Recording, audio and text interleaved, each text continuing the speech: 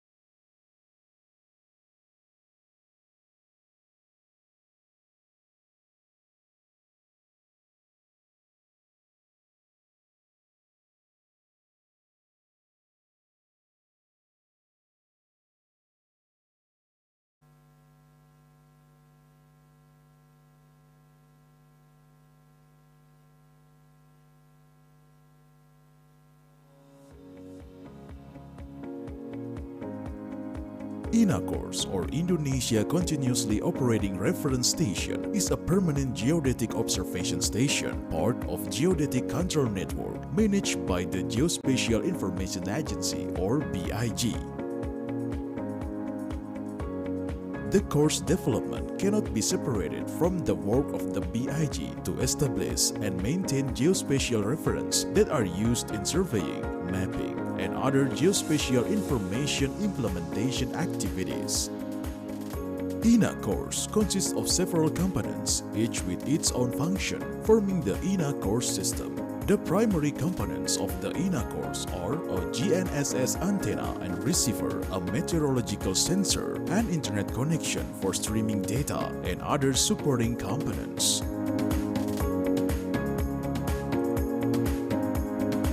The JKHN, or National Horizontal Control Network, is a part of Geodetic Control Network as one of the physical objects in the field representing physical models of the Earth on the surface.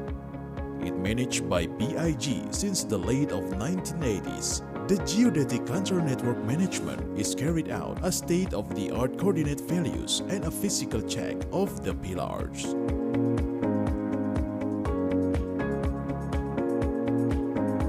Until 2021, the Center of Geodetic Control Network and Geodynamics has built 280 INA-CORS and managed 1,416 JKHN pillars spread all over Indonesia. The JKHN and INA-CORS pillars that have been disseminated as part of the SRGI 2013 datum implementation can be used the public by accessing the SRGI website. Data quality is our top priority. Data management, including INA-CORS data, daily monitoring, are routine agenda supported by several software to convert, process, and serve data that benefits the wider community.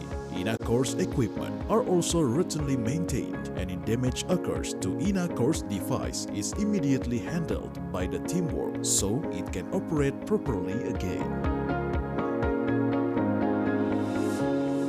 INA-CORS and JKHN are widely used to support various survey, mapping activities, disaster mitigation, volcano monitoring, and atmospheric study. INA-CORS real-time kinematic services is the most effective tools to accelerate survey and mapping. Using this method, users might utilize INA-CORS as a base station with a range of up to 50 kilometers and precision of up to 1 centimeters. They can also obtain INA-CORS RENEX autonomously through RENEX download service in SRGI website. GNSS data of INA-CORS station is processed to obtain correct INA-CORS vector patterns of changing positions of station in millimeter level. GNSS data with meteorological sensor in INA-CORS component can also be extracted to produce information such as total electron content or TEC and perceptible water vapor or PWV.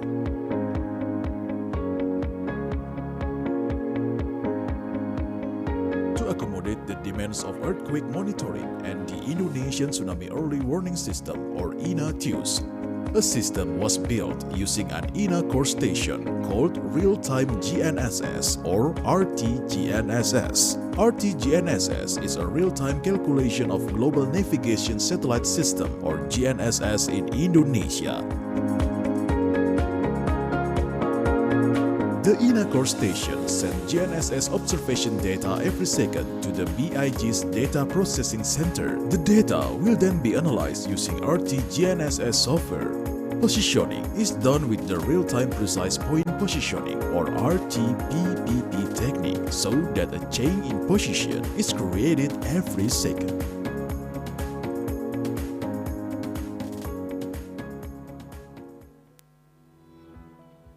Geoid is the gravitational equipotential surface of the Earth that coincides with global mean sea level or MSL, which is used as a reference field for determining the vertical position or height of a point on the Earth's surface. According to the Geospatial Information Agency or BIG, Geoid Indonesia is a national vertical geospatial reference system. The head of the Geospatial Information Agency or BIG, Decree number 81 of 2020 on INA Geoid contains the nomenclature of Indonesia Geoid model, namely INA Geoid 2020. Role of a gravity data and INA Geoid 2020. Gravity data plays a vital role for the purposes of geodesy, oceanographic, and geophysical application. It is used for natural resource exploration and exploitation activities, mapping, and disaster mitigation. In addition to that, it has also for those of you who have arrived at the room, please kindly have your seat that has been provided.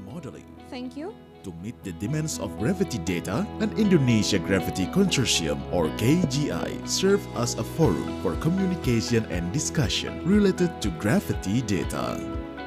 The INA Geoid 2020 has a vital role, especially in national surveying and mapping, by serving as a vertical geospatial reference system for high systems in all parts of the archipelago.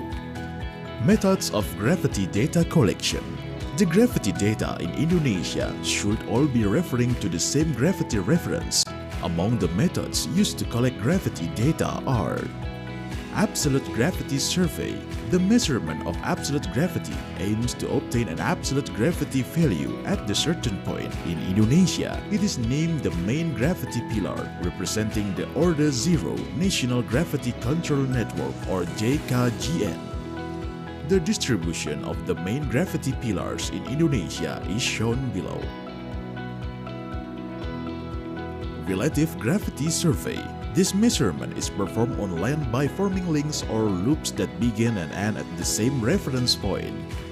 The reference point refers to the National Geodetic Control Net or JKGM, which according to SNI 197149-2005 comprises Order 0 to Order 3 and its use adjusts the needs of job specification. Airborne gravity survey, airborne gravity measurement or relative measurement.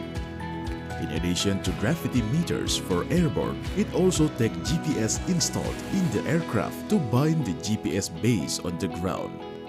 The gravity measured by gravity meter is the total acceleration experienced by the aircraft. The distribution of flight routes used for airborne gravity survey is shown below. Shipborne gravity survey. Shipborne measurement is an important technique in measuring the Earth's gravitational field on the coastal and offshore. This method delivers higher accuracy and resolution measurements in coastal areas compared to the other techniques. Example: satellite gravitimetry, air gravitimetry, and altimetry. INA Geoid services. INA Geoid related services and information are available for free at srgi.big.go.id, which includes surface features such as undulation values for single coordinates, multiple coordinates, select by area, and geoid transformation.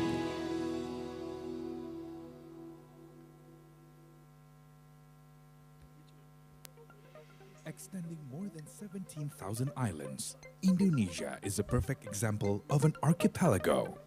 Indonesia's complex landscapes present many challenges in providing a national geodetic reference system.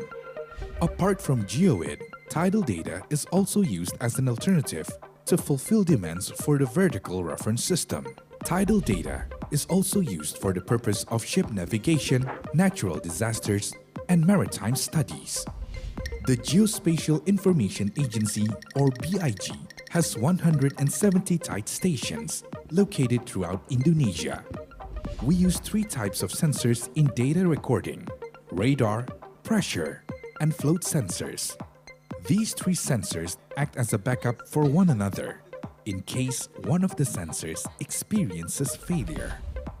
Tidal data recorded in the field is later validated and processed using the least square method to generate tidal datums.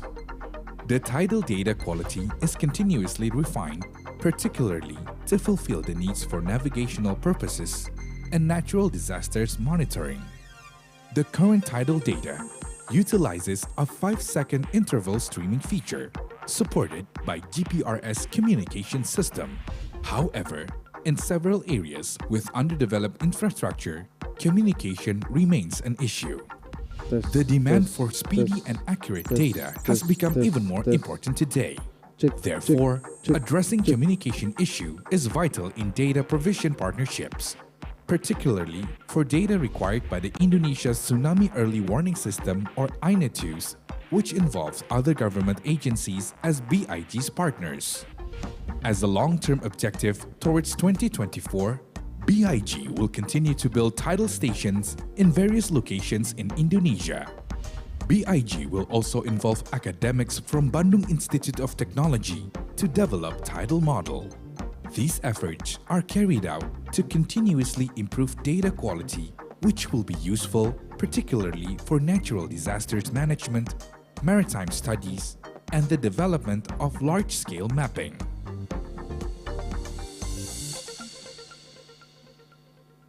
Do you know? The Center of Marine and Coastal Mapping, or PPKLP, is one of the institutions in the Geospatial Information Agency, or BIG, tasked with conducting basic surveys and mapping for elements of geospatial data and basic marine and coastal environmental geospatial information across Indonesia.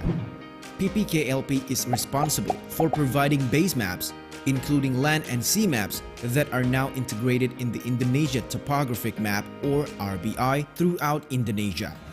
So, why do the seas and coastal environment need to be surveyed? As an archipelago, 2/3 of Indonesia's territory is the sea. Indonesia is also one of the countries with the world's longest coastline.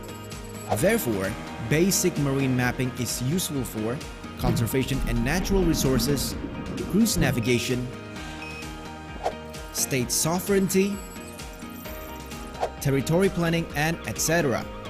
Then, what methods do PPKLP use for seabed mapping? Basically, in order to do accurate seabed mapping, PPKLP use 3 types of methods, namely 1. Light detection and ranging, or LiDAR, is a technique for detecting and measuring objects on the Earth's surface that uses the principle of laser light reflection. LiDAR uses light to identify objects that are transmitted into LiDAR coordinates used on the shoreline. 2. The Unmanned Surface Vehicle, or USV, is an unmanned vehicle operated on the surface of the shallow water. As for satellite-derived bathymetry, or SDB, is defined as one of the methods used to obtain bathymetry data using optical satellite image data sources. Both methods are used in shallow waters unreachable by large vessels. 3.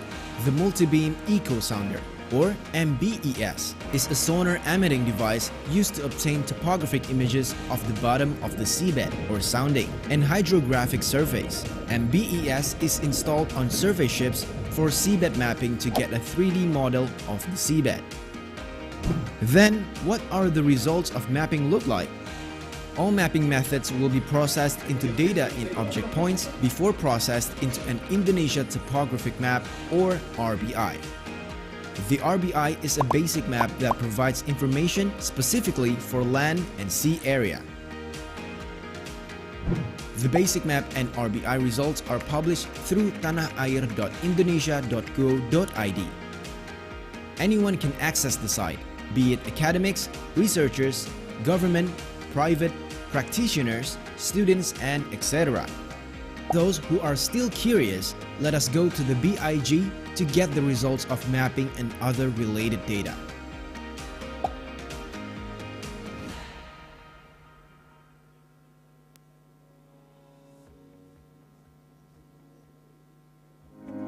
INACORS, or Indonesia Continuously Operating Reference Station, is a permanent geodetic observation station, part of Geodetic Control Network, managed by the Geospatial Information Agency, or BIG. The course development cannot be separated from the work of the BIG to establish and maintain geospatial reference that are used in surveying, mapping, and other geospatial information implementation activities. INACORS consists of several components, each with its own function, forming the INACORS system.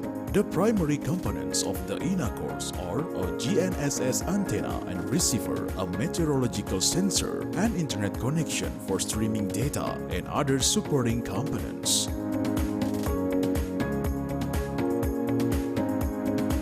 The JKHN, or National Horizontal Control Network, is a part of Geodetic Control Network as one of the physical objects in the field representing physical models of the Earth on the surface. It managed by BIG since the late of 1980s. The Geodetic Control Network management is carried out as state-of-the-art coordinate values and a physical check of the pillars.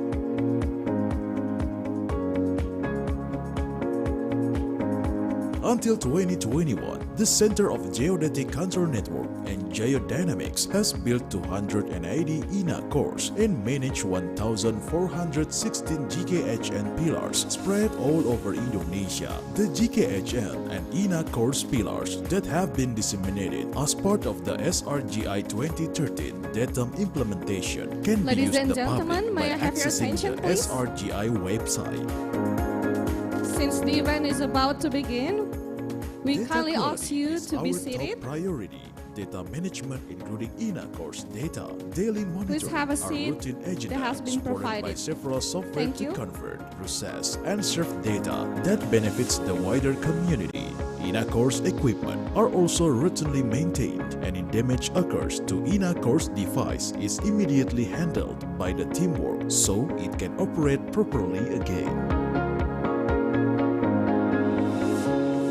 INA course and GKHN are widely used to support various survey, mapping activities, disaster mitigation, volcano monitoring, and atmospheric study. INA course real-time kinematic services is the most effective tools to accelerate survey and mapping. Using this method, users might utilize INA course as a base station with a range of up to 50 kilometers and precision of up to 1 centimeters. They can also obtain INA course RENEX autonomously through RENEX download service in SRGI website. GNSS data of INA course station is processed to obtain correct INA course vector patterns of changing positions of station in millimeter level. GNSS data with meteorological sensor in INA course component can also be extracted to produce information such as total electron content or TEC and perceptible water vapor or PWV.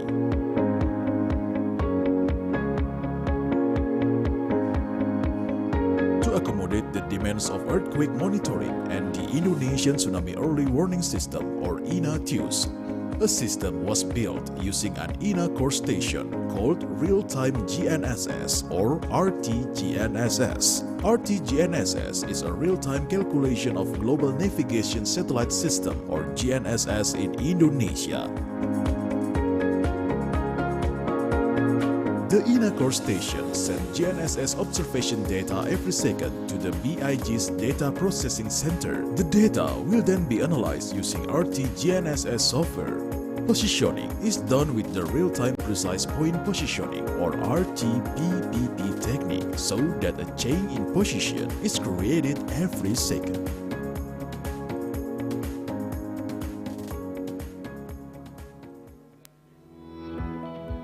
Geoid is the gravitational equipotential surface of the Earth that coincides with global mean sea level or MSL, which is used as a reference field for determining the vertical position or height of a point on the Earth's surface. According to the Geospatial Information Agency or BIG, Geoid Indonesia is a national vertical geospatial reference system. The head of the Geospatial Information Agency or BIG, Decree number 81 of 2020 on INA Geoid contains the nomenclature of Indonesia Geoid model, namely INA Geoid 2020. Role of a gravity data and INA Geoid 2020.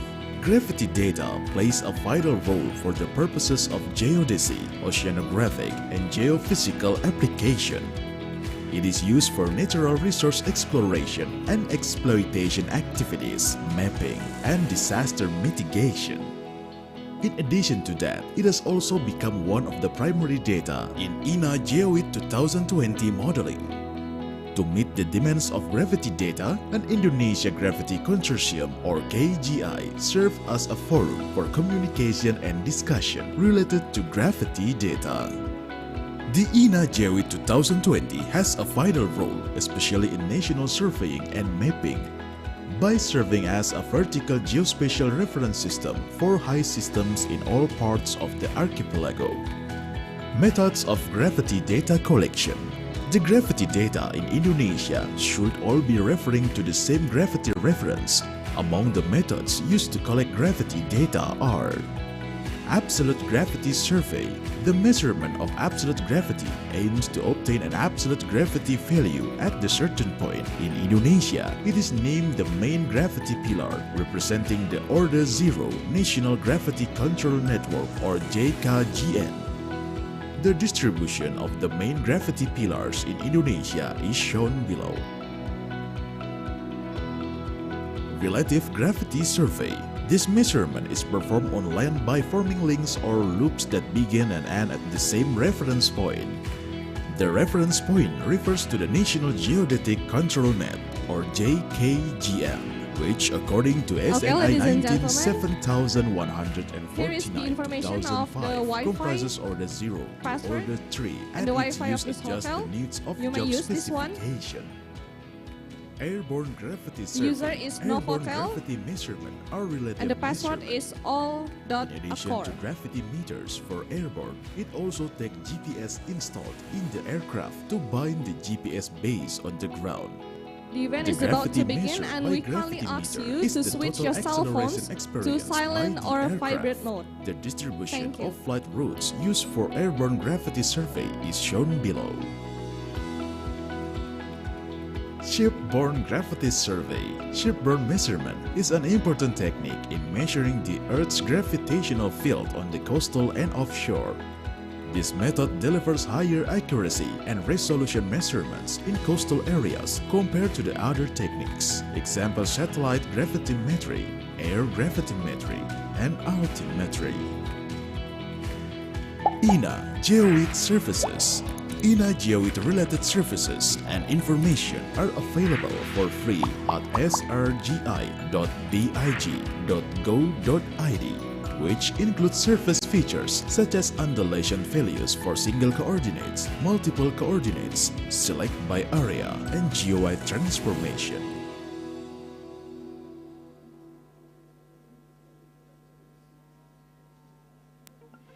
Extending more than 17,000 islands, Indonesia is a perfect example of an archipelago.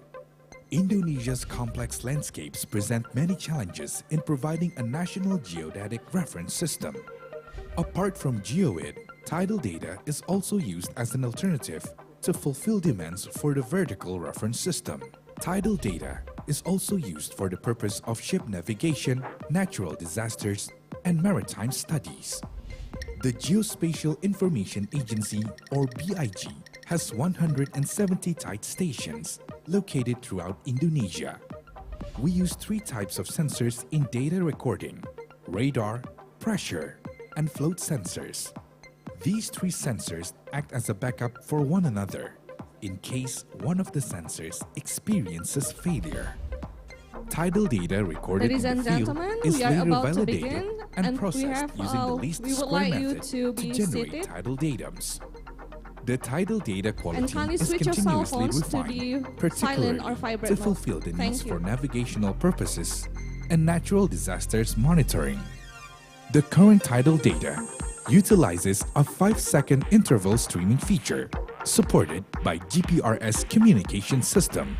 However, in several areas with underdeveloped infrastructure, communication remains an issue. The demand for speedy and accurate data has become even more important today. Therefore, addressing communication issue is vital in data provision partnerships, particularly for data required by the Indonesia's Tsunami Early Warning System or INA2s, which involves other government agencies as BIG's partners. As a long-term objective towards 2024, BIG will continue to build tidal stations in various locations in Indonesia. BIG will also involve academics from Bandung Institute of Technology to develop tidal model. These efforts are carried out to continuously improve data quality, which will be useful particularly for natural disasters management, maritime studies, and the development of large-scale mapping.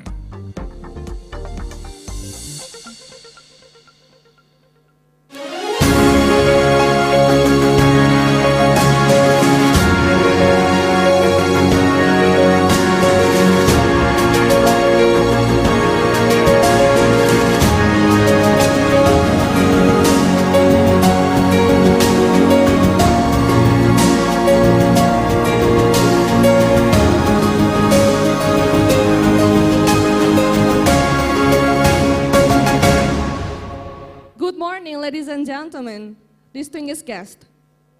Before we commence with the opening agenda, we would like to invite you to have a look to the audio-visual of safety induction. Welcome to Novotel Bogor Golf Resort and Convention Center. Your safety is our priority.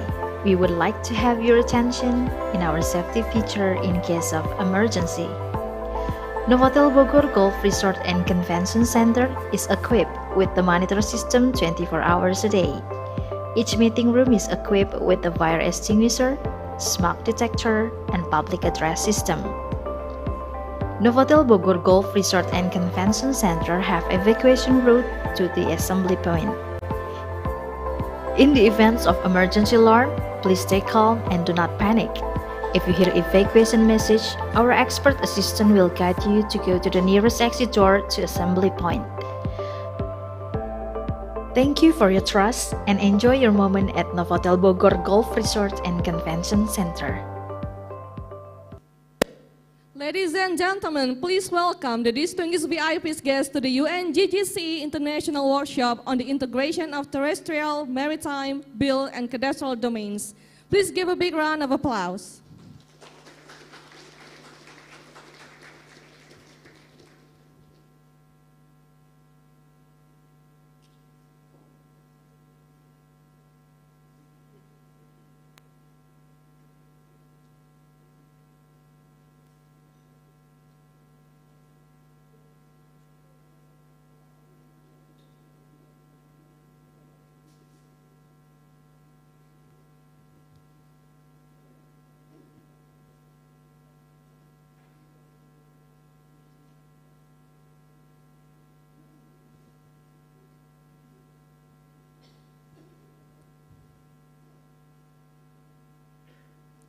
Assalamualaikum warahmatullahi wabarakatuh.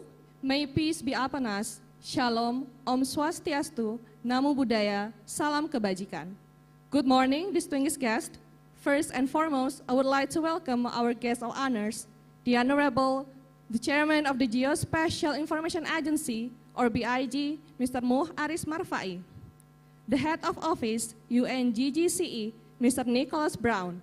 The Principal Secretary of BIG, Mrs. Belinda Arunarwati Margono, the President of the Regional Committee on UN-GGIM for Asia and the Pacific, Dr. Antonius Bambang Wijanarto, Deputy of Base Geospatial Information of BIG, Mr. Muhammad Arif Syafi'i, Deputy of Geospatial Information Infrastructure of BIG, Mr. Ibnu Sofian, and last but not least, all of respectable speakers and all of the participants from today's event.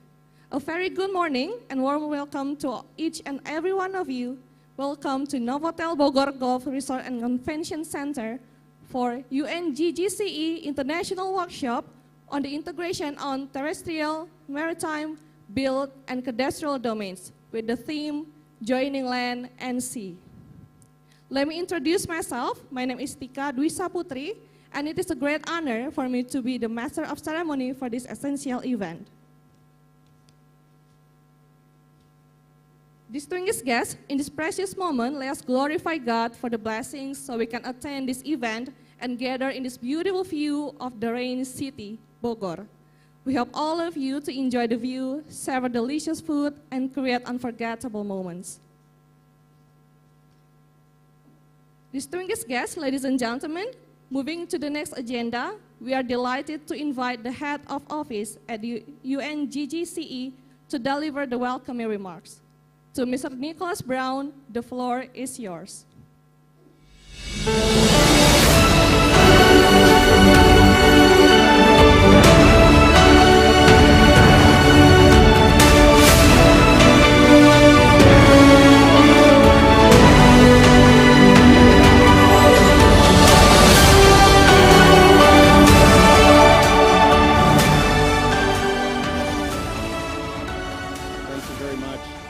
It's a great honour to be here. Thank you for the wonderful introduction, and also thank you to the wonderful organising committee, who I think everyone would agree it was so friendly to see, so nice to see friendly faces at the airport when we arrived and provided us with so much assistance to get here. So in particular, thanks to the local organising committee who have done a wonderful job to get us all here.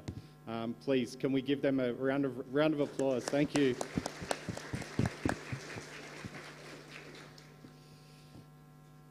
The motto of the United Nations Global Geodetic Centre of Excellence is Stronger Together.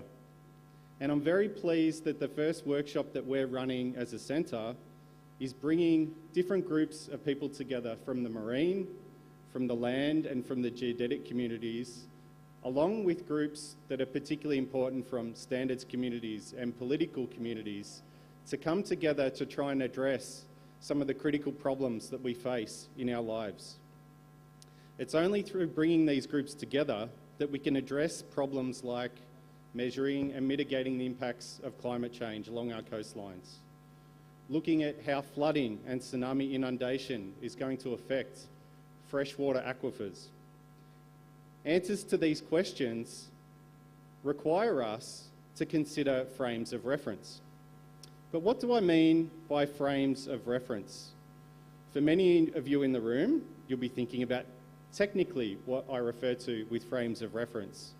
Traditionally in the marine, the land and the geodetic fields, we use frames of reference like chart datum or a land height datum or a geoid model. But more importantly, this week, I want us to consider the frames of reference that we use to solve problems. A frame of reference for decision making refers to the context which we use to interpret the world, to evaluate decision-making and reach conclusions.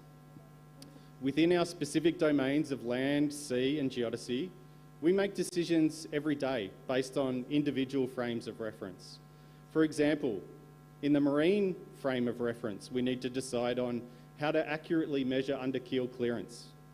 For land survey, we need to work out how do we accurately determine the curvature of a road to make sure that it's safe to drive on. But when it comes to questions like mitigating the impacts of climate change, it requires us to expand beyond these limited frames of reference and the limited range of our domain. Questions like these require an expanded frame of reference. If we have a frame of reference that's too narrow for these questions, we're going to end up leaving out some of the critical factors which are going to be used to determine our success. If science is going to play a critical role in solving some of these problems of our time, we need to engage with people outside our traditional frame of reference. So the only way we can be stronger together is by collectively expanding our frames of reference.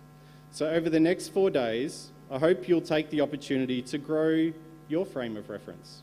I encourage you to meet people from other domains, look at problems from another point of view, and hopefully make some new friends along the way. Thank you very much. Thank you, Mr. Brown. Please return to your seat.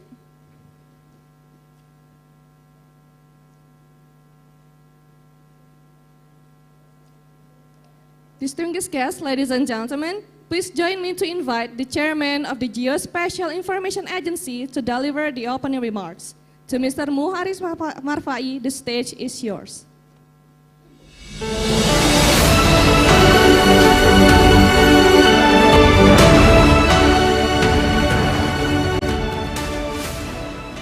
Very good morning to all of you. And I should say welcome on behalf of the Indonesian government. I would like to express our appreciation to the internationally recognized speakers and guests and participants have taken time from their busy schedules to join us here in the Bogor city. From those who don't know yet, Bogor city is very famous as a city of rains. We're facing more than 250 days per year of rain in the city. The minimum precipitation is around 150 millimeter per month, and approximately around 4,000 millimeters precipitation per year. So it's quite huge, and around 70% days in a year are experienced with rain, and even heavy rain, in some places too heavy actually. And hopefully you will face also the experience the very small rain, for example. I would like to welcome and to Honorable Nicholas Brons, the head of the United Nations Global Geodetic Center of Excellence. He recognized well my tide. His tide is come from Australia, the country where it's come. Pak Antonius Bambang Wijanarko is our president of UN-GGIM for Asia and the Pacific. He is very busy person. He just came back from New Delhi last night, I think. He just changed the clothes and doing wash very immediately and then come here again. Thanks, Pak Antonius. Also, Perry Ul, the chair of the UN-GGIM Marine Geospatial Information Working Group, is with us. Thanks, Pak. Also, Victor Koo, the chair of the UN Expert Group of Land and Administration and Management. Again, he is also the BGCE. I think you spent only one night in Singapore after you come from Delhi, and you are here again. I hope everything is good with your family, no complaint from your wife. Yeah. Basara Miyahara, the chair of the UN-GGIM EPI Geodetic Working Group. Thanks, Pak Basara, for coming. Also, Ibu Belinda Arunarwati Margono, she is our Prime Secretary of BIG, and thanks for being with us today. And also, the important person with us, Pak Muhammad Arif Safi'i, the Deputy of Chairman of Geospatial Information, who has the dealing everyday life with this kind of topic of his duty. And also Pak Ibnu Sofyan, the Deputy Chairman of Geospatial Information Infrastructure. Thanks for coming, Pak Ibnu. Please be patient a bit. I know you are a smoker, but in this room you cannot smoke. After this opening ceremony, you may have time, very short, to have your smoke. I'm delighted to say that this international workshop has been a good collaboration between the UN-GGCE and us, BIG.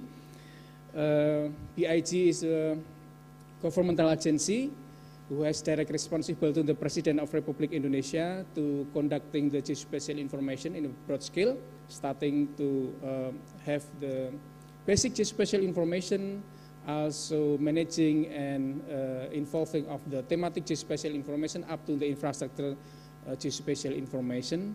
And currently the BIG has very big project try to finishing the large scale of base map of entire Indonesia in order to fulfill all the requirement for the development process.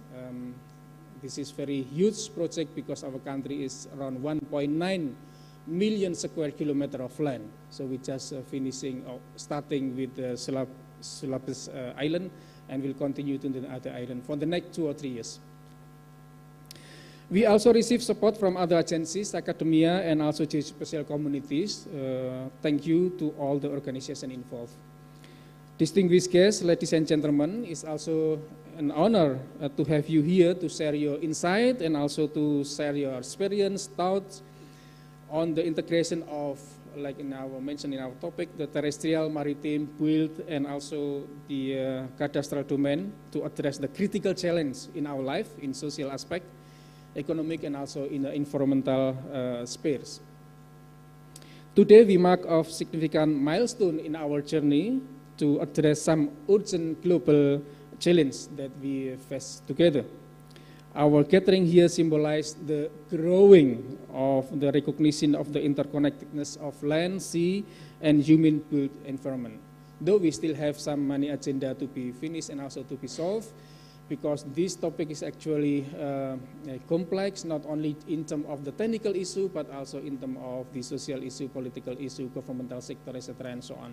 So it is a good opportunity to have you here all to share your experience.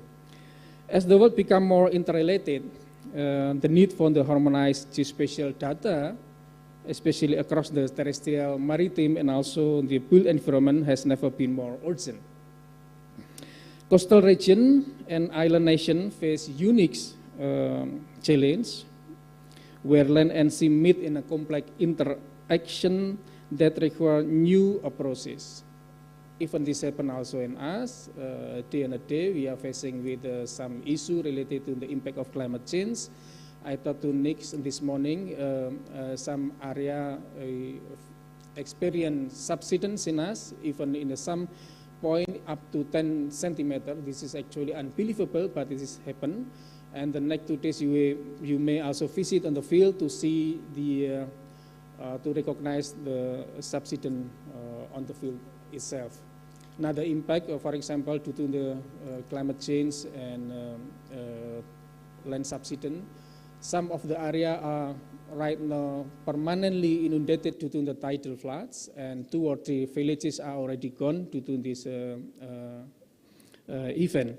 So that's why this is very important for us as archipelago country, and also for another nation, small and sea nation, which is to see what can we do. We have more data, we have the technical issue, we have knowledge, and what we can support to solve some of this problem. Again, from the rising sea level rise threatening the coastal community to the increasing pressure of the urbanization, this demand do not exist in isolation. Jakarta itself, as the very big city, I would say, the mega city of Jakarta, urbanizing is increasing very rapidly. Right now, during the day, we have more than 13 million people inside the Jakarta. During the night, we have 9 million people inside the Jakarta. And again, some of the area, especially in the coastal area, are already facing with the land subsidence and tidal flooding. So distinguished guests, ladies and gentlemen, this workshop provide a vital platform for expert, policymakers, and practitioners to come together and share their insight, their thought, their experience, their innovation, and their best practices. We are here to explore the new ways of integrating terrestrial and marine data, enhance our geospatial capability, and develop framework that align with the evolving need of our planet and its people. Integrating land and maritime data is actually something that we are challenged and facing this not only due to the different standard and references, but also the different agencies, the different rule, the different responsibility, sometimes make us challenge and how we integrate our land data and also the maritime data. From the technical point of view, maybe we will find the solution to do that. But again, also from the perspective of the rule, the responsibility, the governance, we may also to think about this.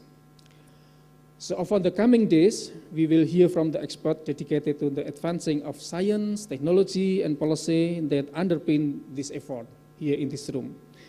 I encourage you to engage openly, collaborate, and envision new ways to working together across sectors and also across the borders.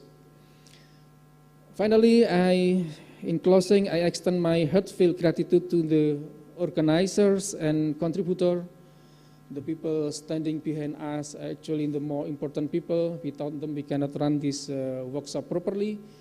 They are organizing the booking, the room, they're making this very beautiful lighting, etc. and so on. So we have to thank to them for the effort who made this event possible.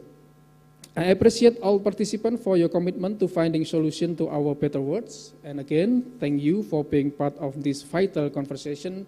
I should say thank you very much and very good morning. Thank you, Mr. Marfai.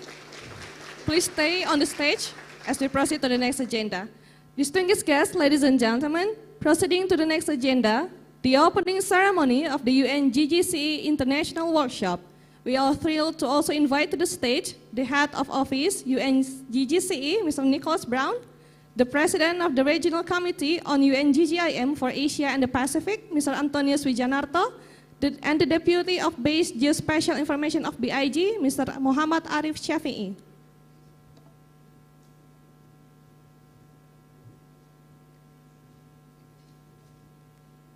And to officially commence this event, we invite Mr. Muh Aris Marfai to ceremonially strike the gong.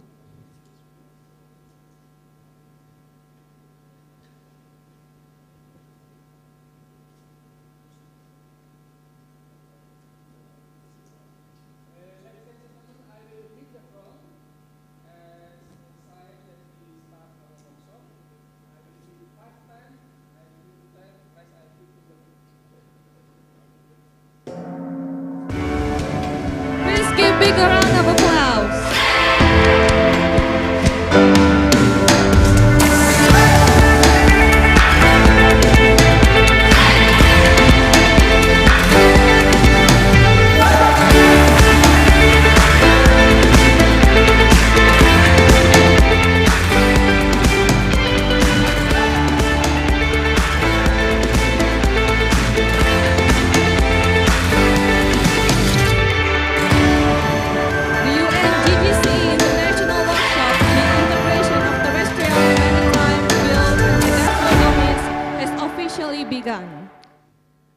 Thank you, gentlemen. Please still remain on the stage as we proceed to the next agenda.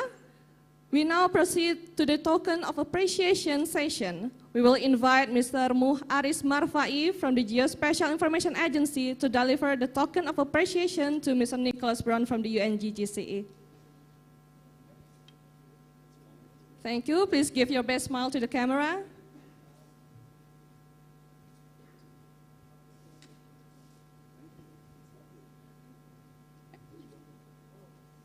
And for the second token of appreciation,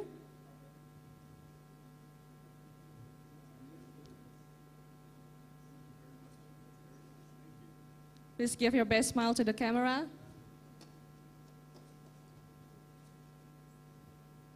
Okay.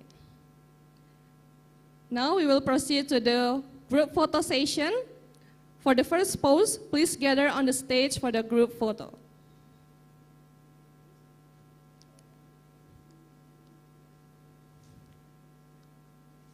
Okay. Thank you. And for second pose, please come down from the stage to take a picture with the audience. And for the ladies and gentlemen, please rise from your seats.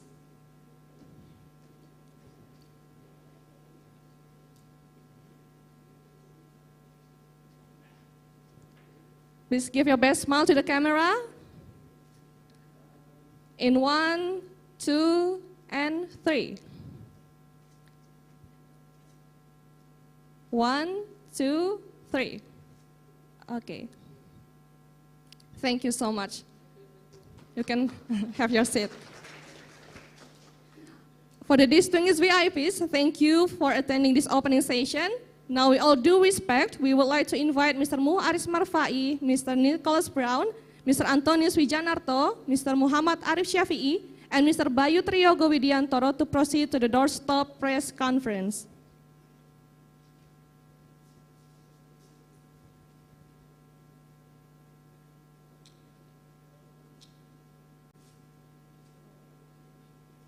For the distinguished guests, ladies and gentlemen, before we continue to the first session, we need all participants to stay in the room while watching the following videos. Please enjoy. What is the distribution of Indonesia's natural resources? Where are the locations of Indonesia's nature tourism potentials? When do the tides change across Indonesia? Where are the locations of Indonesia's hotspots and ring of fire? Where are the locations for development that are deemed safe from natural disasters and can be used to develop a disaster mitigation system? When the public requires answers, decision makers looking for the geospatially based big picture as a base for all geospatial information layers. We are here. BIG has transformed substantially from 1938 to 2011. Their roles and responsibilities in the field of geospatial in Indonesia have grown so that they can stay relevant with the current day and age. Ultimately, in 2011, our agency was born, along with the enactment of the Spatial Information Law. The Geospatial Information Agency is directly under the President of the Republic of Indonesia, in partnership with the Ministry of National Planning and Development. BIG holds the roles of regulator, implementer, coordinator. We prepare the data and regulation while also implementing them at the same time. As a regulator, BIG is responsible to prepare development policies for geospatial information. As an implementer, BIG has a duty to provide a complete spatial information, a digital system to collect various geospatial information that is accurate and integrated with the national and global coordinate systems. We own geodatic information, or the mapping of the Earth's surface, regional physical objects data, position determinant data, seismic activities data, tidal observation data, meteorology and ionosphere layer data. All is available to use as a starting point to develop Indonesia, which encompass natural resources, infrastructure, disaster mitigation, economy, research, tourism, state defense, and security. In doing their role to compile strategic mapping, BIG always works hand in hand with the associated government bodies. We are partnered with as many as 19 ministries and 34 regional governments. Our duty is to prepare spatial policies that refer to the One Map policy. Guaranteed access to information. Credible information. Proper. That is the quality of information from BIG. That is how we participate in the governing of and in the geospatial literacy of Indonesia's society.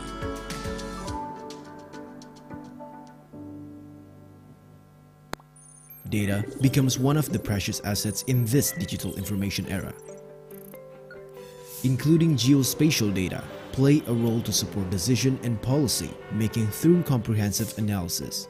As an example, geospatial information that has been processed from geospatial data can be used to support Sustainable Development Goals, or SDGs, in Indonesia.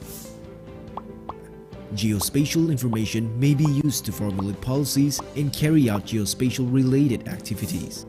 Why is geospatial data necessary to support SDGs? Indonesia has enacted Presidential Decree or Perpres number 59 of 2017 on implementing the achievement of SDGs.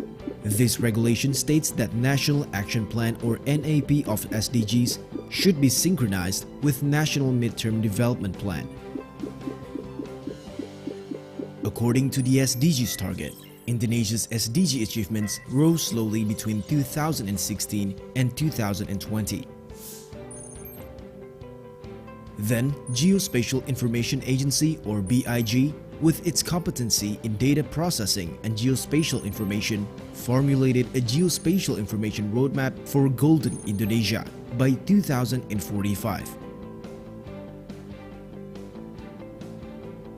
BIG will integrate geospatial and statistical data to be processed into spatial data.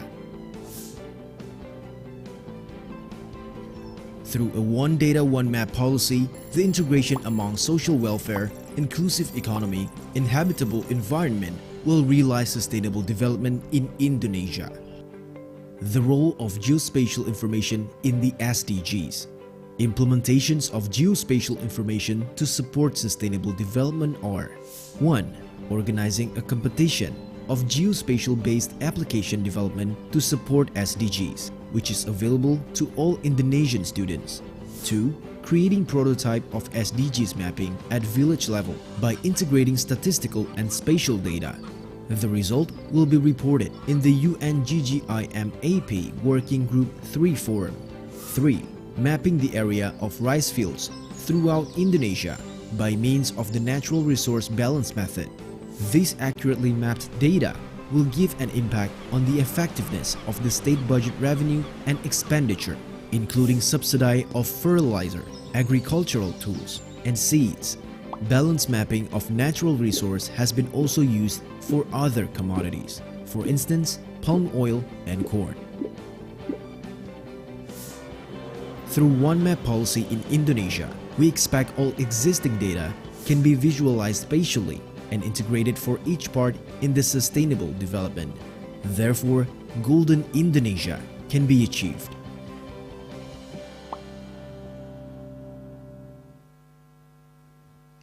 Ladies and gentlemen, now we have come to our next agenda, the first session, Introduction and Setting the Scene, which will be moderated by Dr. Ade Komara Mulyana, the Director of Land Topographic Mapping of the Geospatial Information Agency.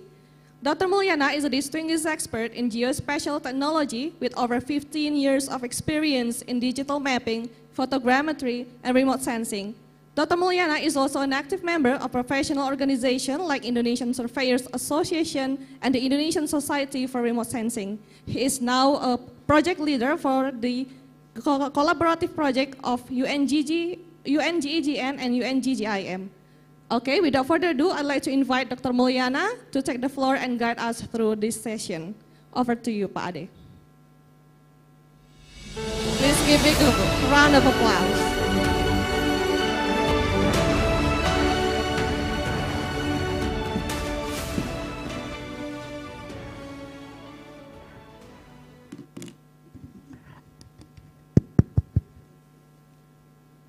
Assalamualaikum warahmatullahi wabarakatuh. A very good morning to all of us here. Again, welcome to Bogor, the rain city of Indonesia. We will be experiencing some rains, of course, during today and in the upcoming days. Okay. It's an honor to have all of you here. And we'll kick off our workshop with this session. We will have 3 distinguished speakers for this session. The first one is Dr. Antonius Bambang Wijanarto.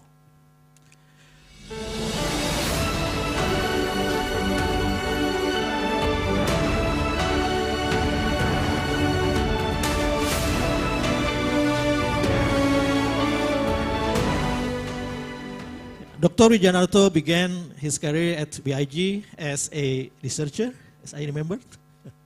And his managerial duty started when he was appointed as the head of the Center for Geospatial Information Management and Dissemination. He also chaired or headed the center of our Center for Geodetic Contour Network for several years, from 2015 to 2019. After that, he was promoted to become the Deputy Chair of EIG on thematic geospatial information. Give a big round of applause for Dr. Wijanarto.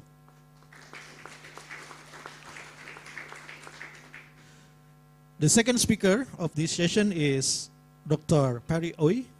Please come to the stage.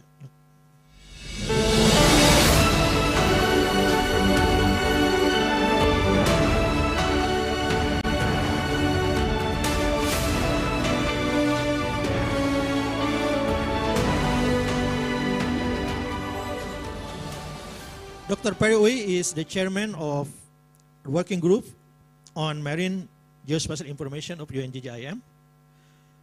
He is advisor in hydrography, at the Maritime and Port Authority of Singapore.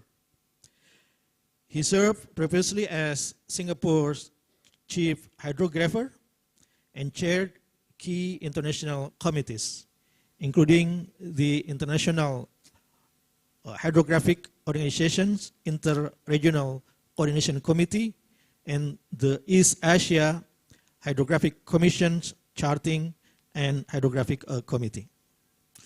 Please, big round of applause for Dr. Uy. And last but not least, of course, we invite Dr. Victor Hu to come to the stage.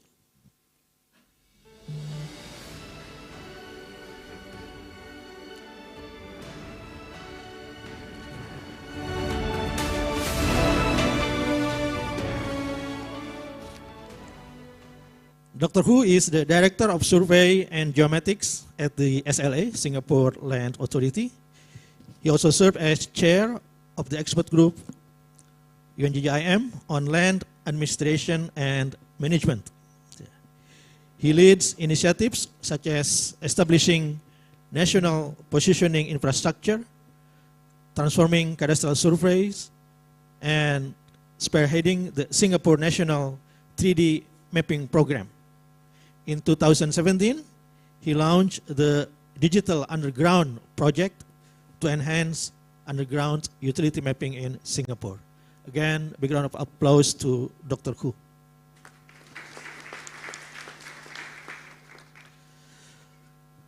Okay, we'll start with the first speaker, Dr. Wijanarto. He will be talking about the importance of integration of land and sea, the study case of Indonesia.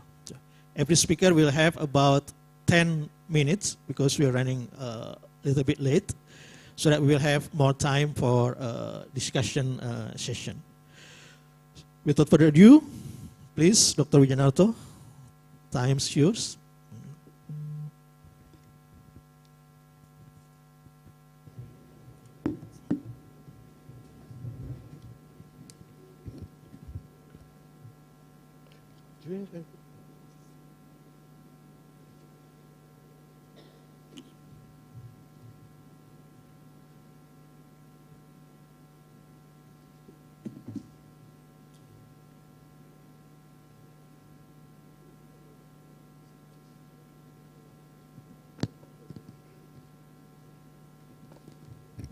Good morning.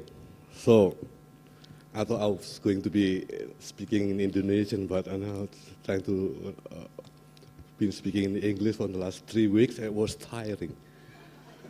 My language switching device is not working that much that good, better than compared to when I was a young stage. So, I'm the UN-GGIM Asia Pacific last year encouraged young professionals to be more active in any kind of workshop in UN-GGIM activities. And I'm looking at myself and say, am I still young or not? So, well, we're still young, yeah, okay. Can I have the presentation over here too? So that I don't have to look back, right?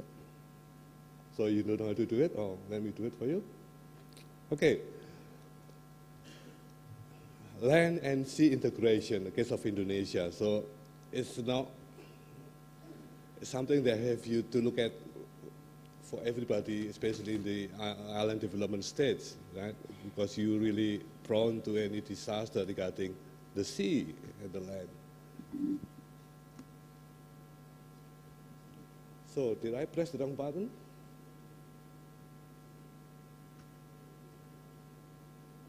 So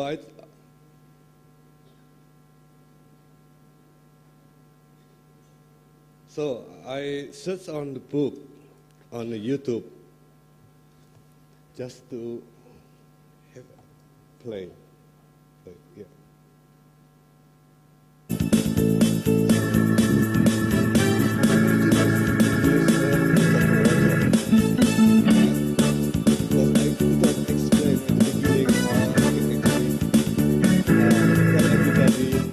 Land and sea actually connected together. So that's the question how water, you take all the water from the earth's surface. it will be much easier for us to measure everything, right?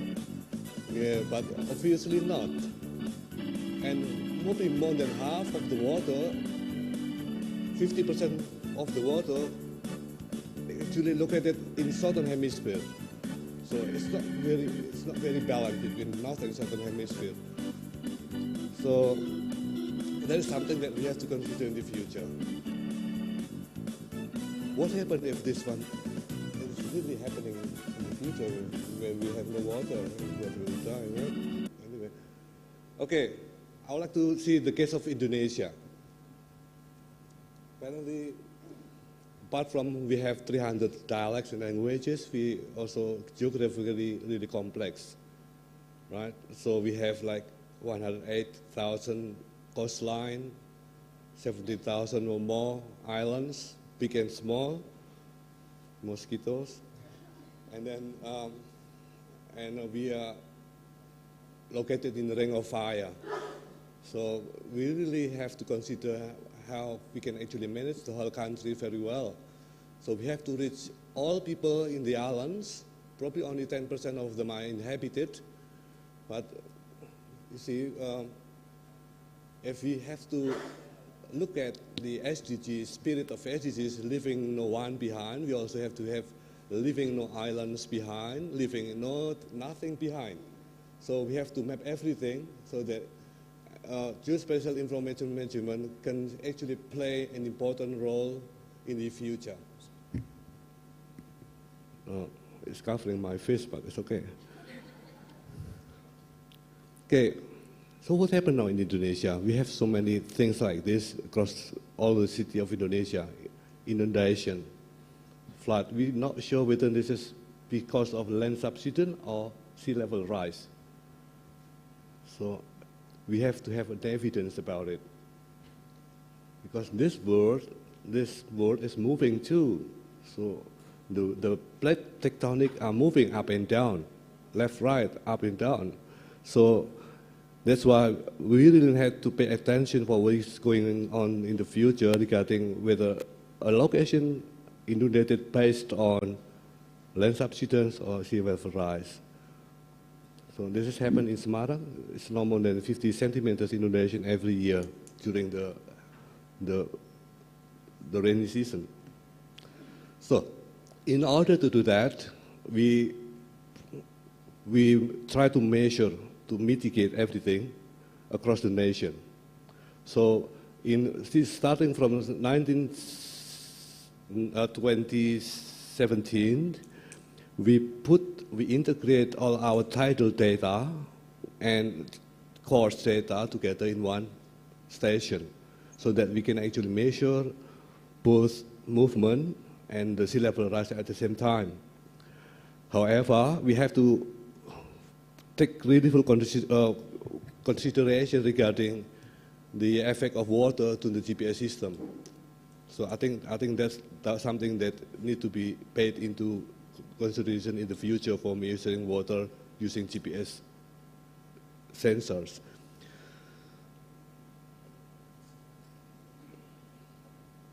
Now, our colleague who is smokers there, here, somebody is actually doing this thing. He tried to model the whole country with sea level rise modeling, and he found out that in the next 100 years, there will be no islands in Indonesia. Only like half of them maintained. So we have to be careful about the modeling, whether it's exaggerated or not. But we're happy that in global modeling is very important because the water is connected everywhere. So that we have to take into consideration all scientific modeling, analysis with the good data to monitor, so that we can estimate what's going to be happening in the next 10 years or 100 years. So, how BIG, our government of Indonesia, anticipate all of those? Before 2021, 2023, we have three kind of base maps. base map for the land, base map for the sea, and base map for ocean, coastal. But we realized that everything is integrated. So since 2023, the Parliament and government of Indonesia decided that we only have one base map, integrated land and sea and coastal together. But it wasn't easy for us because the coastline is moving. There is no coastline. The only thing we have is coastal area, tidal area. So then we have to decide that we're going to have three kinds of coastline for the whole country: mean sea level rise, lowest water level, and MH, mean high water level for the whole country. And starting from this year, we're going to map precisely with 1 to 5,000 so that we can produce this kind of three coastline for the whole Sulawesi or Celebes. But single reference is the key for integration. So there are so many kind of data produced. Oh, I can look at that. So we got tidal datum that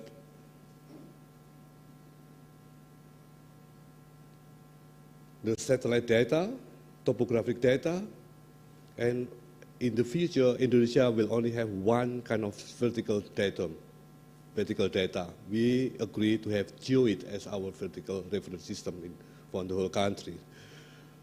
Unfortunately, in this world, the Geoid data are not really well distributed well. So hopefully from the center in Bonn, we can actually have collaborative work to get this high datum or high reference system for the whole, for the globe very well, so everybody can use it.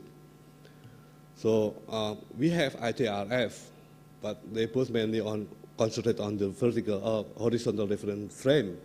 But in the future, the vertical plays a very important role in defining our Earth. Now, this is what the georeference system of Indonesia. We use ITRF 2014 with geodetic datum WGS84. Everybody uses WGS84, and the vertical datum vertical reference system is Geoid with tidal datum that 5 I mentioned earlier. Our Geoid model has been improving.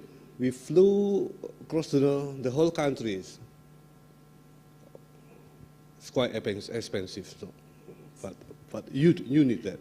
We did it once, but it's quite expensive. We did it once. I tried to connect to Malaysian data, but they have not responded to that because Kalimantan is only one whole island, right? And JKHN actually did some survey for north of Kalimantan. So it's better to have one island fixed, but I haven't got the response from JKHN, Kalimantan. So we can compute the whole Borneo or Kalimantan Island together.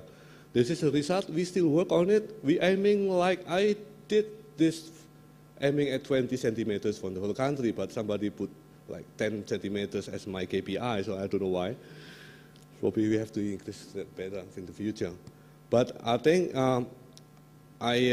personally, we agree that the data will be shared for improving the global geodetic datum for height, especially for Geoid, global Geoid system for the whole nation and for the global. 3 minutes left, Pak Anton. Sorry. Okay. This is a result of integration. I'll skip. Resolution is very important. So better resolution, we can define more better everything, and this is what we are trying to have. The more resolution we increase, the more money that we need. But I think because this is a global solution, a global problem, I think we have to raise this problem into global society too, so that we can have the answer from the global community. Take away from the Mexico high-level group on GGIM. The forum recognizes that across the world, countries experience their own fair share of issues in ensuring climate resilience and recovering from climate-related disasters.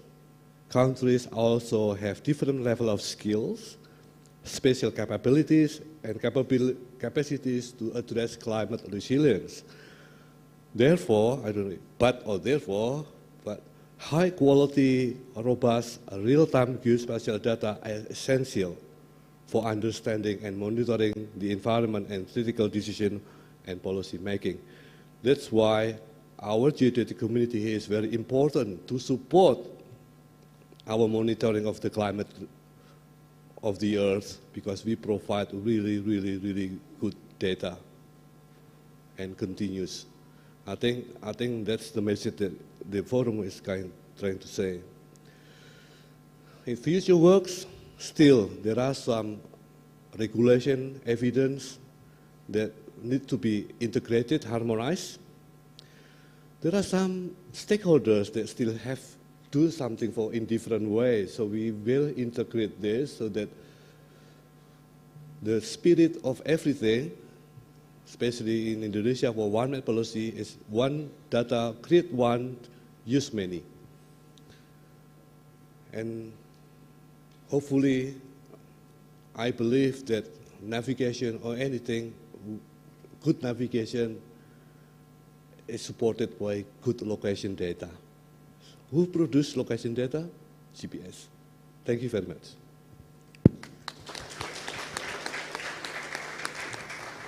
Okay, thank you, Dr. Wijanarto. So if I may highlight some or the most important efforts of Indonesia to integrate land and sea. First is by integrating the tidal station with core stations. And then the second one is Indonesia is trying to integrate the base map from 3 kind of base maps into one, covering from the mountain all the way to the bottom of the sea. And the third action is we try to use one single reference, and for the vertical we are using, or we are going to use, the Geoid, and we've been working very hard to produce or to improve our Geoid quality. Okay, then the next speaker will be Dr. Perry Oy. Okay, he will be talking about taking action to address climate and natural disasters as seen by the UN-GGIM Working Group on Marine Geospatial Information. I said every speaker has 10 minutes, but I have a green light from the organizing committee to extend a little bit to 15 minutes for each speaker. Okay.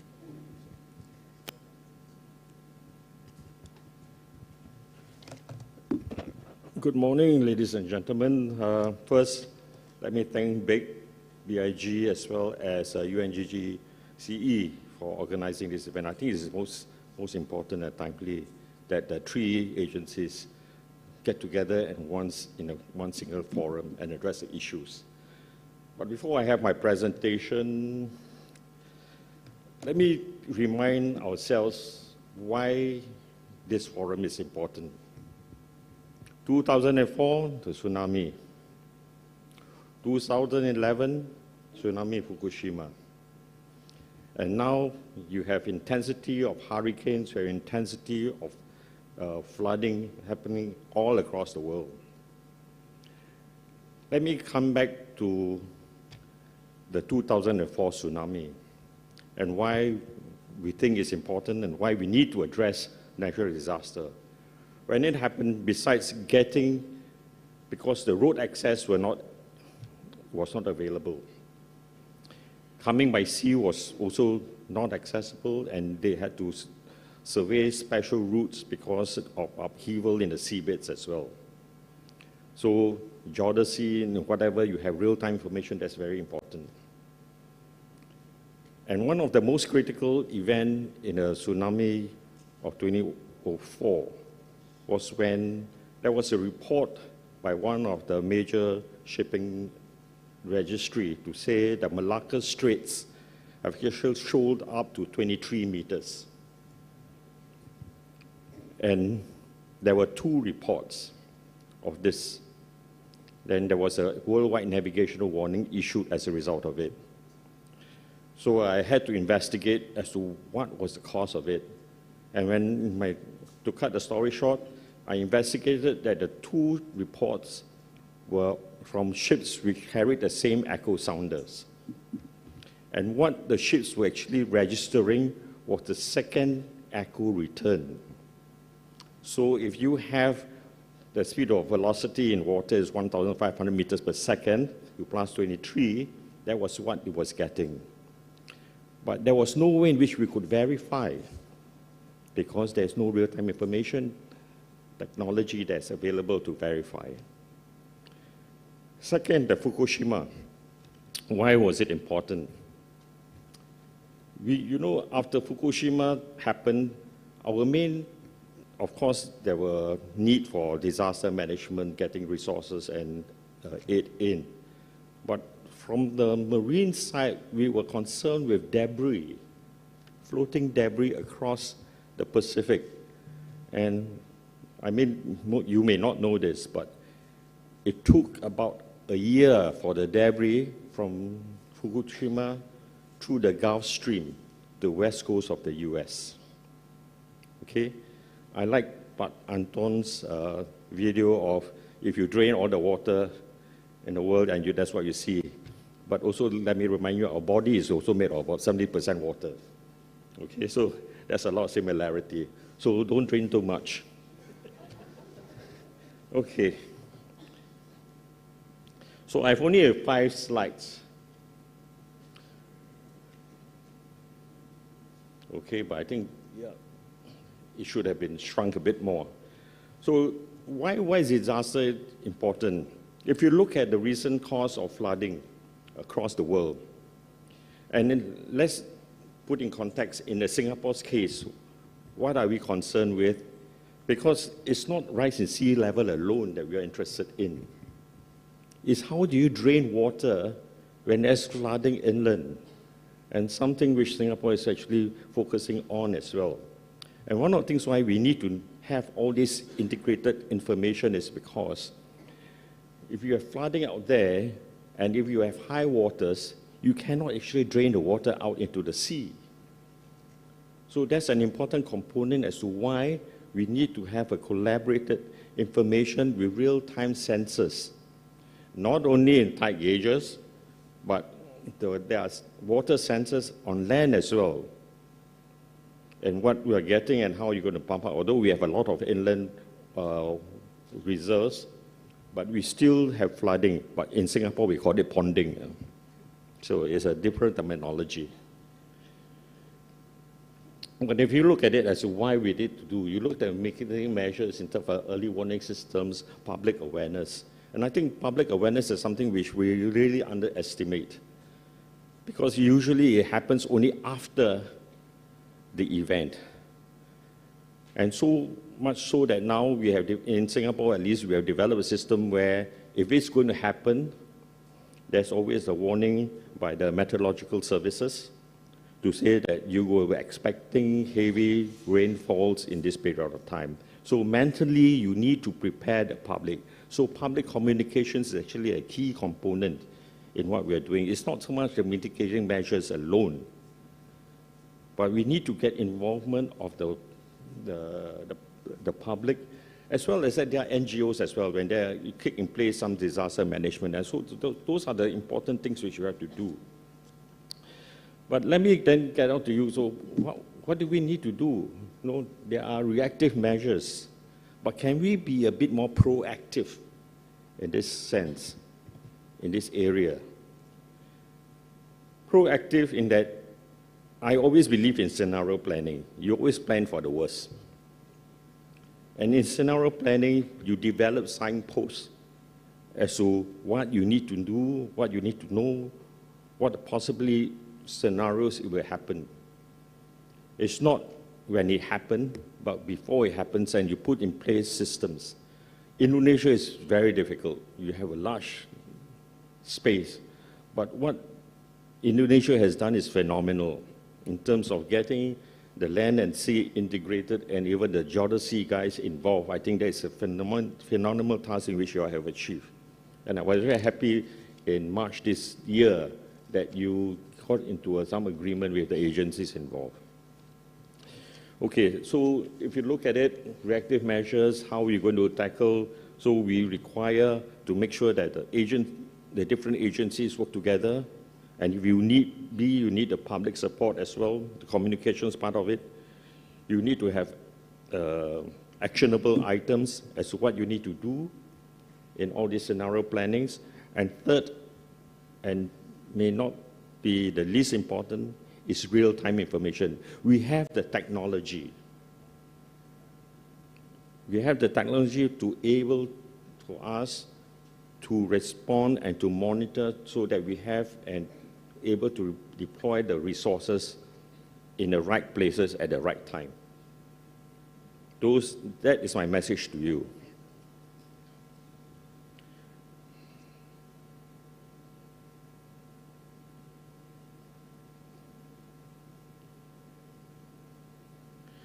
Okay, so we have resolutions at the IHO regarding the disaster response.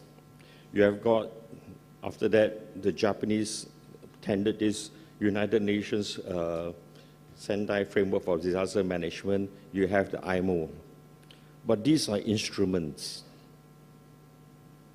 These are what you can use to convince your government that why we need to be part of this.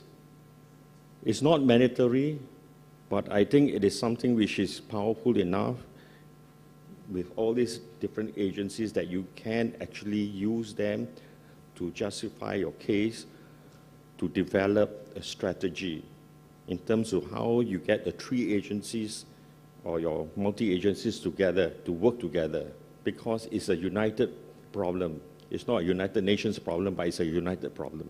Cooperation. So, like I said, now you have the technology. But Anton talked about one single, what was the phrase he used? A single reference frame. But the beauty of it, yes, I agree, one single reference frame. But which is the reference frame you use? But the interesting part is that if everything goes digital, whatever reference frame to meet your users' needs, but to make sure that we know what's the difference between us, the datum, that is the important key factor. With your digital information, I think the boundaries are endless. But the important thing that I stress again is knowing what the land digital reference frame as compared to the sea reference frame, the geodetic reference frame. What are we, do we know? Because within certain countries, in Singapore's case, we have always been, because we are small, we had the British legacy of having the same datum, and we adopt the land datum to get our chart datum. But in most countries, may not be. And so you need to determine what the reference frame are. But you have the technology. Base map is important. I totally agree with what Pak Anton has said. Technology, modeling. Models is only as good as the information you provide. It's just like computers, garbage in, garbage out. And you must have enough sensors in the right places to give you, so that you can make the right decisions as well. Increasingly, if you look at what we have done recently in the pollution at sea in Singapore, we have started to use drones as well, and satellite photographs to a certain extent. And I think satellite technology is something which you can look at, because I think it's just only starting the skim of the surface as to what the technology is available to us. And of course, you must have one of the challenges is also maintaining all these sensors at sea, and it's not easy. to have sensors all over. You look at example when we talk about the tsunami 2004, and they wanted to put tsunami buoys at sea.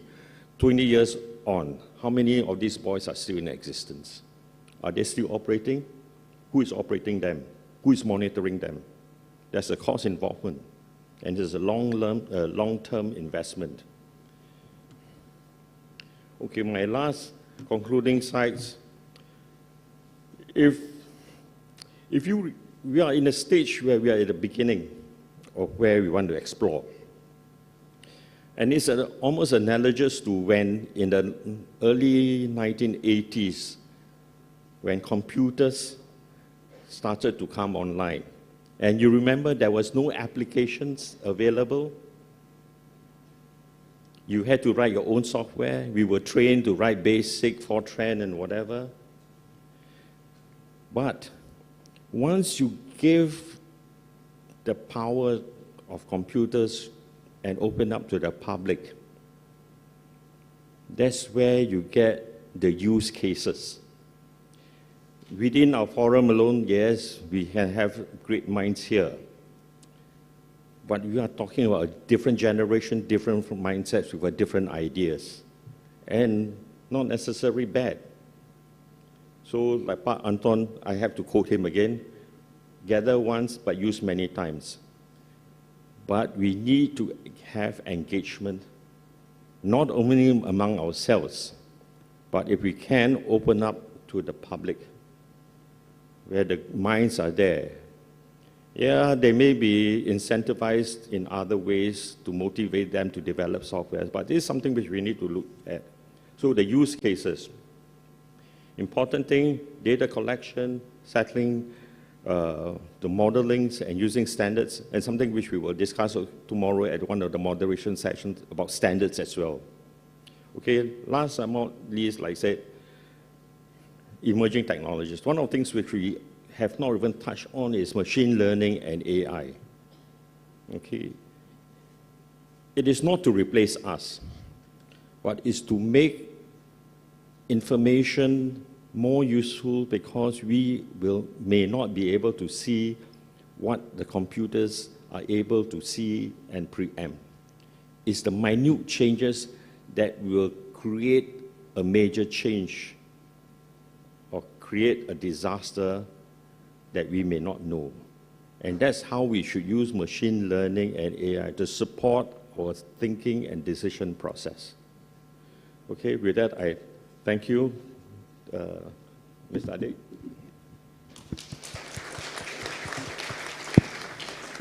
Thank you, Dr. Uy. So you mentioned the importance of having integrated data for mitigating and responding the disasters. Also the importance of real-time data. And at the end, he served food for us to be taught. 3 items, maybe very interested to be discussed later on. What are the use cases that can be used to integrate land and sea? The second one is in what ways the integration or the result of the data integration can be available for public and other parties. Yeah. And then the third one, how the new emerging technologies can accelerate the process of integration. Thank you for Dr. Uy. Okay, the last one, the last speaker of this session will be Dr. Victor Khoo. He's also from Singapore. Okay, and he will be talking about the same problem, but now as seen by the UN-GGIM working group on land administration and management. Okay, 15 minutes is yours now. Thank you. Yep. Thank you, Chairman. Good morning, selamat pagi semua. I'm happy and excited to be here again, meeting up with friends, both from Indonesia as well as from around the world. Big thank you to BIG, BIG's leadership in bringing together the UN-GGCE, WG-MGI, and EG-LAM today for this very important forum. And I believe that this is going to kickstart rigorous technical discussion around the world related to land and sea integration. So today I am going to share with you the perspective of expert group on land administration and management with regards to geospatial domain integration. If you notice that the title for this event also talk about the integration of domain of terrestrial, maritime, cadastral, and built environment. So there are large area that we are looking at. It's a very complex situation. So from the UN-GGIM Expert Group for Land Administration and Management, there is a larger scope that the whole UN-GGIM is looking at. But today we are focusing on the maritime and terrestrial information. And of course, there are both technical and non-technical integration that we are looking at as well. It is not just on the technical side of things.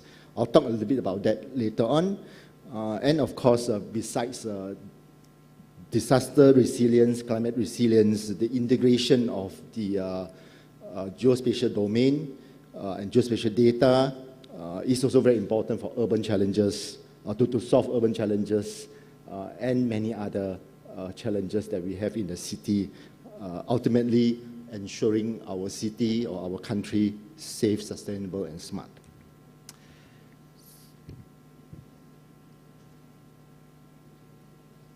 So just give you a bit of a background of the expert group for land administration and management.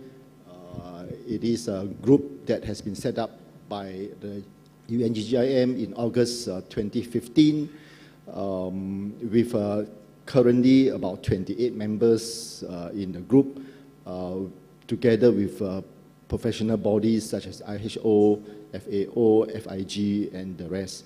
And the group is playing a leading role in policy level, encouraging the use of geospatial tools and technology in land administration and management.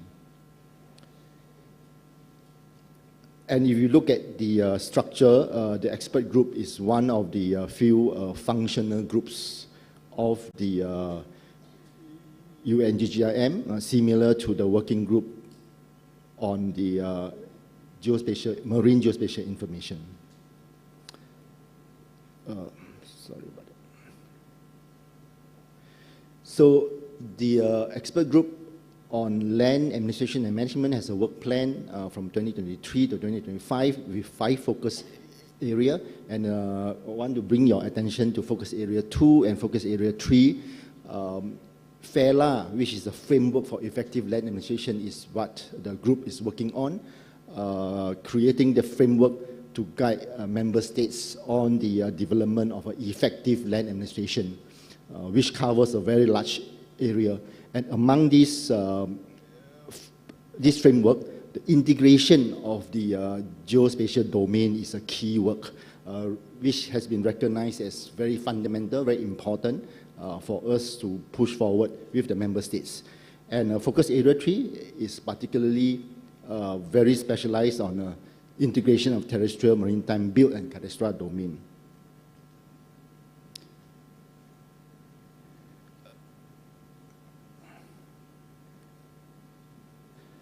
So the framework for the effective land administration was endorsed in 2020. It has a 9 pathway aligned to the integrated geospatial information framework of the UN-GGIM. And this framework is key to guide member states in the reforming, renewing, strengthening, modernizing, monitoring land administration of the different member states. And the framework has a 9 pathway, as I mentioned, and the objective of the framework or the component or the framework is, there are 6 components, as you see in the center of the circle. And of course, one of the key one is about integration or integrated geospatial information. And the belief is that, or the understanding is that it is very key to be able to use the different types of information. Currently, the information are in silo. The cadastral agencies may have the data but not working together with the terrestrial or the mapping agencies. And we need all these to come together, including the maritime data, for effective land administration.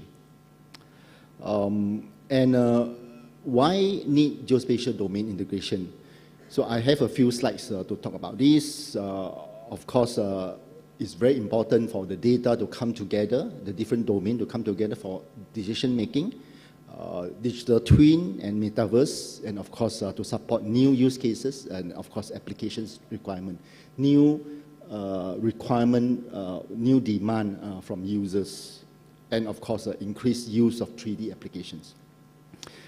So we know that data by itself is not very useful. Of course, it's important, it's fundamental, but when you want to make smart decisions, when you want to create knowledge, it is about integration of the data coming together, the many types of data. Hence, that's the reason why this is so important to go into data integration. And increasingly, we are working with a lot of 3D data. Again, integration is very important. The different resolution of data, you can't integrate them in 3D. There is a lot of challenges, a lot of issues. Data of above ground, data of underground, you really need to look into it carefully in order to put them together to be able to be useful in your applications. And of course, both indoor data and outdoor data is also the same situation. In many cities, I think digital twin is a very important subject now. The digital twin of land and sea of a certain resolution, it could be in 2D, it could be in 3D. Digital twin in a city, both built environment and the mapping environment, it is challenges for us to be able to put them together and to be able to create meaningful or effective application out from these data sets. And these data sets are not captured by one agency or in the same time. So they are of different time frame. How do we integrate them together? How do we look into the meaningful way of putting them together constantly, continuously, and going into the future? So several new use cases in the city that demand more domain integration and data integration. I think one of them has been shared is about climate challenges, but particularly in the area of coastal area. The other area is smart land administration. So many different types of data are used in the city today, not just 2D cadastral data, but we are looking at 3D cadastral data, including mapping data, point cloud data sets, and how do we integrate them. New use cases push us into looking into this subject. Digital construction, of course, we are talking about built environment, BIM data sets, with GNSS data sets, with your cadastral data sets. The integration is key to deliver the applications for smart cities. And autonomous mobile robots, again, this is going to change the way the city is running. And geospatial information, the cadastral data, the mapping data, as well as the real-time positioning is key in this application. Coastal protection, I think the two speakers before me spoke about that. Not just a 2D data set, but 3D data sets is key. And of course, last but not least, the management of underground assets. And all these are in the same environment, in a 3D environment that we live in real life, but the data are 2D and is separated. I think ultimate goal for all of us from the government is trying to be able to see, trying to be able to use, trying to be able to provide services with the data in an integrated manner. So what are the challenges technically and non-technically both? Geospatial data from many sources captured by different groups of people. So this is a fact, it's a challenge. Many different technologies were used to capture different types of geospatial data. So again, different technology, different resolution. Many reference streams are used on land, in sea, inside a building, underground, and that is a challenge. A large variety of formats exist which are not interoperable. Data models, scales, resolution, and temporal variation. So temporal variation is something that people may not see it, but it is really a big issue. On the non-technical side, of course, data costs, the different types of data cost differently. When a user wants to use it, how do you bring them in together, the access right? You know, confidential data versus non-confidential data, how do you put them together? Use restriction, licensing, incompatibility. So all these are the scope of data integration, domain integration, and it's going through the whole life cycle of geospatial information management, from capture, model, manage, to delivering the outcome, to delivering the services to everyone, all the citizens in the street. Hence, the expert group of land administration and management has this focus area of work, integration of the different types of data, and we are looking into height and chart datum. We are looking, working with the different parties, including IHO, including the working group of Marine Geospatial Information, including UN-GGCE, to create awareness, to talk about it, and to come out with some position paper as a key consideration for the integration of this domain. And today, we are focusing on the most critical part of this data integration, the land and the sea, because we are facing with climate crisis, and this needs to be resolved as soon as possible. And there are several aspects here that we are interested in Singapore. Of course, coastal and near shore mapping is one area. How can we do this properly?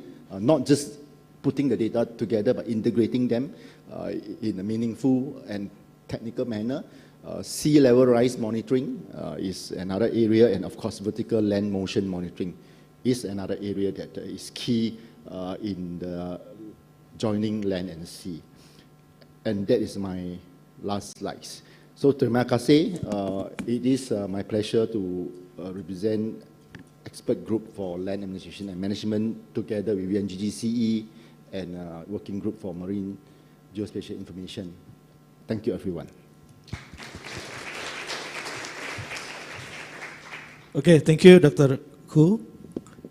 I summarize his presentation through one of his slides when he was talking about the challenges. And I called it 6 manys. First many, many sources of data. The second one, many technologies, many reference systems, many formats, many models, scales, resolutions. And the 6 many is many policies on data access, licensing, and so on. So that's 6 things that we may have to ponder upon in the upcoming sessions. Okay, thank you very much, the distinguished speakers. Now it's time for you to speak up, everybody. We have time for you to raise some questions or opinions on whatever based on the presentation from our speakers in this session. Please go ahead, raise your hand. Would you like to convey something?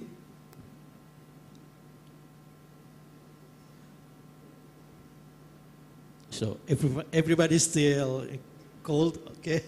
Nick?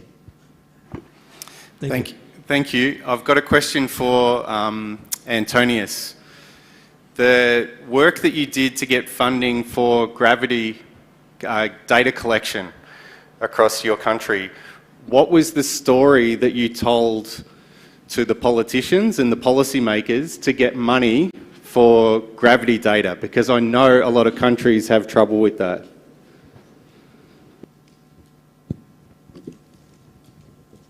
It's a long story, Nick. We together with my colleagues there next to you, we try to have it in 5 years' time, but nobody were interested in gravity. But the first one, actually, how we can intensify our core station network first, and Tidal, and I use the term saving the life of people. So if you don't install this across the countries, then we have like 270 million people will be suffered from this disaster, especially tsunami, earthquake. And I think the gravity is something that I have to include it hiddenly, right? No, because it's God's scientific thing, gravity. Nobody will understand gravity. It's not easy to explain the Stokes model and so on. So I think you may ask the guy next to you, Nick. So he knows more mainly about the gravity and how we can purchase GT2A, and we purchase in different way because you usually have an open bidding. But this is very specific, and I have to buy directly to the factory in Russia or Canada, through Canada. So, but that's why the auditor found us, and I had like to explain that for 1 year, just to make sure that whatever I did was correct administratively. So they said, this is like a national priority because gravity is the original data that we can use for building the high reference system across the nation, and we cannot connect anything because we have so many islands there. The only way we can do is flying over the islands and the sea at the same time. So for the gravity thing, I think I just said that I put something behind everything. So. Covered by cost and tidal gate station donation. But disaster and climate resilience is probably something that we have to explore or to put first to get the money from the government, saving the life of people. Thank you. So if I may add something, tsunami is a big issue. So the government understands the importance that we have to deal with tsunamis. That's the word that we use for for our effort to get funding for our mapping activities. That's one of the steps that we did. Okay, go ahead. So if I may, in Singapore, there's no tsunami, so it is really very difficult for us to get funding for this. It's opportunistic. In Singapore's case, the underground development become very important, and we use that as a reason because when you want to go underground, I think it relates to the gravity field, relates to those, and then we take the opportunity to say, okay, let's put it under the underground development budget. Yeah. Okay, so we have very good two use cases. One, tsunami, and the second one is the underground asset management. So that can be used to convince our politician to provide funding for us. Okay. Okay, any other questions for Ramon Hansen?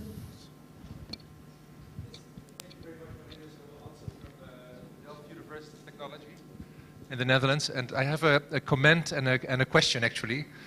So the comment is basically on your summary idea and of Victor's last slide on what is needed. There's one point I'm missing in that slide, especially if it's about joining reference systems, reference frames, projections. I think we should not forget the quality issue, right? So the connecting reference frames is a mathematical operation. But I always teach my students that if your data do not have an error bar, it's useless. Right? So this is just a remark. I think we need to make sure that we have the quality description of the different data sets in order. And related to that, I have a question, because I think maybe that's another thing that is important in this discussion. It is not only data and sharing information, it's also people, right? It's also having skilled experts in our domains, in geodesy, geospatial sciences, who are able to work with data and can solve the problems that we're discussing during this workshop. So my question basically is for Indonesia and Singapore, maybe you can react to that, is how is the situation in terms of your expertise and the training of new people who can solve the questions that we're addressing? Okay, thank you, Ramon. Please, Dr. Koo, your comment on the situation in Singapore is very bad. We have to really...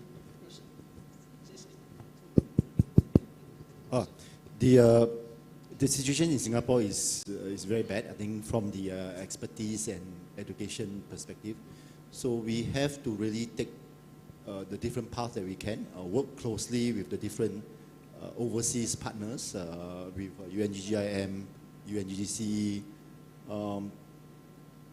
find out the best way to get what we want. I mean, fortunately, Singapore is small.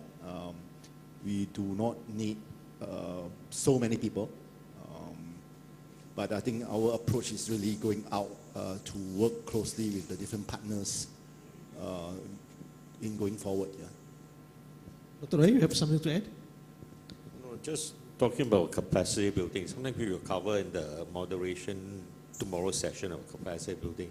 But I think this, like the IHO, the UN-GGCE has a role in this. And I think, Nick, we did discuss this briefly in August, that they could start model courses for this to be accessible.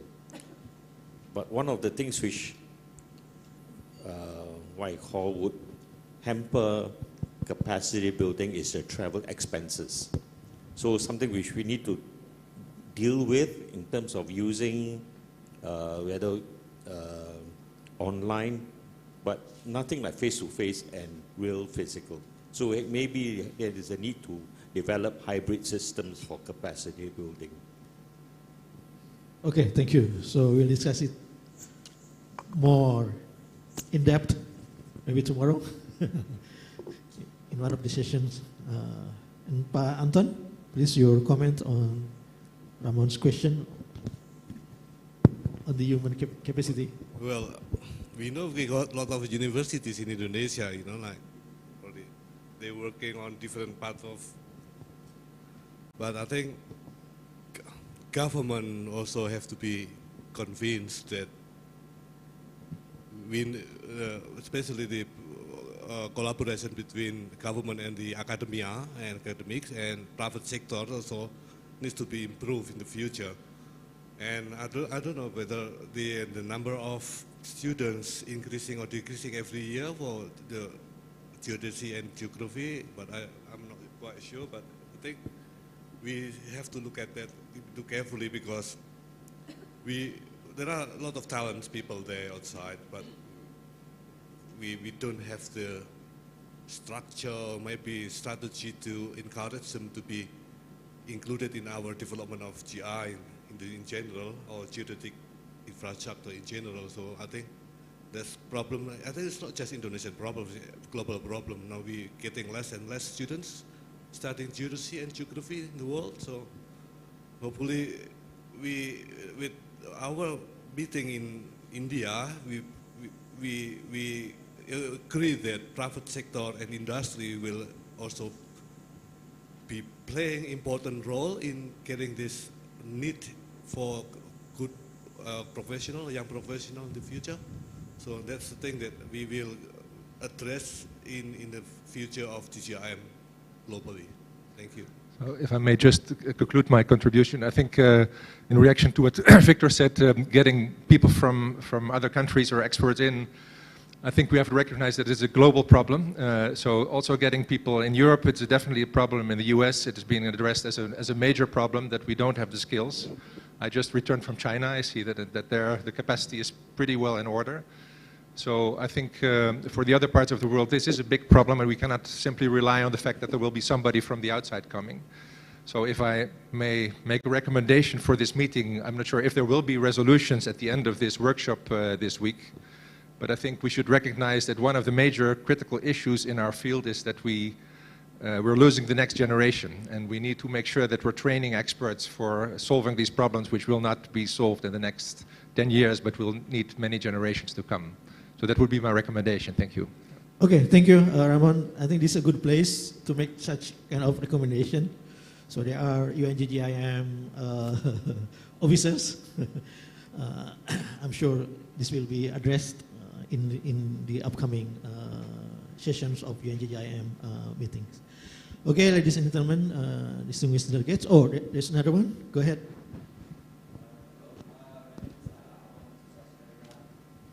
And I'm from Observatory of Singapore, from NTU. I am myself is Indonesian, but I'm now working in the Singapore. So I have questions for all the speakers there. First one is for Pa Anton. I would appreciate BIG who's providing the topography and bathymetric maps for free, so it's publicly available. And me as a geoscientist have been using it quite a lot, and not only in Indonesia, but now also in Singapore, because it's also include part of Singapore. So for our study, like geology and also like coastal modeling. And the thing is, because you said that recently you just collected the new data in Sulawesi, and may I know what was the reasons why you choose geology first, and how much resolutions compared to the previous data, and will it be publicly available soon? Because I did my PhD in Sulawesi, and I used the data for reconstructions of the paleo environment since 20 million years ago to the present days. And yeah, regarding of that, I also currently doing a research not only in Singapore but also in Indonesia. And about that, related to the Singapore, because currently at the Observatory of Singapore, I am a geoscientist who's also doing a research in Singapore Strait. So recently we just collected geophysical data, and one of the things that I'm going to work on is to reconstruct the paleo environments, because as we know that like long time ago, you know, during the Sundaland, that all part of South Asia is connected. And related to that, will the Singapore will like provide like bathymetric or topographic data for public very soon? Is there a plan for that? So yeah, I think that's all. Thanks very much. Okay, thank you. Yeah, please, Anton.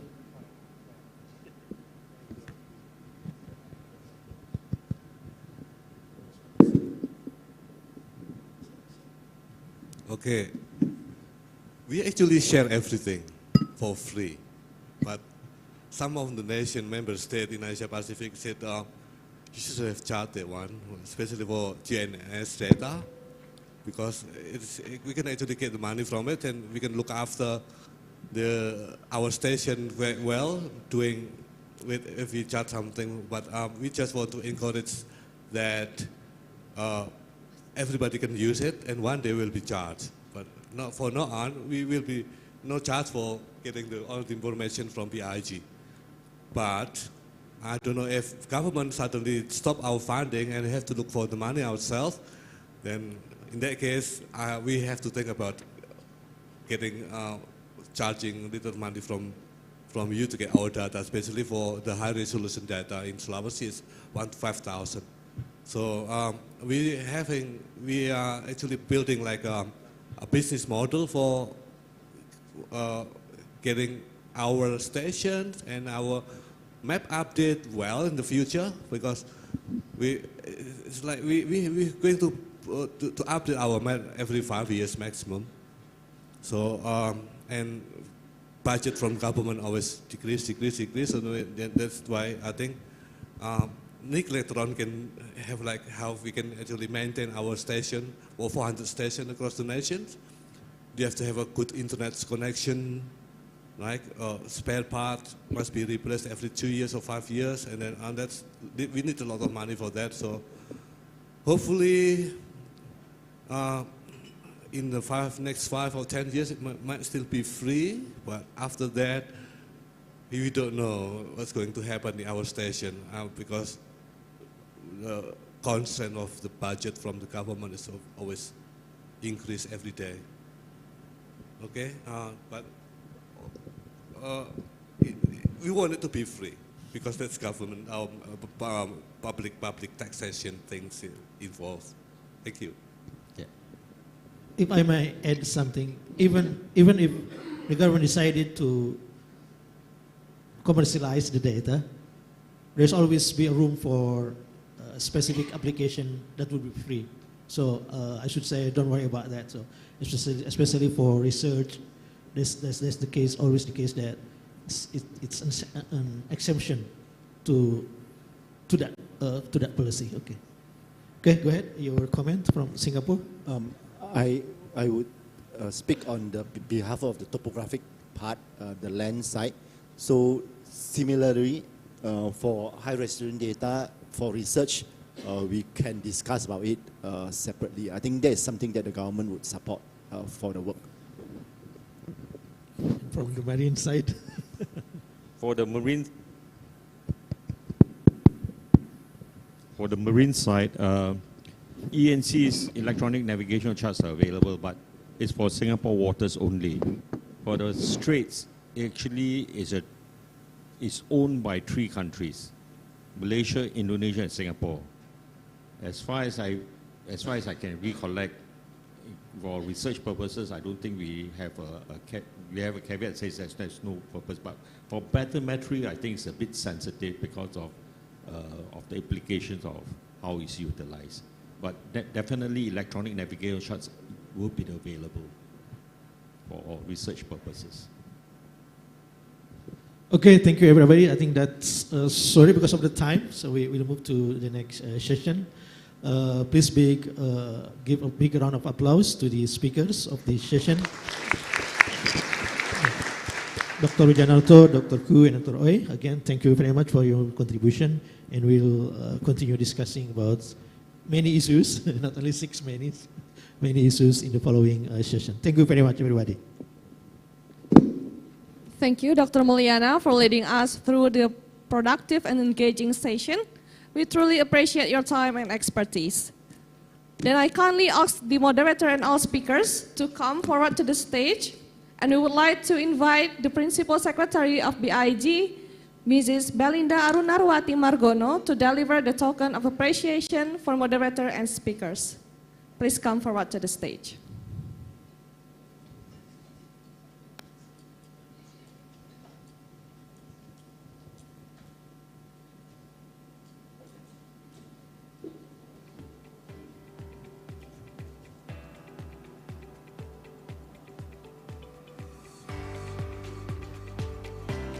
The first one, please give your best smile to the camera. Ladies and gentlemen, please give a big round of applause to all the speakers and moderators.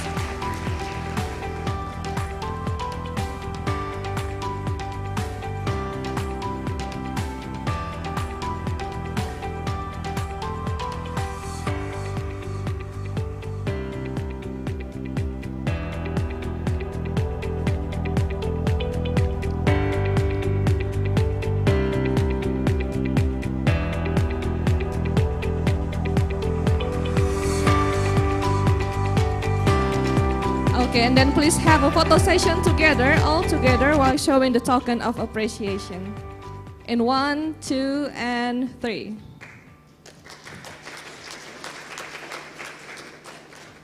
Thank you, all the moderators, speakers, and Mrs. Belinda. You may all return to your seat.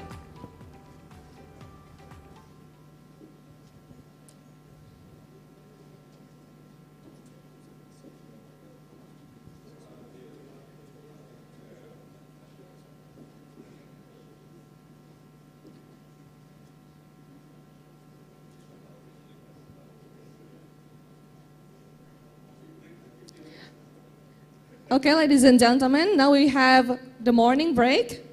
The refreshment is available at the pre-function area, and we would like to inform any one of you, if you are feeling unwell today, you are welcome to visit the Secretariat room for assistance and medication. Please note that all participants shall return at 11 a.m. to continue to the second session. Thank you. Enjoy the refreshment. Thank you.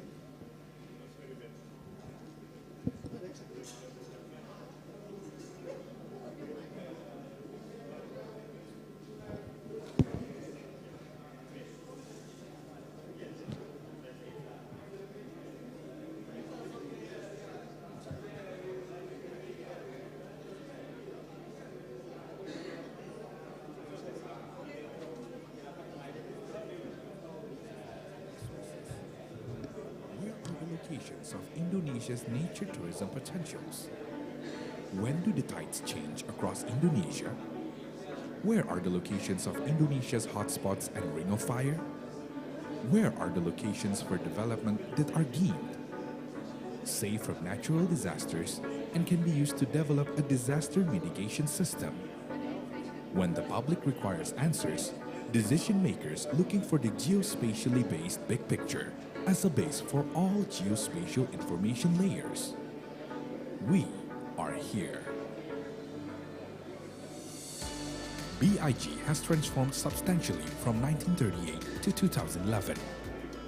Their roles and responsibilities in the field of geospatial in Indonesia have grown so that they can stay relevant with the current day and age. Ultimately, in 2011, our agency was born, along with the enactment of the Spatial Information Law. The Geospatial Information Agency is directly under the President of the Republic of Indonesia, in partnership with the Ministry of National Planning and Development. BIG holds the roles of regulator, implementer, coordinator. We prepare the data and regulation while also implementing them at the same time. As a regulator, BIG is responsible to prepare development policies for geospatial information. As an implementer, BIG has a duty to provide a complete spatial information, a digital system to collect various geospatial information that is accurate and integrated with the national and global coordinate systems. We own geodetic information, or the mapping of the Earth's surface, regional physical objects data, position determinant data, seismic activities data, tidal observation data, meteorology and ionosphere layer data. All is available to use as a starting point to develop Indonesia, which encompass natural resources, infrastructure, disaster mitigation, economy, research, tourism, state defense, and security. In doing their role to compile strategic mapping, BIG always works hand in hand with the associated government bodies. We are partnered with as many as 19 ministries and 34 regional governments. Our duty is to prepare spatial policies that refer to the One Map policy. Guaranteed access to information. Credible information. Proper. That is the quality of information from BIG. That is how we participate in the governing of and in the geospatial literacy of Indonesia's society.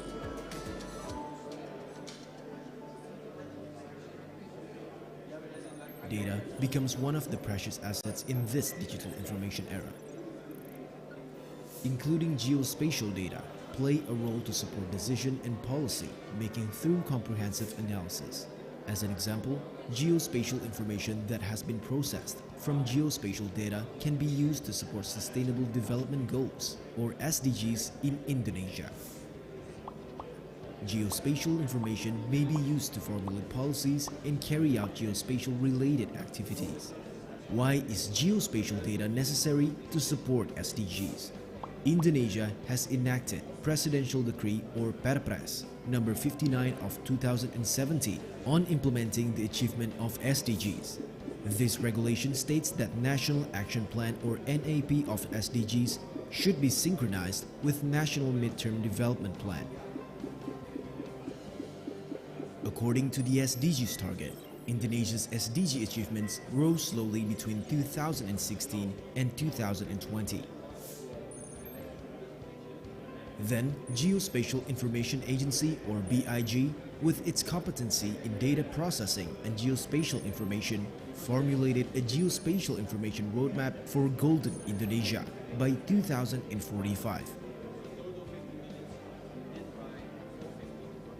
BIG will integrate geospatial and statistical data to be processed into spatial data.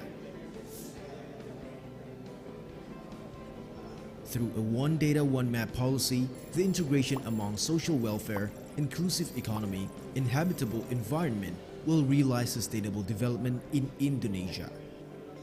The role of geospatial information in the SDGs. Implementations of geospatial information to support sustainable development are 1. Organizing a competition of geospatial-based application development to support SDGs, which is available to all Indonesian students. 2. Creating prototype of SDGs mapping at village level by integrating statistical and spatial data. The result will be reported in the UN-GGIM AP Working Group 3 forum. 3.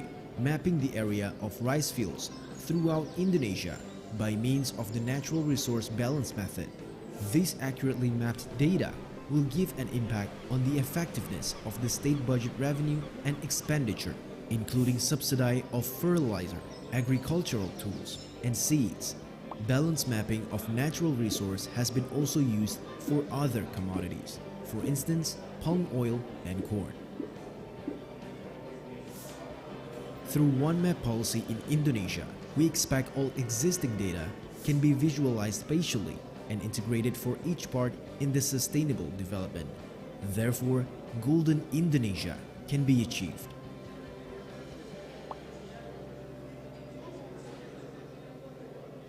Indonesia, the largest archipelago in the world, ranked as the fourth most populous country with a great number of islands, spatially very diverse, and a high degree of complexity among its populace. These complexities strongly influence various aspects of development in Indonesia. State policies must also be drafted in a thoughtful and equitable manner, encompassing all aspects of life. It is of primary importance to advocate for the people of Indonesia's welfare.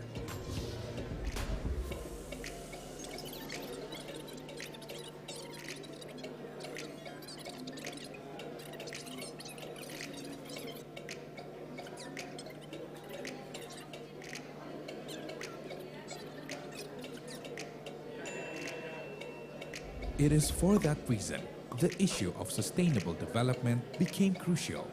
The United Nations has actively encouraged Indonesia to implement policies that are oriented towards Sustainable Development Goals or SDGs in national development. On September 15, 2015, as a member of the United Nations, Indonesia, along with other 192 member states, agreed to the SDGs. SDGs need the support of statistic data integrated with Indonesian geospatial data. The Indonesian Statistical and Geospatial Framework, or ISGF, was established to turn that into reality. ISGF comprises all of the collected village borders data in Indonesian regions, provided by the Geospatial Information Agency. In 2019, mapping was concluded and integrated with statistics from ministries or other agencies which are also part of the ISGF program. The ISGF program will be continued into 2020. At the moment, the discussion over concepts, data collection, and prototype development are still ongoing. BIG is responsible to deliver the ISGF platform by the year 2024. ISGF is expected to become a role model in the development programs for Asia-Pacific countries and to further develop into a global statistical geospatial framework. What is the distribution of Indonesia's natural resources? Where are the locations of Indonesia's nature tourism potentials? When do the tides change across Indonesia? Where are the locations of Indonesia's hotspots and ring of fire? Where are the locations for development that are deemed safe from natural disasters and can be used to develop a disaster mitigation system? When the public requires answers, decision makers looking for the geospatially based big picture as a base for all geospatial information layers. We are here. BIG has transformed substantially from 1938 to 2011. Their roles and responsibilities in the field of geospatial in Indonesia have grown so that they can stay relevant with the current day and age. Ultimately, in 2011, our agency was born, along with the enactment of the Spatial Information Law. The Geospatial Information Agency is directly under the President of the Republic of Indonesia, in partnership with the Ministry of National Planning and Development. BIG holds the roles of regulator, implementer, coordinator. We prepare the data and regulation while also implementing them at the same time. As a regulator, BIG is responsible to prepare development policies for geospatial information. As an implementer, BIG has a duty to provide a complete spatial information, a digital system to collect various geospatial information that is accurate and integrated with the national and global coordinate systems. We own geodatic information, or the mapping of the Earth's surface, regional physical objects data, position determinant data, seismic activities data, tidal observation data, meteorology and ionosphere layer data. All is available to use as a starting point to develop Indonesia, which encompass natural resources, infrastructure, disaster mitigation, economy, research, tourism, state defense, and security. In doing their role to compile strategic mapping, BIG always works hand in hand with the associated government bodies. We are partnered with as many as 19 ministries and 34 regional governments. Our duty is to prepare spatial policies that refer to the One Map policy. Guaranteed access to information. Credible information. Proper. That is the quality of information from BIG. That is how we participate in the governing of and in the geospatial literacy of Indonesia's society.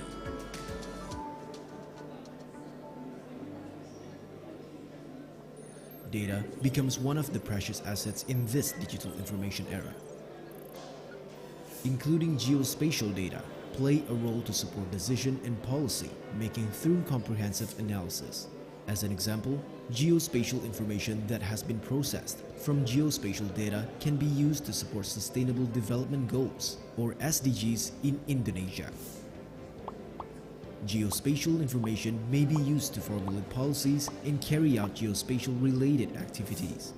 Why is geospatial data necessary to support SDGs? Indonesia has enacted Presidential Decree, or Perpres, number 59 of 2017 on implementing the achievement of SDGs. This regulation states that National Action Plan, or NAP, of SDGs should be synchronized with National Midterm Development Plan. According to the SDGs target, Indonesia's SDG achievements rose slowly between 2016 and 2020. Then, Geospatial Information Agency, or BIG, with its competency in data processing and geospatial information, formulated a geospatial information roadmap for Golden Indonesia by 2045. BIG will integrate geospatial and statistical data to be processed into spatial data.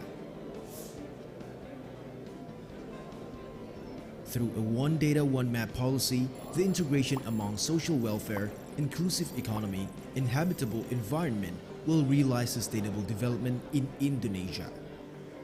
The role of geospatial information in the SDGs. Implementations of geospatial information to support sustainable development are 1. Organizing a competition of geospatial-based application development to support SDGs, which is available to all Indonesian Ladies and students. gentlemen, 2. Creating prototype of the next SDGs session will begin at shortly. village level by May we integrating kindly statistical ask and you spatial to be data. seated. The result will be reported in the UN-GGIM AP Working Group 3 Forum. 3. Mapping the area of rice fields throughout Indonesia by means of the natural resource balance method. This accurately mapped data will give an impact on the effectiveness of the state budget revenue and expenditure, including subsidy of fertilizer, agricultural tools, and seeds. Balance mapping of natural resource has been also used for other commodities, for instance, palm oil and corn. Through one map policy in Indonesia, we expect all existing data can be visualized spatially and integrated for each part in the sustainable development. Therefore, Golden Indonesia can be achieved.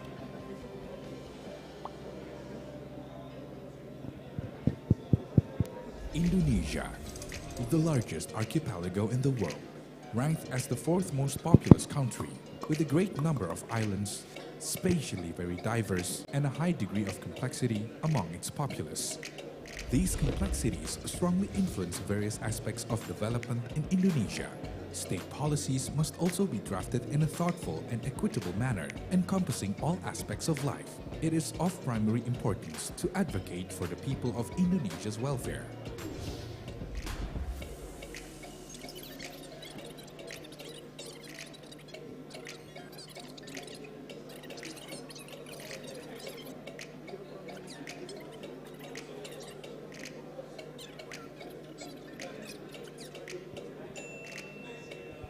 It is for that reason the issue of sustainable development became crucial.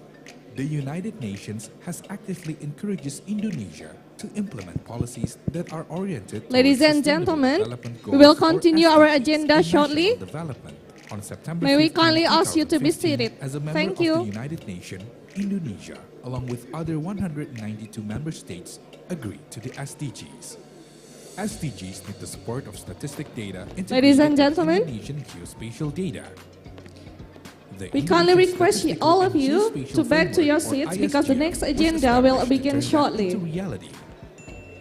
ISGF comprises all of the collected village borders data in Indonesian regions, provided by the Geospatial Information Agency. In 2019, Ladies and gentlemen mapping was who are completed still and outside the integrated with room, statistics we from kindly ministries ask or you other agencies to be which are back to also the part room of the ISGF as we program. want to ISGF begin program our will session be shortly. continued into 2020. At the moment, the discussion over concepts, data collection, and prototype development are still ongoing. BIG is responsible to deliver the ISGF platform by the year 2024. ISGF is expected to become a role model in the development programs for Asia-Pacific countries and to further develop into a global statistical geospatial framework. What is the distribution of Indonesia's natural resources? Where are the locations of Indonesia's nature tourism potentials? When do the tides change across Indonesia? Where are the locations of Indonesia's hotspots and ring of fire? Where are the locations for development that are deemed safe from natural disasters and can be used to develop a disaster mitigation system? When the public requires answers, decision makers looking for the geospatially based big picture as a base for all geospatial information layers. We are here. BIG has transformed substantially from 1938 to 2011. Their roles and responsibilities in the field of geospatial in Indonesia have grown so that they can stay relevant with the current day and age. Ultimately, in 2011, our agency was born, along with the enactment of the Spatial Information Law. The Geospatial Information Agency is directly under the President of the Republic of Indonesia, in partnership with the Ministry of National Planning and Development. BIG holds the roles of regulator, implementer, coordinator. We prepare the data and regulation while also implementing them at the same time. As a regulator, BIG is responsible to prepare development policies for geospatial information. As an implementer, BIG has a duty to provide a complete spatial information, a digital system to collect various geospatial information that is accurate and integrated with the national and global coordinate systems.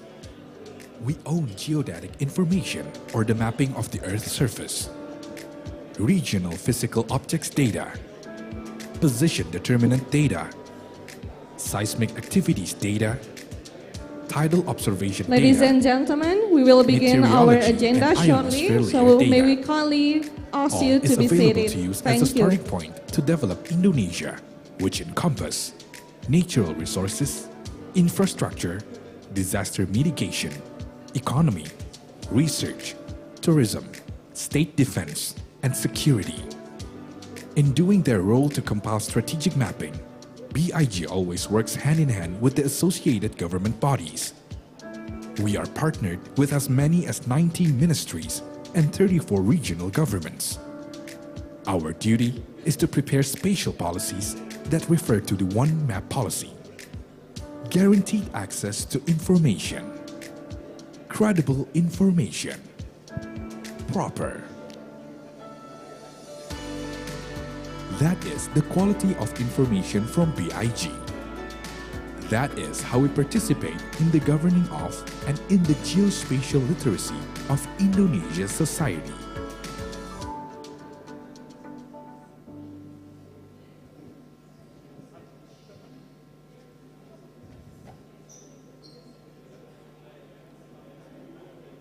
Okay, ladies and gentlemen, thank you for joining us again. For those of you who are still outside the room, we kindly ask you to be back to the room as we begin our session shortly.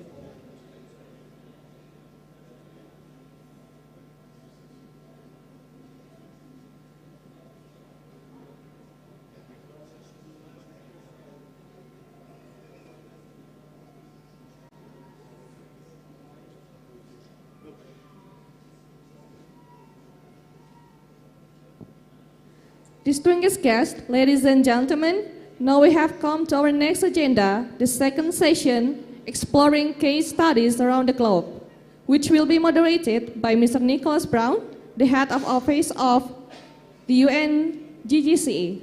Mr. Brown works with the member states and organizations to strengthen their collective impact to enhance global geodesy and its societal benefits.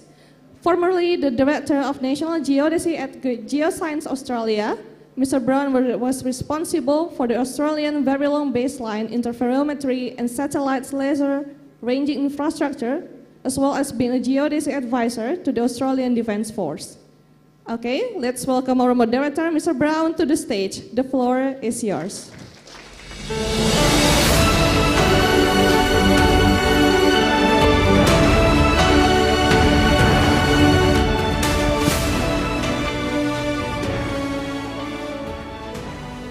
Thank you very much, everybody. I'd like to make the best use of our time and ask all our speakers to come to the stage. First of all, Mr. Andrik Lal, please come up.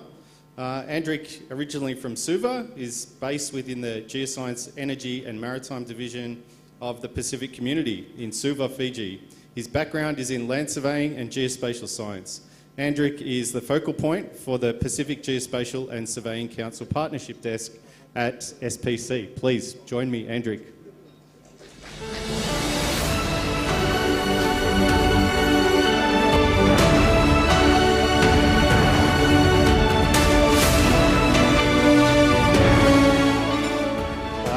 Our next presenter will be Andri Supriyatna, my apologies.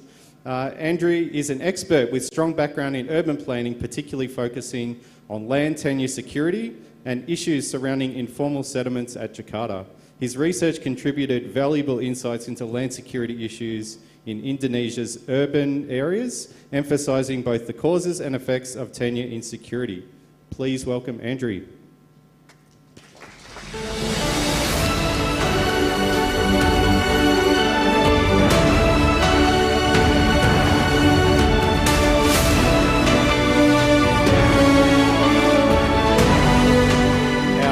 Our third speaker for this session is Charisma Victoria de la Cruz Sayapan. Charisma is a geodesy expert who served as a geophysicist and officer in charge of the PageNet section in the Philippines since 2003. Her work includes managing the Philippine Active Geodetic Network, modernising the National Geodetic Reference System, and conducting research on geodesy and GNSS technologies. Please join me in welcoming Charisma. Thank you.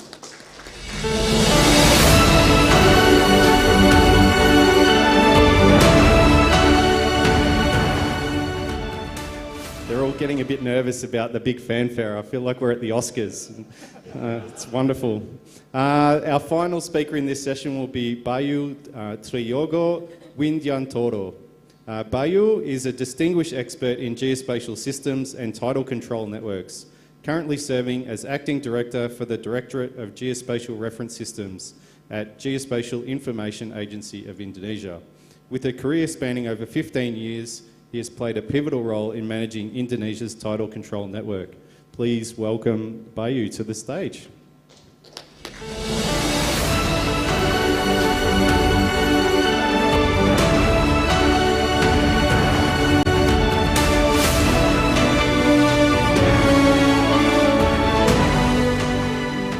Thank you. We'll kick it off with Andrik.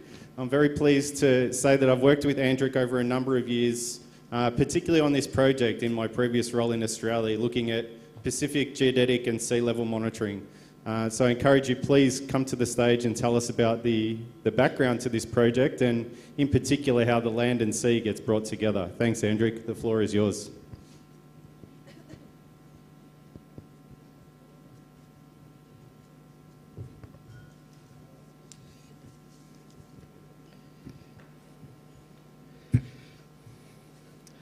Bulavinaka, Salamat Pagi. Head of United Nations Global Geospatial Center of Excellence, Mr. Nicholas Brown. Head of Badan Informasi Geospatial, Dr. Mu Arisi Murphy. And the President of UN-GGIM AP, Dr. Antonius Mingineta. The Chair of UN-GGIM Marine Geospatial Information Working Group, Dr. Perriway, and the Chair of Expert Working Group for Land Administration, Dr. Vikraku.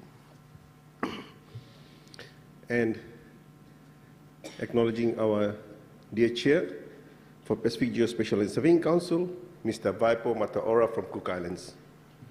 Distinguished guests, delegates, and fellow colleagues, ladies and gentlemen. I would like to take this opportunity to thank the organizers for providing me this opportunity for the presentation on behalf of my Pacific colleagues who has actually played an integral role in this project, who are all in here. So, not with further ado, as Nick has mentioned already that we have worked for a few years in the project. Thank you, Nick, for all your good support.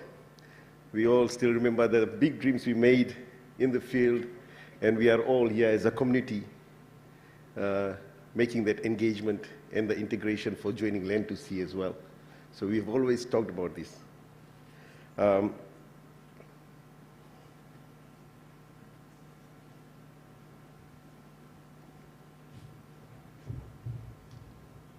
should be the up one. Yeah.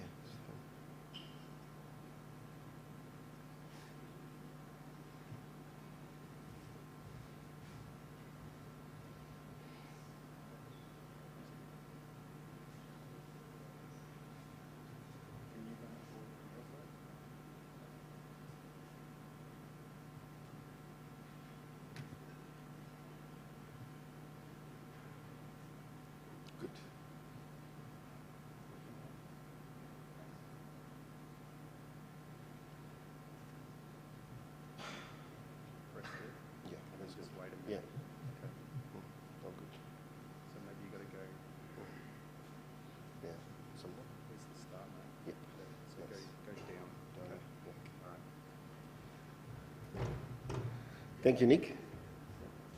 Apologies for the technical glitch. It's always the issue, technology. Okay, so all of you have heard about the Pacific Sea Level and Geodetic Monitoring Project, which has been operational for more than 3 decades.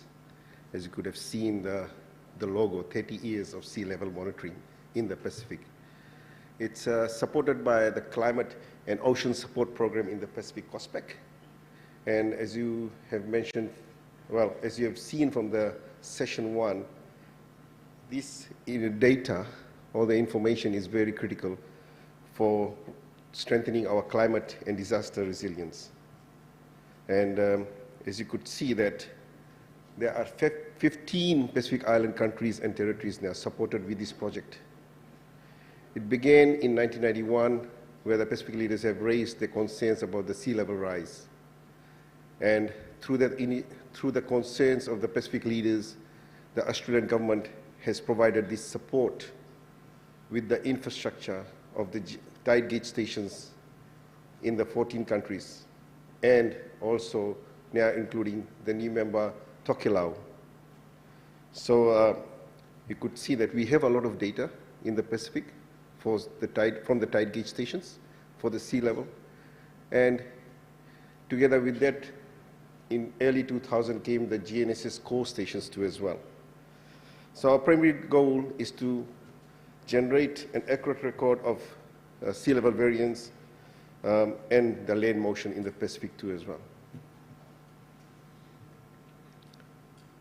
And not forgetting that it is very important that this project is supported by the key donors and the partners and the stakeholders. And I would like to acknowledge the Department of Foreign Affairs and Trade from Australia,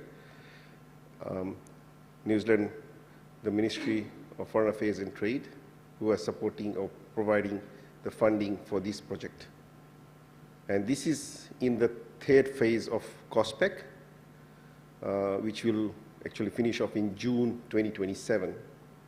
Given that the infrastructure is in place, Australia and New Zealand has been contributing the continued support for this project.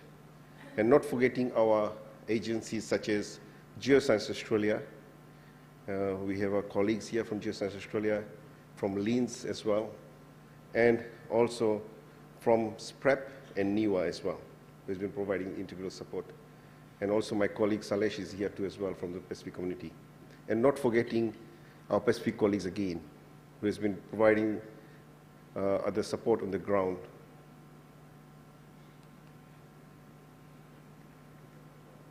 So when we look at the theme joining land and sea, this project is an example to be used in the region.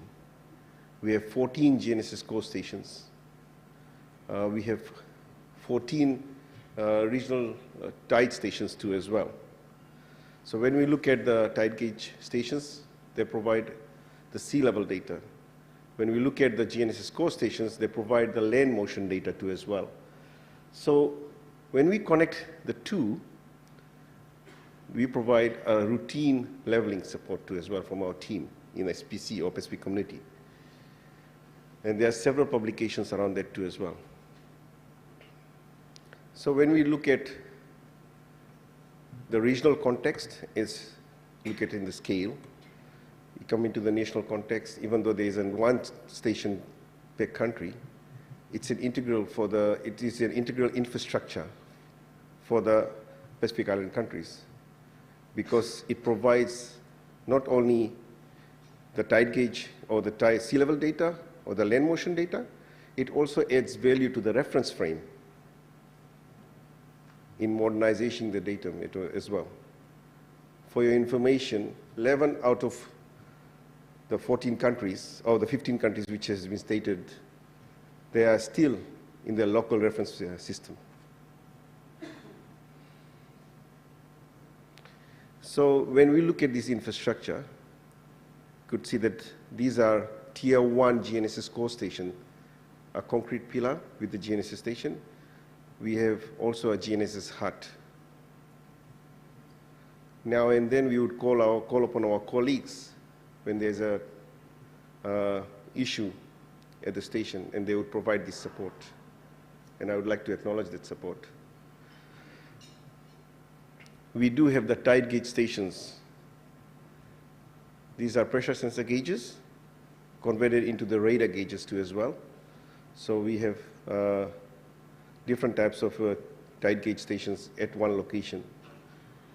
So we are moving away from the pressure sensor gauges into radar gauges now, which we could see that it can be the new technology which can enhance the sea level information of the data. And looking back at how we connect these two stations is the routine leveling survey. It's where we are able to compute the differences in the height relative to each other in the different reference frame. And both the stations play a key role in terms of the reference frame, looking at GNSS course providing data relative to ITRF system, which is geodetic. And when we look at the sea levels or the tide gauge station, that provides the data in the tidal datum as well, when we talk about vertical reference frame. So connecting the both as well is integral.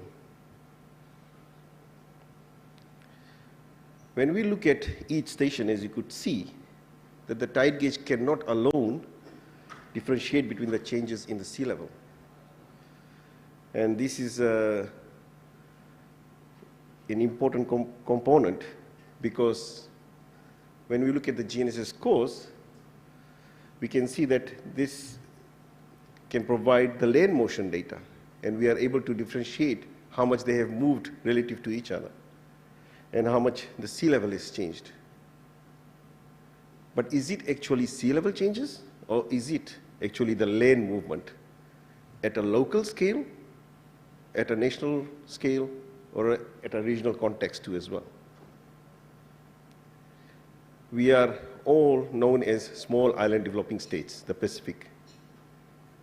But as you could see and look at us on the regional map, we are known as a large ocean states. Looking at the GNSS technology, how we are able to benefit that to our reference frame. I will not talk about the Geoid model, because we don't have the funding to have a Geoid model in the countries. The technology which we are using is GNSS, and which we are using to our advantage is the ellipsoidal height datum. So as you could see clearly here, that the GNSS heights actually measures with respect to the center of the Earth. All the data analysis and processing has been done by the Geoscience Australia, and is provided to the countries too as well. We are fortunate enough to use the online GNSS tool, which is OSPOS, for the post-processing of the data as well. And it's available, and it's getting better and better. So as you could see from the data analysis, on one particular site of the GNSS course in Samoa, we are able to see the changes in the height over the years. This data has been collected since 2002, when the station was installed. We did have challenge in the middle where, well, that data was, well, the station was shut down for a while, but that did not stop us to see what is the trend now. As you'd have seen, there was an earthquake in 2008. And following that, you could see that with this earthquake or the land movement, there is also a contribution to the overall picture of minus 7.8 millimeters per year. So you could see that's the difference between 2010 and 20, and it's still going down. From the leveling component, we were able to see that the tide gauge itself also was established on a reclaimed land. So from our overall analysis, we were able to factor that in with the localized movement and with the national movement, how much that has moved in terms of the vertical land motions. So regular monitoring survey, which is through leveling, is integral part as well. So we do that every 18 months. From this analysis which was provided, we could see that every country has a trend, with Tonga and Samoa being in the active zone. And this is an example for Kiribati as well, where you could see that there's a sea level change for minus 0.8 millimeters per year. I think one of the delegates also mentioned about the quality as well. We also account for how much error it can be into that, plus or minus. So you could see plus or minus 1.1 millimeter per year. That changes from the analysis which we provide for. Looking at the leveling records and the vertical land motions as well, these leveling reports are now provided for every country. And how we relate the different reference frame or different day when we talk about joining land to sea. This is a representation of how we can join land to sea. So ellipsoidal datum, which is the Geoid datum, as compared to the tidal datum. So those two clearly indicates the two. We did have these reports in simple layout, but now these reports are being published where we could see the overall picture and how we can use this information for relating these heights to the national scale too as well. And the Pacific is much more interested now to establish more GNSS scores and more tide gauge stations too as well.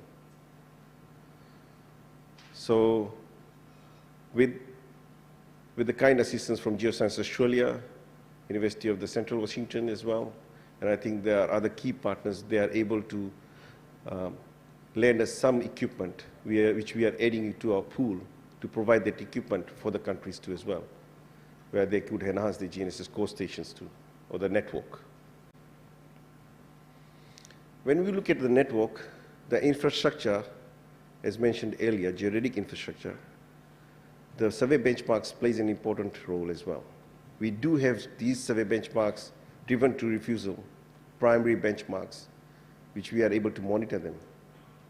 And some of them are temporary benchmarks. So we provide this information to our colleagues using the Google platform. So with the map and with the locality diagram and with the photograph as well. And looking back now at what we were doing 15 years ago, we were using the digital level. So as you could see here. And then we changed that technology to the total station differential leveling, where we were in Samoa for a month. We could complete the leveling component in a week in Samoa, but then achieving that accuracy as well for the leveling component. And looking at the GNSS cores, how it has changed with the technology as well, where we are able to store more data, and with the kind assistance of Geoscience Australia, we have enhanced the GNSS station too as well. Again, not forgetting the maintenance of these sea level and GNSS network.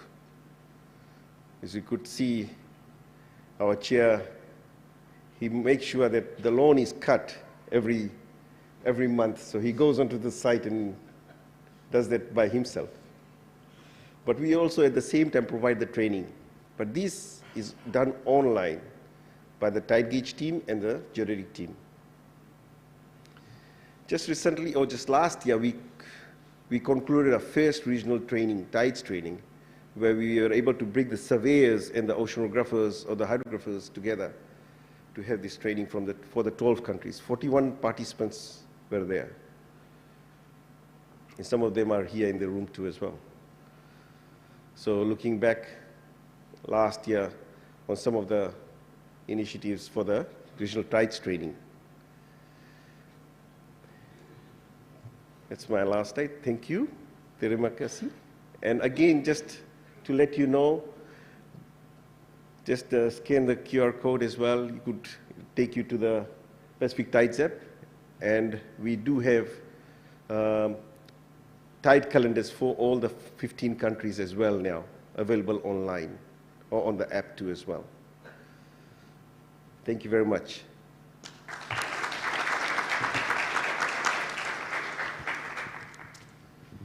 Thank you, Andrew. Our next presenter is Andrew, and Andrew will be talking to us about integrating land and sea for spatial planning in coastal areas, a case study of Indonesia. Please welcome Andrew to the stage. Thank you.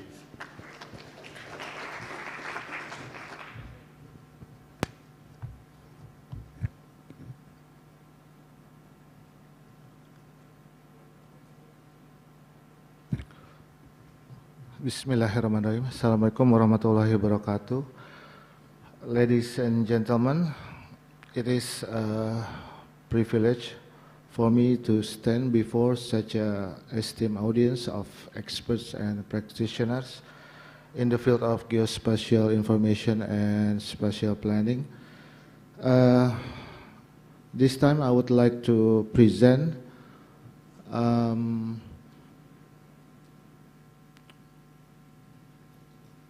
experience entitled Integrating Land and Sea for Spatial Planning in a Coastal Area, Case Study of Indonesia. Down.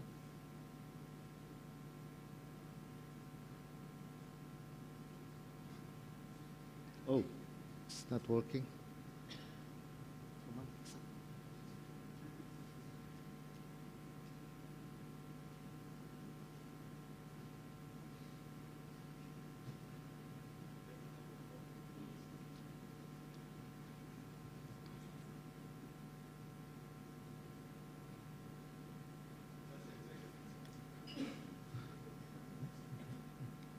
Manual aja, next.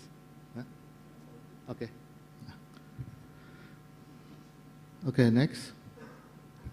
Let me start from the key principle that in dealing with the coastal area management, we are faced with land and sea integrated, and then zoning regulation, public participation, and clean and clear cadastral data. So this becomes our domain in Ministry of Agrarian and Spatial Planning, especially in our DG related to the survey and mapping. So we have some challenge: environmental degradation, conflict interest, urbanization, and coastal disaster. This what we're trying to take effort on how to prevent this kind of challenge. Next. So this is our legal framework. So starting from the law number 26 year of 2007 until the stipulation of the job creation.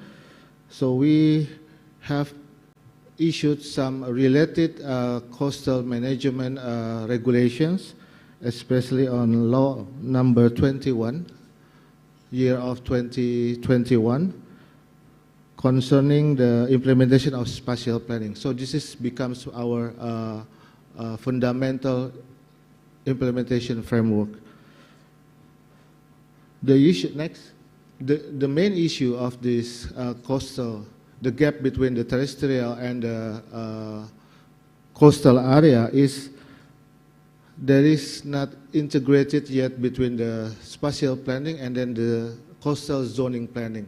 So this is what we are trying to integrate or merge, and at the end we try to we finally managed to integrate this coastal zone planning and the spatial planning into one product, which is the spatial planning of provincial area.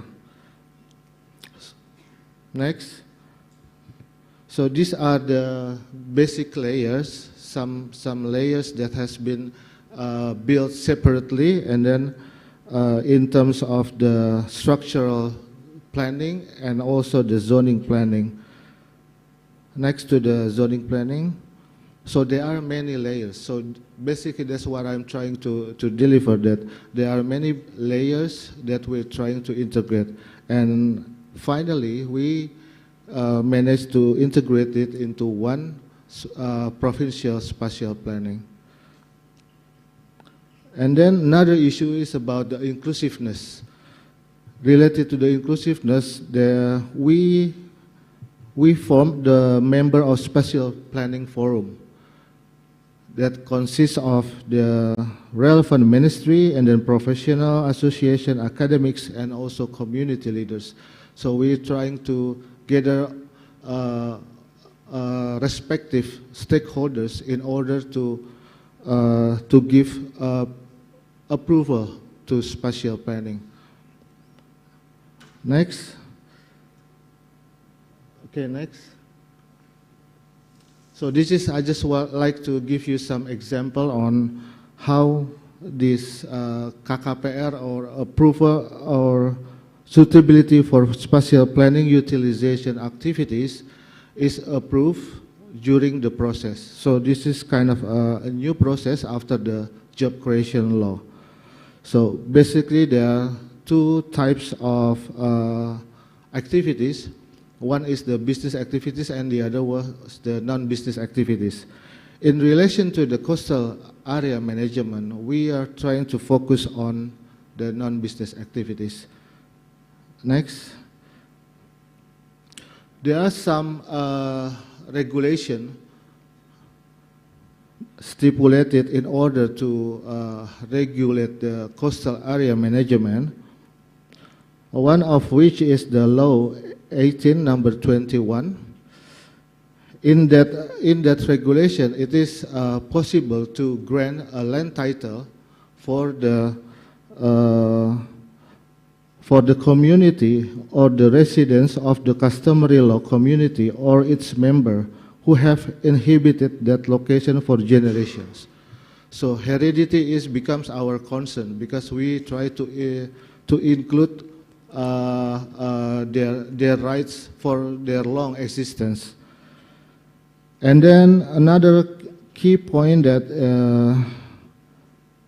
is also important, that community should have lived there at least for 20 years, consecutive years. So it's like an adverse possession. So we acknowledge and we recognize their existence. And then another thing is the title can be granted on the settlement that has the pole, foundation pole. So it's not a floating housing, but it's a firm settlement. So now we can see the next. We can see the existing condition. There are still many homeworks for us, especially for our land office in the city level. Next. So there are many residential area in the coastal area. So how do we respond to this? So that's the big questions. And we start this with this land management paradigm. Next. We start from this principle, this basic principle of how land can be managed in all sectors. First, there are land policy, and then the second one is the land administration, and then the third one is the land and cadastral infrastructure information. The land administration comprises land tenure, land value, and land use and land development. This is what we're trying to cover across Indonesia. So this is really a big work for us, for the Ministry of Agrarian and Spatial Planning. Now we're trying to go to cadastral development. So we have this next.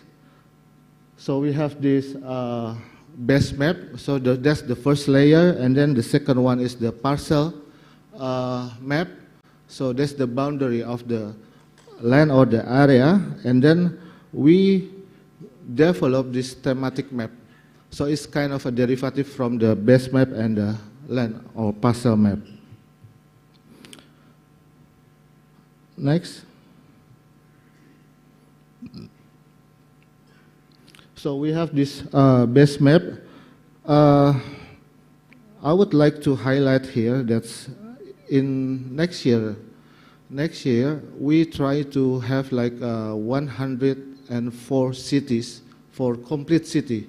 So what I mean by complete city is that the all regions, all cities, areas are mapped at least 80%.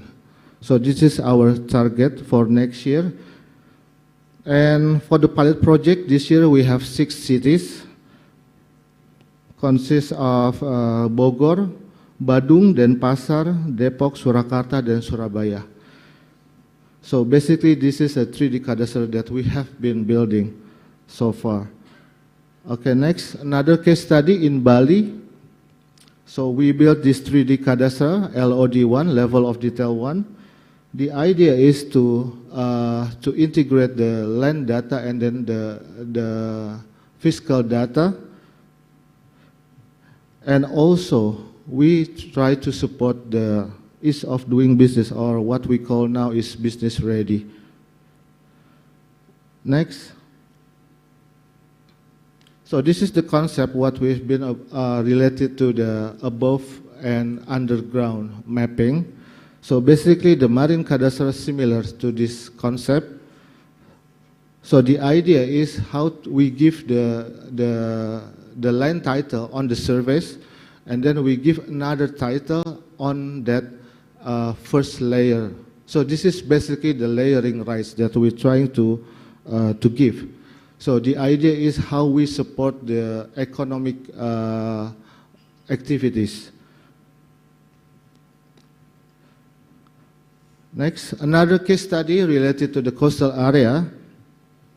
So this is what we have done in order to recognize or acknowledge the existence of the tribal or indigenous people.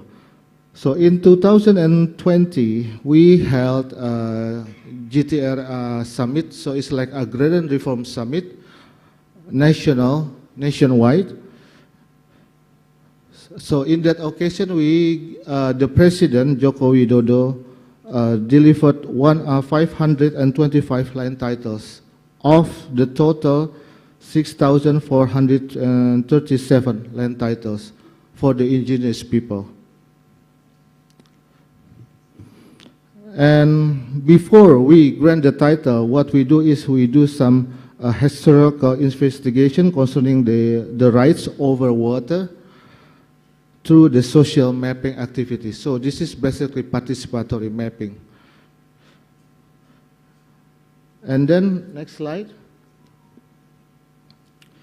So, in order to grant rights, we have 3 basic principles. First, rights, restriction, and responsibility.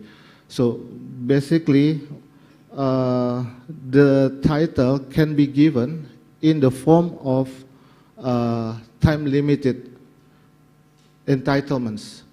So for example, rights of building based on our basic agrarian law, and then rights of use. So they have certain time of period.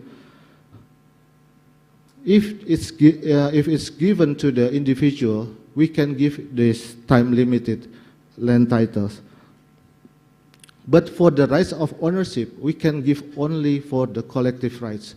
So we try to keep their existence. So if they are given some title, like for example, rights of ownership, we plan for them to maintain their collective rights. If we're given them individually, so they may sell and redo the same process. That's what we're trying to prevent. And then the restriction. So there is restriction on the transfer of land rights to legal entities or individual outside the local indigenous. So we try to keep their existence of these indigenous people maintained for good. And then the last one is the responsibility. So the use of land can be given for the residential purposes, public amenities, social services, and other auxiliary facilities. So all these 3R, rights, restriction, and responsibility, are mandated in our regulation. Next. So this is just an overview that we have 38 thematic map, and we have been supervised by BIG, Antonius. We have been coordinating many times. So 30 thematic maps consider the land affairs, and then the other 8 thematic related to the spatial planning. So these are just the example what we have done in relation to the coastal area management. So we conduct the thematical mapping in Labuan Bajo. So this is basically the participatory parcel-based mapping. And then the other one in Belitung, next. The other one is in Belitung. Next slide. In Belitung, we try to support the existence data. So we have many types of data, and one of the most difficult data is that we have this flying parcels. So we have to revise, we have to correct this. So one of the solution is we conduct the parcel-based mapping through the participatory mapping. And then the next chapter in the future, next. In the future, we develop the 3D cadastral, and then we try to accelerate the legalization of the vertical space, known as strata title, across the big city in Indonesia, and then the upper and underground mapping for the MRT project and also the utilities, and lastly the digital twin and smart cities. And then final target, we have a dream that this data can be open publicly. Next. So for internal, we can support the land tenure, land use, land value, and land development. And then especially for the local government, we try to integrate our Reh Cadastre and Fiscal Cadastre into one cadastre. And then lastly, we try to support the business be ready. So basically all based on the parcel data we have. And then at the end, and I will try next, I will try to deliver our Cadastre 2034. This is our roadmap and how we support this business ready. So we have this land rights and ownership on the left, and then we have this land and property tax. We try to integrate them into one system, and then Cadastre 3D and 4D, and also this open land data and transparency. So this is our dream. And then at the end, in the last meeting with the Ministry of Investment, we are selected as one of the person in charge in order to support business location. So how this investment can be supported by this clean and clear data of cadastral data. And lastly, let me end with this concluding remarks. So the potential of Indonesian territory, 2/3 of which comprise seawater, has not been optimally harnessed for cultivation activities. So this is our weakness, and also as well as our homework in the future. Despite the current law and regulation adequately provide this legal framework, there is a need of marine cadastral. So we are trying to develop this marine cadastral as far as 12 nautical miles before the sea area.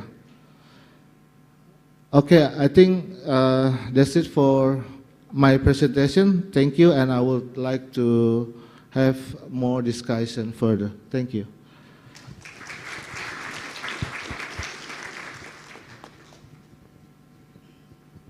Thank you very much, Andrew. I'm particularly fascinated by the bringing together the formal and informal settlements. It's a challenge we hear in many countries around the world, and I think you've got some case studies there that other countries could also benefit from. That's very impressive. Thank you. Next of all, I'd like to invite Charisma to the podium. Thank you. Who's going to give us a bit of information about how they're tackling these joining land and sea challenges from the Philippines. Thank you, Charisma.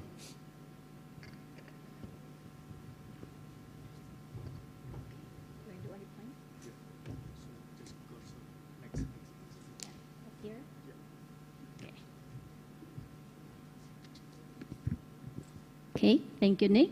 And good morning, ladies and gentlemen. I will be presenting the Philippines' perspective on the Joining Land and Sea initiative. Thank you once again to the UN-GGCE and to the organizers for inviting us to be part of this workshop.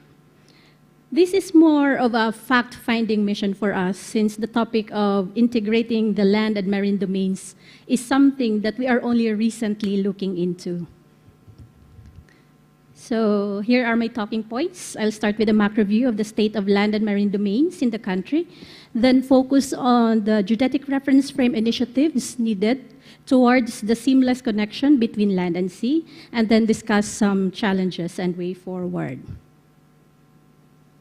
Okay, quick intro. The Philippines is an archipelagic nation located north of here. We are comprised of more than 7,100 islands, a baby compared to the 17,000 islands of Indonesia. And we have a total land area of 30 million hectares. As of 2020 census, we are 109 million strong Filipinos, and 60% of the 1,064 of the country's cities and municipalities are coastal communities. So the Philippines is located in a tectonically active region belonging to a wide deformation zone due to interactions of two tectonic plates, which is the convergence between the northwest trending Philippine Sea Plate and the stable Sunda. We experience around 20 earthquakes per day, and an average of 20 typhoons per year pass through the Philippine area of responsibility. Based on data from our Manila Tide Station, the country is experiencing around 3 times the global sea level rise rate. Given this scenario, the country ranked first in the 2024 World Risk Index, sharing the top 2 spots with Indonesia, ranking that we would prefer not to ace. Okay, tasked with mapping the land and charting the Philippine seas is the National Mapping and Resource Information Authority, or NAMRIA. So as the central mapping agency, we define the country's primary geodetic reference frame, undertake topographic base and environment and natural resource mapping, as well as provide geospatial information management services to the public. NAMRIA is also the National Hydrographic Office. As such, we conduct hydrographic surveys and nautical charting, as well as delineate the country's maritime boundaries. Okay, so in 2019, the World Bank commenced work on a national spatial data infrastructure baseline assessment for the Philippines, with technical inputs from key geospatial-based surveying and mapping agencies, non-government, as well as civil society organizations. The assessment, the methodology adopted is based on the Integrated Geospatial Information Framework, which was adopted by UN member states in 2018. So the baseline assessment is the first study of its type to specifically address the interface between the land and marine geospatial domains. As part of the baseline assessment, the team conducted a partial data audit of the 14 fundamental geospatial data themes and their corresponding data custodians. So some of the key findings of the assessment includes there is an increasing demand and growing effort by national agencies to develop, generate, and utilize land and marine geospatial information. The Philippine Development Plan puts emphasis on the importance of geospatial information to address food security, climate, and disaster resilience, among others. However, the absence of a national data infrastructure, policy, and governing body impact all other strategic pathways. The Philippines, there is a lack of systematic socioeconomic impact assessment and national investment plan and GI, leading to limited buy-in among decision makers. Although the Philippines are also early adopters of digital technologies, siloed developments of GI systems and platforms result to redundancy of efforts as well as interoperability and sustainability issues. So the lack of a cohesive NSDI strategy also extends to the education and communication. So looking at the land and marine domain's current state scores, we can see that the marine lags behind land domain in all strategic pathways except for policy and standards, since we pretty much comply with IHO and IMO standards. Marine domains suffer from severely constrained funding for geospatial data strengthening, partly due to the limited appreciation of the blue economy. Policy and legislation that defines responsibilities for regulation of activities including fisheries, marine spatial planning, marine transport, and among others, provide little guidance to support for the acquisition and curation of marine geospatial data. Lastly, the baseline assessment also recognizes the modernization of the Philippine Geodetic Reference System as vital to the seamless development of land and marine SDI. Speaking of the modernization, NAMRIA has been working on modernizing the country's geodetic reference frames for the past decade to transition from a local and static GRF to one that is aligned with a global geodetic reference frame that takes into account the effects of geodynamics to positioning. The modern PGRS comes with a national geoid, deformation model, and distortion grid. So looking at the current frames in use, geospatial information in the Philippines are referred to varying frames depending on the application. By law, survey and mapping activities should be referred to the Philippine Reference System of 1992 or PRS 92. However, issues with integrating to PRS 92 has resulted to some datasets, particularly the Cadastral, still being referred to the older Luzon datum of 1911. The navigation and aviation sectors, meanwhile, uses WGS-84 as prescribed by IHO and ICAO. ITRF is used mostly in scientific exploration, such as crustal deformation and climate change studies. On the vertical component, land datasets are typically referred to the mean sea level, but while nautical charts are referred to the mean lower low water. So as we can see here, even within NAMRIA, we still haven't integrated our products. Okay, so at present, the geodetic infrastructure comprises of 64 continuous GNSS cores, around 60,000 passive geodetic control points, 23,000 elevation benchmarks, and 10,000 gravity stations. So these are the locations. So on tides and water levels, NAMRIA maintains around 60 primary tide stations, 9 of which are co-located with GNSS, and 4 is contributing to the Global Sea Level Observing System core network. The stations are equipped with a mixture of analog and digital gauges, some transmitting in real time. 14 of the primary tide stations are considered to be long-term, with the Manila having the oldest tidal observations at 123 years. So as part of the PGRS modernization, NAMRIA developed the Philippine Geoid model in partnership with the Denmark Technical University and funding from the UN-GGA. The PGM used a combination of airborne and terrestrial gravity data, as well as satellite altimetry. The original PGM's general accuracy is assumed to be around 10 cm on the average across all of the Philippines, with some areas reaching up to 40 cm. Okay, so on realizing a seamless connection, last month the Philippines hosted the International Association of Geodesy workshop on Asia-Pacific gravity, geoid, and vertical datums.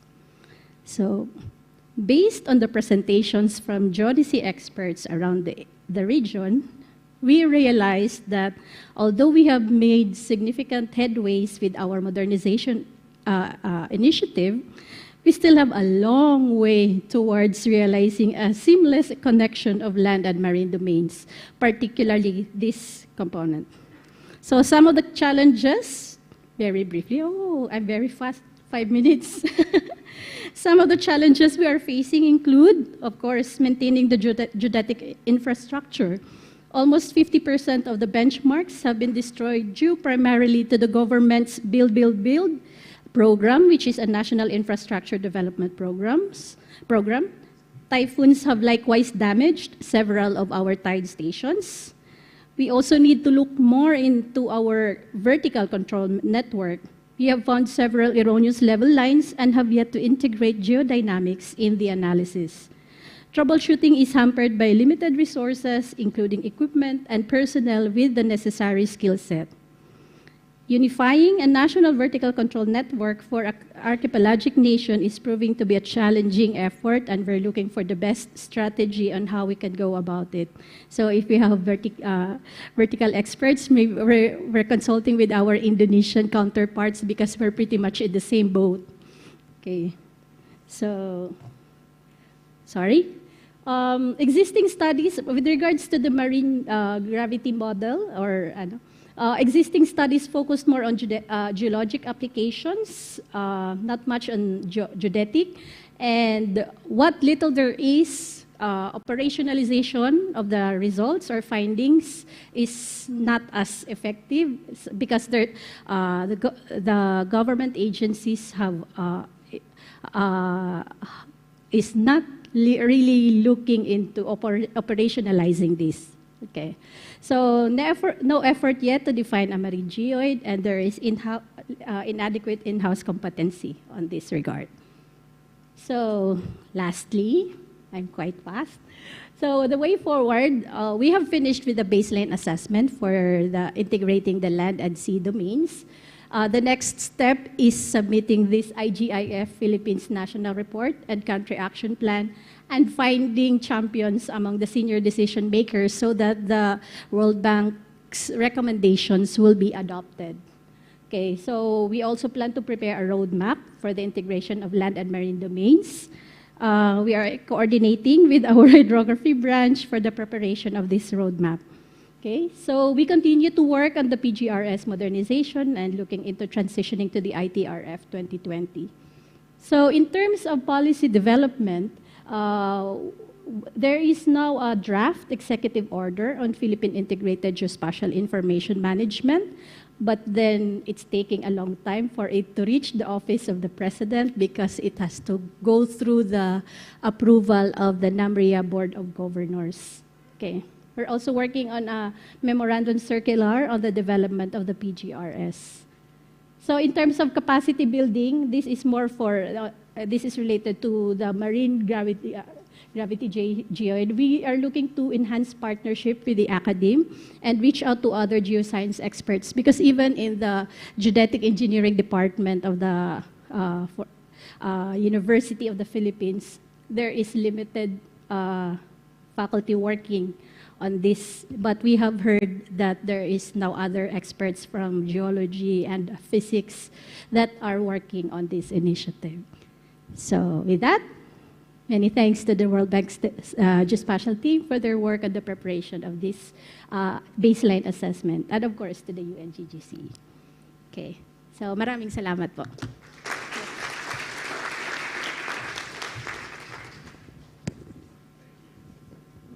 Thank you, Charisma.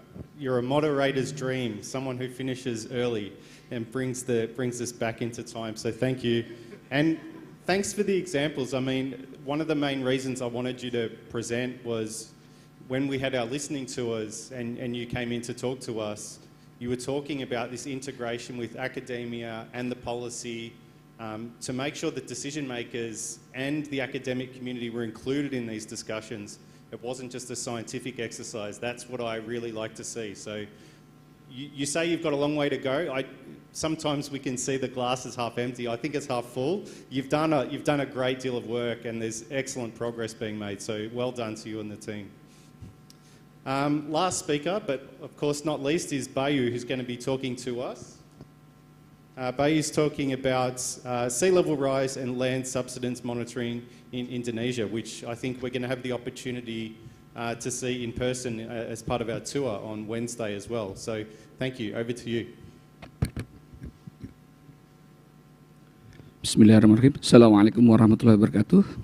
Good day, everyone. Distinguished Nick, Pak Anton, and all participants. Allow me to deliver our presentation about sea level rise and land subsidence monitoring in Indonesia.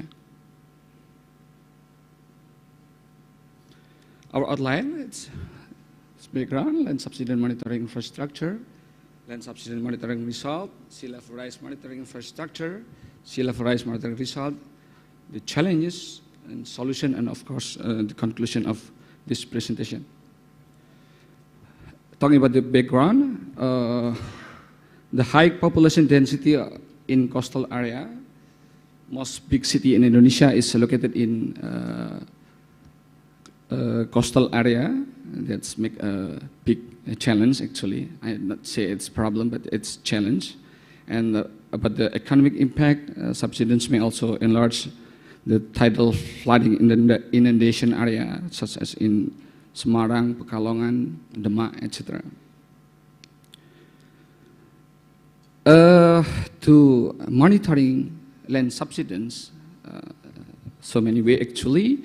One of them we use core station. As you can see, in the right-hand side is the equipment of our cores, and the pillar, and then the sensor, the receiver, and the power system, and also equipped with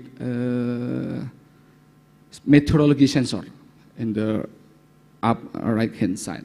So our core station, all of them equipped with meteorological sensor. Until now, we have 475 core stations around Indonesian area. As you can see on the map,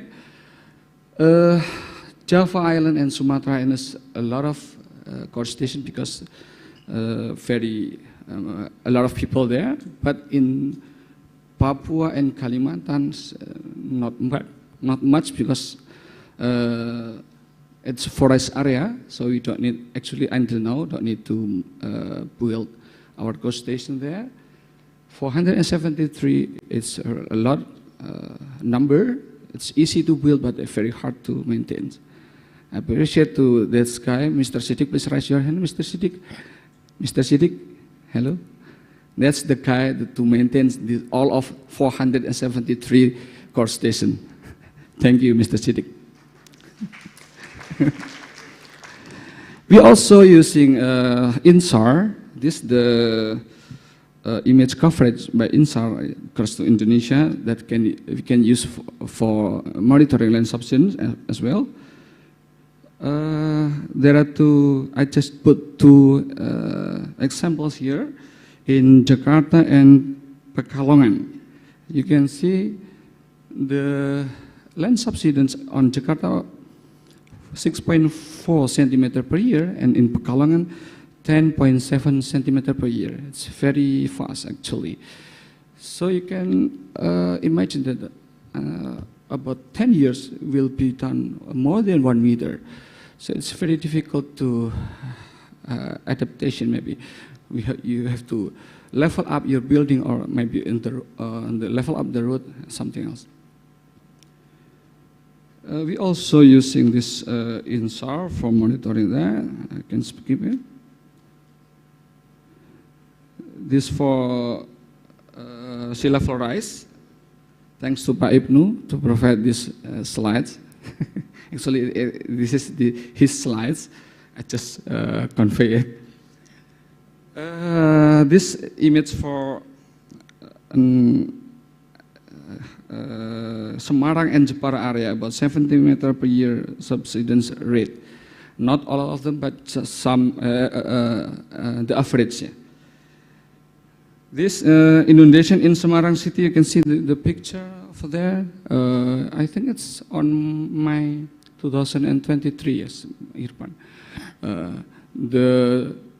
The water is on the like this, because at that time it's not sea level rise, but the land is subsidence, and also at that time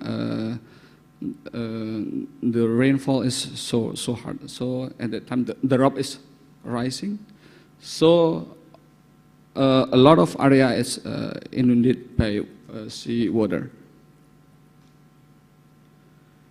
This is, I think, Pak Anton has delivered these slides previous session, so I don't talk much about this. Just a brief short. This for Cilegon, you can see in Jakarta, in Petrol, it's in the northern Java Island, until Surabaya. It is very variative of the land subsidence of speed.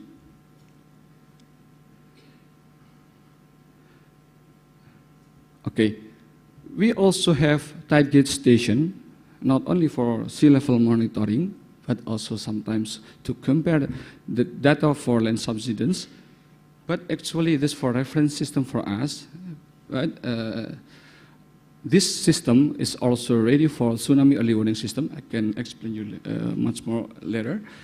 That's the tide hut of in the right hand side, and inside the hut there is some sensor. We use three kind of 2 until 3 kind of sensors. We use radar sensor, we use pressure sensor, and some tide gauge we use float sensor. We use 3 because this sensor can be pick up each other. If one failed, we can have a backup. So we don't need to worry if one failed, we still have another one. Until last week, last week we have 290 tide gauge stations. The guy sit in the corner, that's the guy that always monitoring this our tide gauge. This tide gauge, thanks Irfan, in the corner. Please raise your hand, Irfan. Thanks to Irfan. That's the guy that's always monitoring this tide gauge 24 hours per 7 days. Because this tide gauge, actually for us, for PIG, for reference system, we can use the data every hour. But this tide gauge, we provide data every 5 seconds. So every 5 seconds, this tide gauge sending the data, because for tsunami early warning system. So when this tide gauge is offline, maybe 2 until 3 hours, our meteorological department, PMKG, always asks me, please make it online. That's very hard for us to maintain this 290 tide gauge station, especially for budget. Yeah, that's, I think, it's a common problem. Easy to build, but very hard to maintain. It's about sea level rise monitoring as well, provided by Pak Ibnu. Thanks, Pak Ibnu. Maybe you can talk much better and much more later. I want to show you the tide gauge and core station co-located in the same area in Semarang. In 2011, we built this tide station. As you can see, if you want to go inside the tide hut, you have to step up. 1, 2, 3, 3 steps to get in. Okay, in 2011. Then in 2014, the floor is level same with the tide hut. So you don't need to step up when you get in, just going through. In 2019, we have to step down if we want to reach our destination there. And this is every year's subsidence. So the sensor and every equipment inside, it will be dangerous if you not, there is no, how to say, you have to make it better. So in 2022, we elevated the tide height. We make it at 2 levels. And all of tide sensor, we move up. This, the graphic of our tide gauge data. If we don't put GNSS on the tide gauge, we will say the sea level is rising about 9.8 centimeter per year. But actually it's not sea level rise, but the land subsidence, because we compare it with the GNSS collocated with tide gauge station. The tide gauge station in this area, in this location, we have two tide gauge, two systems. One is from BAG and the second one from CFZ. So we collaborate. We have 3 tide gauges that collaborate with CFZ in Jakarta, in Kuala Lamil, in Semarang, this one of them, and the third one in Surabaya, to monitor sea level rise and land subsidence. This is our challenge. In a course, we call it in a course, it's called in a course Indonesia course. It's more precise than INSAR for monitoring land subsidence, but the results are not represents wide area only in the spot. And then coastal areas are often dynamic environments with complex interaction between natural and anthropogenic factors, complicating the isolation of subsidence and sea level rise signal. And the 3, INSAR precision is generally poor in vegetative area. Yeah, just for example, in mangrove areas, but compared to open or urban area. What the solution? It's just option maybe. First, develop integrated land subsidence and sea level rise monitoring infrastructure using CORS, INATIDES, and INSAR, combine everything there. And second, long-term monitoring, not only for 1 year, 2 years, maybe very long-term to monitor, because if we just using tide gauge on only one spot for 3 years, it's useless. Cannot representing what happened there in the area. So we have to combine every possibilities for using any technologies and with the long-term time. The conclusion, combination between INACORS and INSAR are capable to monitor land subsidence in wide area with precisely, and then INATIDES or Indonesian tide gauge is capable to monitor sea level, but only locally in that area. And third, collocation between INACORS and INATIDES can provide, I think in Fiji also collocated tide gauge with GNSS. Not all of our tide gauge is collocated with GNSS. Why? Because sometimes if we want to build the tide gauge, we have to platform. For example, jetty or something else. And if we mount the GNSS on the jetty, there is a deformation of jetty, the data will be, it's like land subsidence, but actually it's a deformation of the jetty. So start from 2 years ago, we moved the new core station, not collocated in that area, but maybe 1 kilometer from tide gauge. It's more stable for land deformation, I think. That's all. Thank you for your attention. Assalamualaikum warahmatullahi wabarakatuh.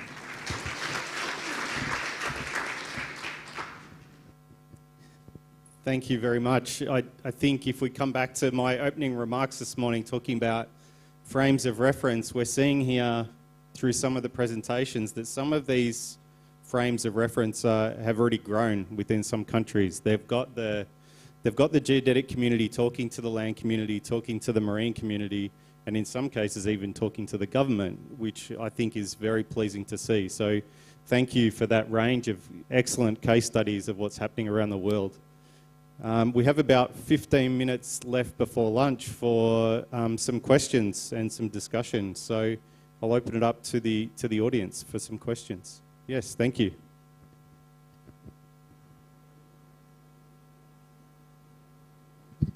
Hello. Hi. Good afternoon. Thank you for the sharing. I'm Roy from the Singapore Land Authority. So I have a question here. Land sea integration is something very new to me, and I find that as a policymaker, we often come with the need to justify why are we doing this. So I've heard a lot of very interesting use cases and presentations on the success stories. So my question here is really in terms of what are some of the success metrics, or how do you define success when you integrate land and sea? What is the end point? Thank you.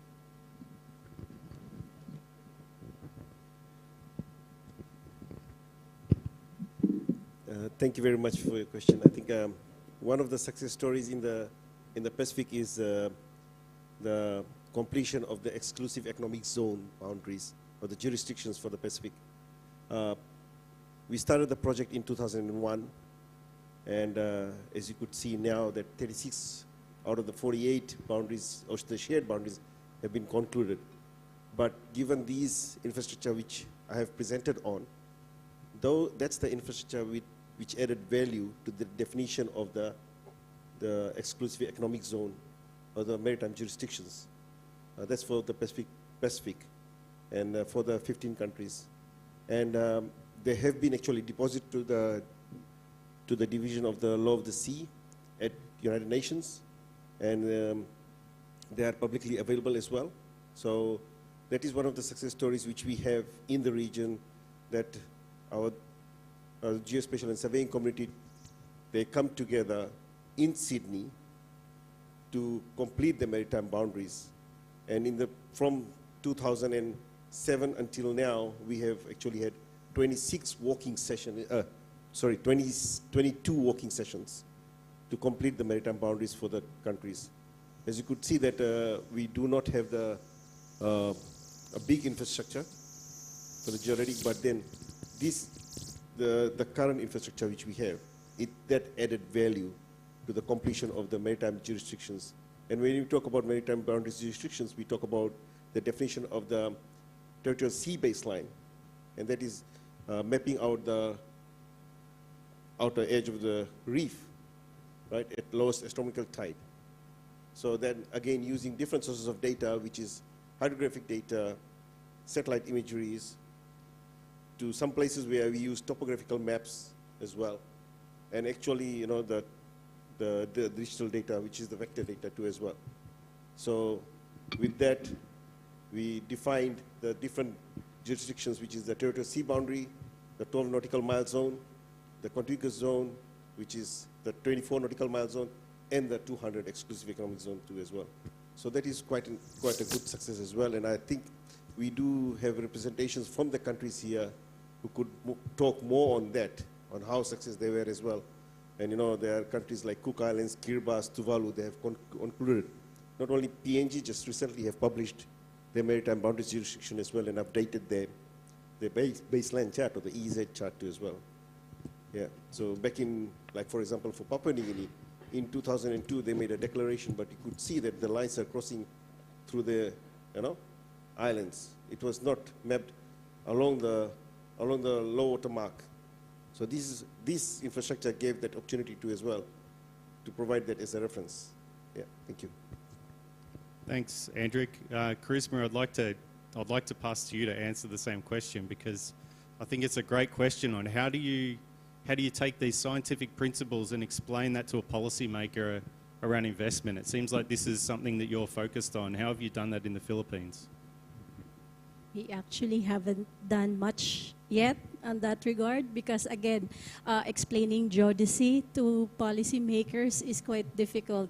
And we always have to lodge geodesy with other more famous initiatives like climate change but the problem with us in the Philippines is that we, especially for our modernization of the PGRS, we did not start with a communication plan when we first started out. And in hindsight, we should have invested on it so that the policymakers will have more in-depth appreciation, and we will garner more support for our program.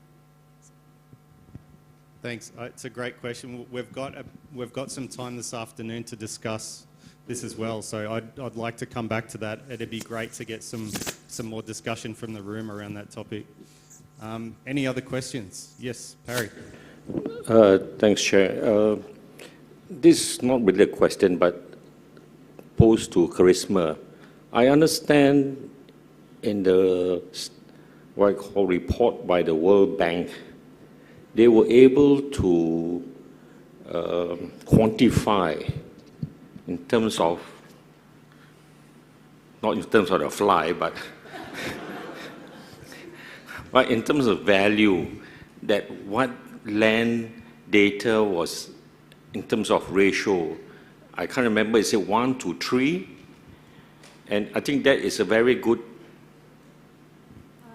I'm sorry, the land ratio? Yeah, because I understand in the World Bank report, they were able to quantify what your value add for the land data is. And it was a ratio of 1:3, like $1 and you can generate 3. Because this is what the decision makers is useful to convince them. Yes, because at the end of them, it's all about funding. Actually, they came up with these use cases and conducted like a benefits transfer, because local studies on socioeconomic benefits of GI is limited in the Philippines. So what they did was look into the case of Australia and then applying the economic parameters for the Philippines. They said, like for the case of course establishing the course network or densifying the course network, it will equate to around how many billions of dollars just for the construction alone. I guess that's what they did. Yeah, great point. And we'll come back to that this afternoon as well. I'd really like to have more discussion on these particular topics. I think they're the critical information that we need to take away from this event. So thank you for that. Yes, thank you. Yes, thank you very much. Ramon Hansen from TU Delft. We've been talking about the elevation of the land and the sea and the importance of joining that, and we've been talking about the reference systems. But I'm missing a part, because in the techniques that were developed, that we discussed, talk about the core stations, talk about leveling, talk about the geoid, actually none of those techniques describe the elevation of the land. A core station is the antenna phase center of an antenna on a pole.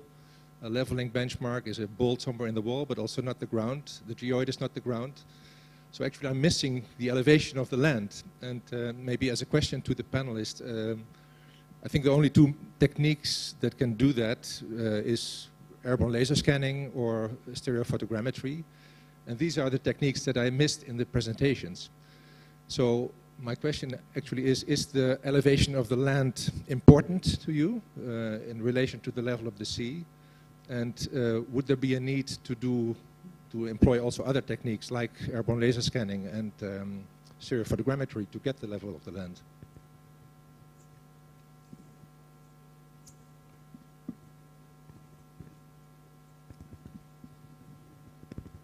Thank you. Actually, to answer this one, all of our target station equipped with, we have a benchmark. So we have doing a leveling from tide pole to the benchmark, and we have the tidal datum on that benchmark. And that benchmark also, we measure the GNSS measurement. So we have ellipsoid data, we have mean sea level data, and some, not yet. All of our benchmarks is measured using gravity as well. Then, if we want to know the height of some points in island, we're using GNSS heighting. We have Geoid model, as Pak Anton said, until 5 until 29 centimeters, the accuracy. So if someone need the automatic head in some points, they just measure with GNSS. They have ellipsoid, we have undulation there, so they can put the automatic head everywhere. That's what we do still continuing. Thank you. So just a point though, that we showed some INSAR data there as well, which is being obviously used to monitor deformation, and you can link that with the GNSS. You need the GNSS for the absolute height to tie the INSAR together. Do you also do airborne photogrammetry or anything like that as well? Do you want to touch on that briefly? We using airborne graffiti. We also mapping using photogrammetry. All of them using GNSS as well, so we can connect with the ground, corrected by the base station. So everything we measure is corrected. Yeah, thank you. Yeah, thank you. I think it's quite important for the Pacific to understand what is happening to the islands and atolls, because these are like 2 to 3 meters above sea level, and elevation is quite a key component for that. And we need to define elevations relative to, the tide gauge station or the GNSS scores as well. But adding further value, we do LiDAR surveys too as well, and that's how we are able to, define the digital, elevation model too as well. But then again, the GNSS plays a key role in that too as well, with being the reference. But then again, we relate it to the tide gauges too as well. So how we relate it? Because we do GNSS pole to gauge calibration, again, using the IHO standards, and also, in other countries as well. And one good example is Tuvalu, where we have completed, where we got through the projects, we were able to complete the LiDAR surveys in the 9 atolls as well. So these are 9 atolls which are like typically 2 to 3 meters above sea level. And when you talk about autometric heights as well, ellipsoidal heights as well, we need to understand how high it is above as well. Currently, there are consultants in Tuvalu who would like to, have heights relative to elevations relative to mean sea level, so that they can provide that in the reports for the building codes too as well. So I think one of the presentations highlighted that too as well. So something around that too as well. Thanks. I would like to add a bit on the last questions. So while the other speakers talk about this upstream, so I'm talking about the downstream. So what's the function or the benefit of this elevation of this land? So what we have here in our cadastral system is that we're trying to legalize the strata title. So it's very important for us, especially when we granting the land rights for the strata title. So where is the 0 point is? So to what extent the rights can be given above and underground? So basically that's what we, and when it comes to the aerial photogrammetry, we get this data, and then we can measure how deep or how high so the building, including the building and also the rights itself. So that's what we plan for our 3D cadastral system in Indonesia. Thank you. So to answer your question, sir, for the Philippines, for our base mapping, we're using mostly INSAR to generate the digital elevation model, and then VHRSI for the planimetry. May I just respond for the sake of the discussion? I think there are two things to distinguish. So one is the reference systems and the reference frames and the infrastructure that we have for that. And I think that was touched upon very nicely, and I think I'm very impressed with what I saw there. And indeed, that infrastructure gives us the possibility to go somewhere and measure an elevation, right? So we need that, it's inevitable. However, that doesn't give us the elevation as a product.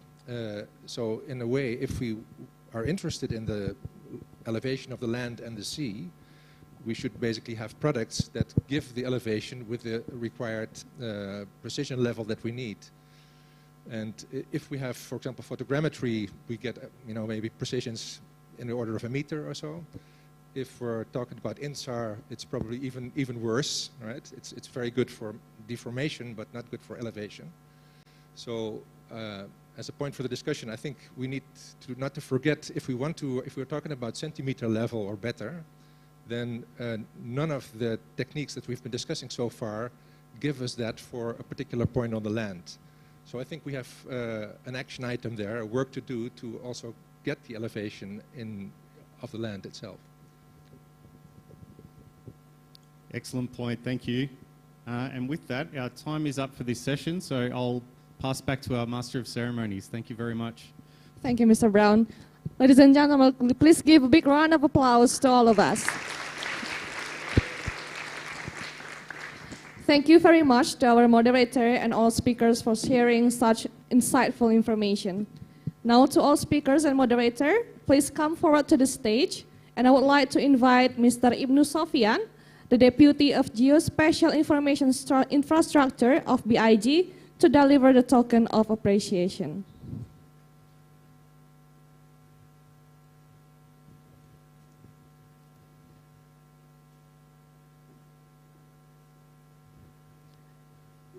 The first one is for Mr. Brown. Let's give a big of applause. Second one.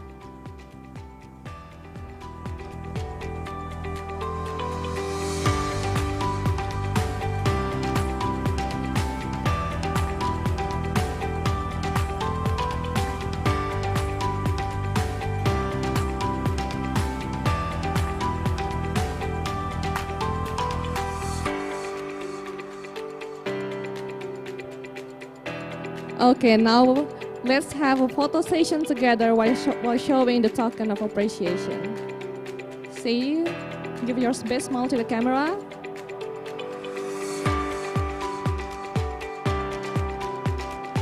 Okay, thank you very much.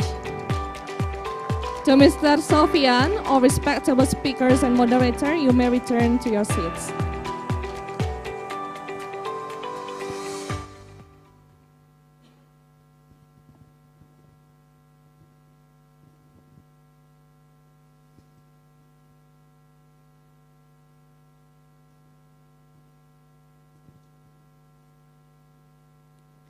Okay, distinguished guests, ladies and gentlemen, now we have lunch break time. I would like to make an announcement.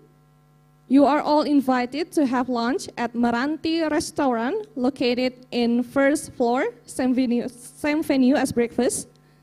And for Muslim participants, the prayer room is located at second floor near the kids area. And for details, you can ask the committee, Mr. Yoga, can you raise your hand? So you can ask him for the pathway. And please note that all participants, we would really appreciate you to go back to this meeting room before 1:30 p.m. I repeat, before 1:30 p.m. so we can start the next session on time. The next session will discuss about joining land and sea using the Geoid. Ladies and gentlemen, enjoy your lunch. Thank you.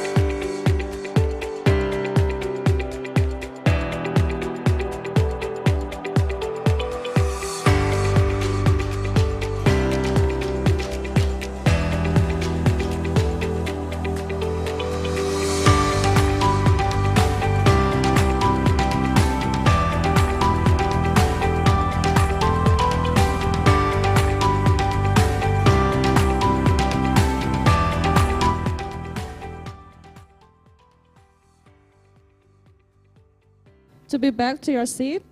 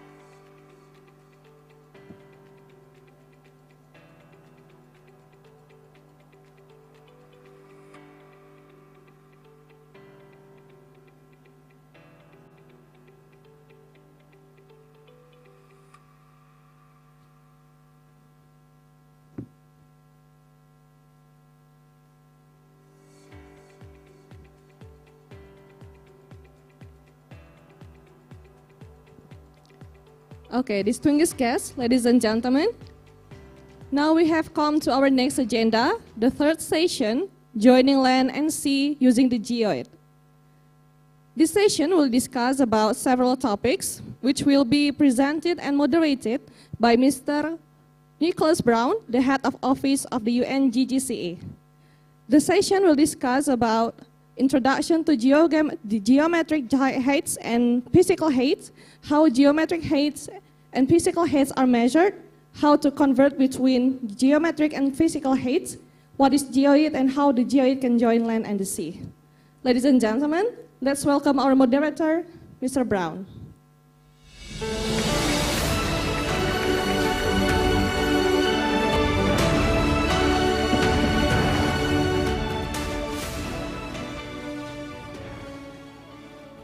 Thank you. I'm starting to feel very sorry for you having to see the size of my head on that screen. It's scaring me. I can only imagine how you feel. Okay, I'd like to welcome my co-presenters for this session to come up to the stage, please. I have the honour of introducing Jennifer Coppola. Jennifer is a geospatial specialist based in Wellington, New Zealand, with extensive experience in nautical cartography and hydrography. Currently serving as a senior geospatial specialist at Land Information New Zealand since 2011, she compiles and maintains nautical chart data, processes tide predictions, and ensures the quality of hydrographic surveys. Thank you, Jennifer. Thanks for being here. Also, Ibnu Sofian. Ibnu is a highly accomplished geospatial expert from Indonesia, currently serving as the Deputy for Geospatial Information Infrastructure and at the Geospatial Information Agency, BIG. His career spans over 2 decades with experience in ocean modelling, tidal analysis and geospatial science. Ibnu holds a Bachelor of Engineering, Master of Engineering and Doctorate of Philosophy, all from prestigious Japanese universities, University of Tokyo and Kobe University. Welcome, Ibnu.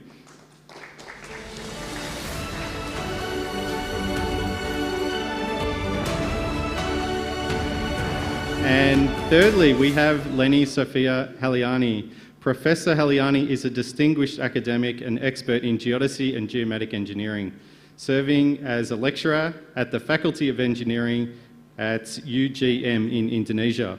She holds a doctorate from Kyoto University, Japan, where she conducted research on the Indonesian Geoid model, and has a master's degree from the same institution focusing on gravity map of Indonesia's waters. Please welcome Lenny to the stage. Thank you.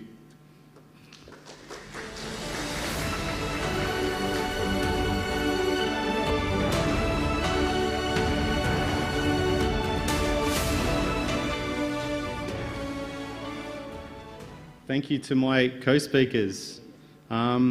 First of all, I have the wonderful honour of introducing myself as the first speaker. I will be providing an introduction around some of the height concepts that we're going to be talking about for the rest of today and later on this week. Try and set the scene on what sort of things can be done with the infrastructure that you might have, or what kind of things could you aspire to in your country using other infrastructure that you see other countries have. So if we can bring up my slides, please, we'll get started. And what we can see is height is hard. I'm not going to sugarcoat this. Of all the geodetic work that I did at university and from when I talked to other geodesists, it's that physical geodesy bit that is quite difficult. And so what I'm hoping to do over the next 20 minutes or so is try and explain some of these very complex components in a way that is more easily understandable, and talk about some of the things that we could probably work on together, given that we're lucky we've got some experts up here on the stage. But if we look around the world, and we did a listening tour of over 500 people from 110 different countries. We're talking about capacity development this morning. It's the thing that everyone is struggling with, particularly around physical geodesy, geoid model development. That's where everyone needs capacity. So the answer is we're going to have to work together on these hard problems.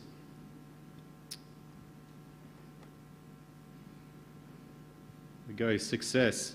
Okay, height is hard, but it's important. So just because it's hard doesn't mean we can ignore it. If we want to look into things like which way is water going to flow, what is the risks to certain infrastructure during a flood, how do we build sewage systems in a city? It's not a sexy problem, but it's a very necessary problem that we need to tackle. How do we develop efficient irrigation systems for agriculture? Get the right inclination of railways and roads? How do we deal with underkeel clearance systems of a ship? How do we monitor sea level change? And the things that some people care about, what are the heights on the tops of mountains, and can we agree on what that height is? These are very important things that we need to know for our everyday lives. So traditionally, people want to know their height with respect to something that they can see. And in this case, it's sea level. And they are known as physical heights. What is my height? What is the height of that mountain with respect to sea level? But satellite positioning systems like GPS, all the different global navigation satellite systems, remote sensing instruments, they all give you a height relative to the centre of the mass of the Earth, and then that gets translated normally to the ellipsoid, which is physically not very meaningful. So it's important to understand these concepts and how they work together, and best understand how we can integrate our data. So here's an example of what a geometric height system is. The beauty of it, it's very simple, which is great. If you're trying to get a height relative to this oblate spheroid, it's pretty simple to be able to measure it from GNSS. But it's not physically meaningful. You can't develop a sewage system for a city based on the change in height that you get from GNSS. Because you may find in some areas that that flows uphill, and then you get a minister complaining very, very quickly that something smells a bit funny in the centre of town. Yes, it's very precise, but it's probably not going to be the answer that you want in all cases. So this is what's used by GNSS, but as I said, the water is not always going to flow downhill, so it's not always the answer that we want. Then we have physical heights. This is when you get the harder words pop up that normally makes people's eyes glaze over. You're talking about equal gravitational potential. It's complex, it's hard, but it's physically meaningful, so we need to struggle through it. Again, it's also precise. which is very important. When you're using GNSS, you often use a model to convert between GNSS ellipsoidal heights and these physically meaningful heights. And that's what a geoid model is, and we'll get to that in a minute. The beauty of it, water will always flow downhill. So, what is a geoid? Well, a geoid is a surface of equal gravitational potential. But what does that actually mean? All right, so let's look into that in a little bit more detail. My university lecturer used to call this an oddly shaped potato, and I think he was pretty right. You can see here that we've exaggerated the scale a little bit just so that you can see the bumpiness in a little bit more detail. And if we compare that geometric shape that I showed you before, which is the ellipsoid, and the geoid, the ellipsoid is actually based on the geoid. The ellipsoid is an ellipse that is the best fit to the geoid globally. So even that geometric, that simple one that we looked at, it was based on something that's physically meaningful to reduce the uncertainty between them. But what is it? So at every point on this surface, and there's an infinite number of these surfaces, but this is the one that's most closely associated with mean sea level. And at every point on this surface, you have equal gravitational potential. So gravitational potential is a number that tells us how strong is gravity's pulling power at this point. So the further away you get from Earth, that weaker that pulling power is. And the closer you get to the middle of the Earth, the stronger the pulling power is. Now, geopotential is a way to measure the energy from gravity. And we say equal geopotential because it means that at every point on this surface, the pull is equal. So if you poured a cup of water on this surface, it would have nowhere to flow because it's equal at every point. So you may ask, if it's equal, why is it bumpy? Why does it not just look like an ellipsoid? Why do we get these bumps and movements in it?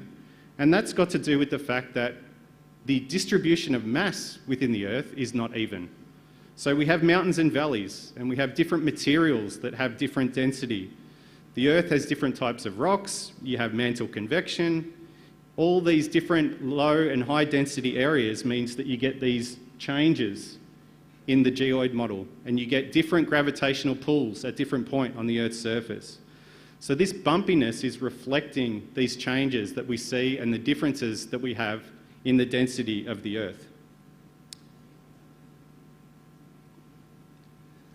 If we then come through to looking at that and its different forms, this gives you a description of what you would get with GNSS. So your green line is giving you an ellipsoidal height. So if you go and measure GPS point at point P on the terrain, you'll get an ellipsoidal height relative to the bottom line there. The geoid, you can see it undulates above and below the ellipsoid. That bumpiness is reflected in the image. And the height that you get if you're doing land monitoring, we often talk about orthometric heights. That's what that purple line is, and it's curved because the density, the changes in the density of the Earth cause these curved lines as you're taking measurements.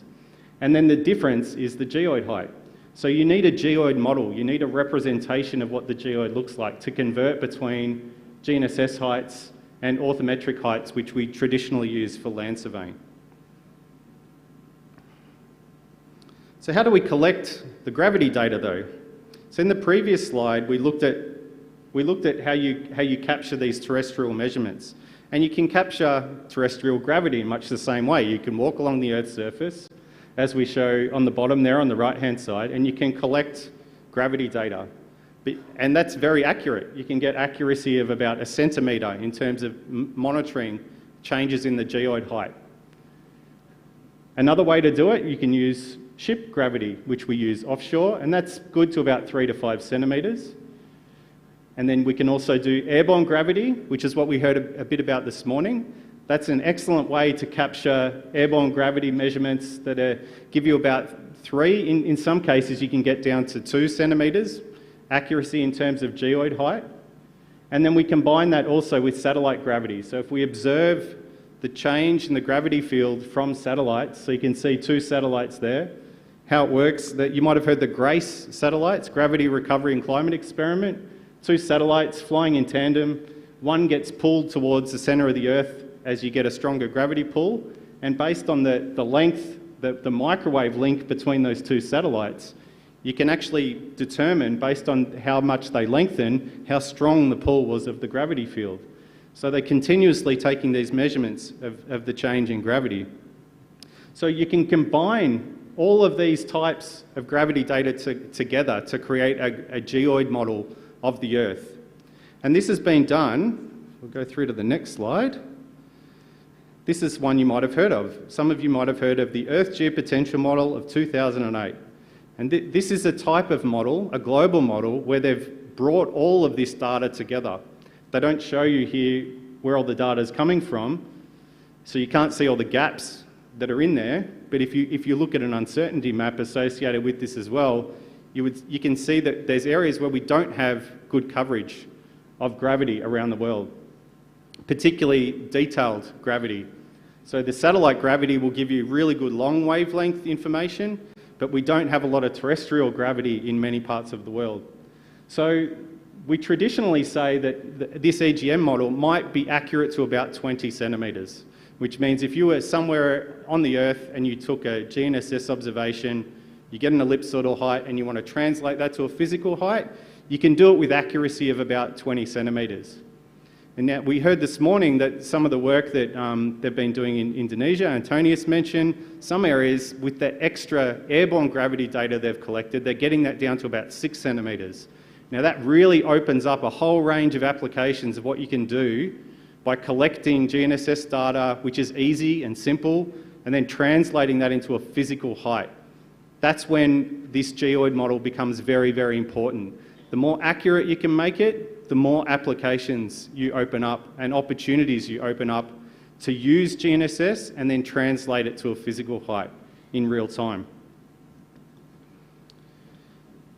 So countries use different height datums. Some use a model like EGM 2008, which is the combination of those data sets that I mentioned, as a basis of a height datum.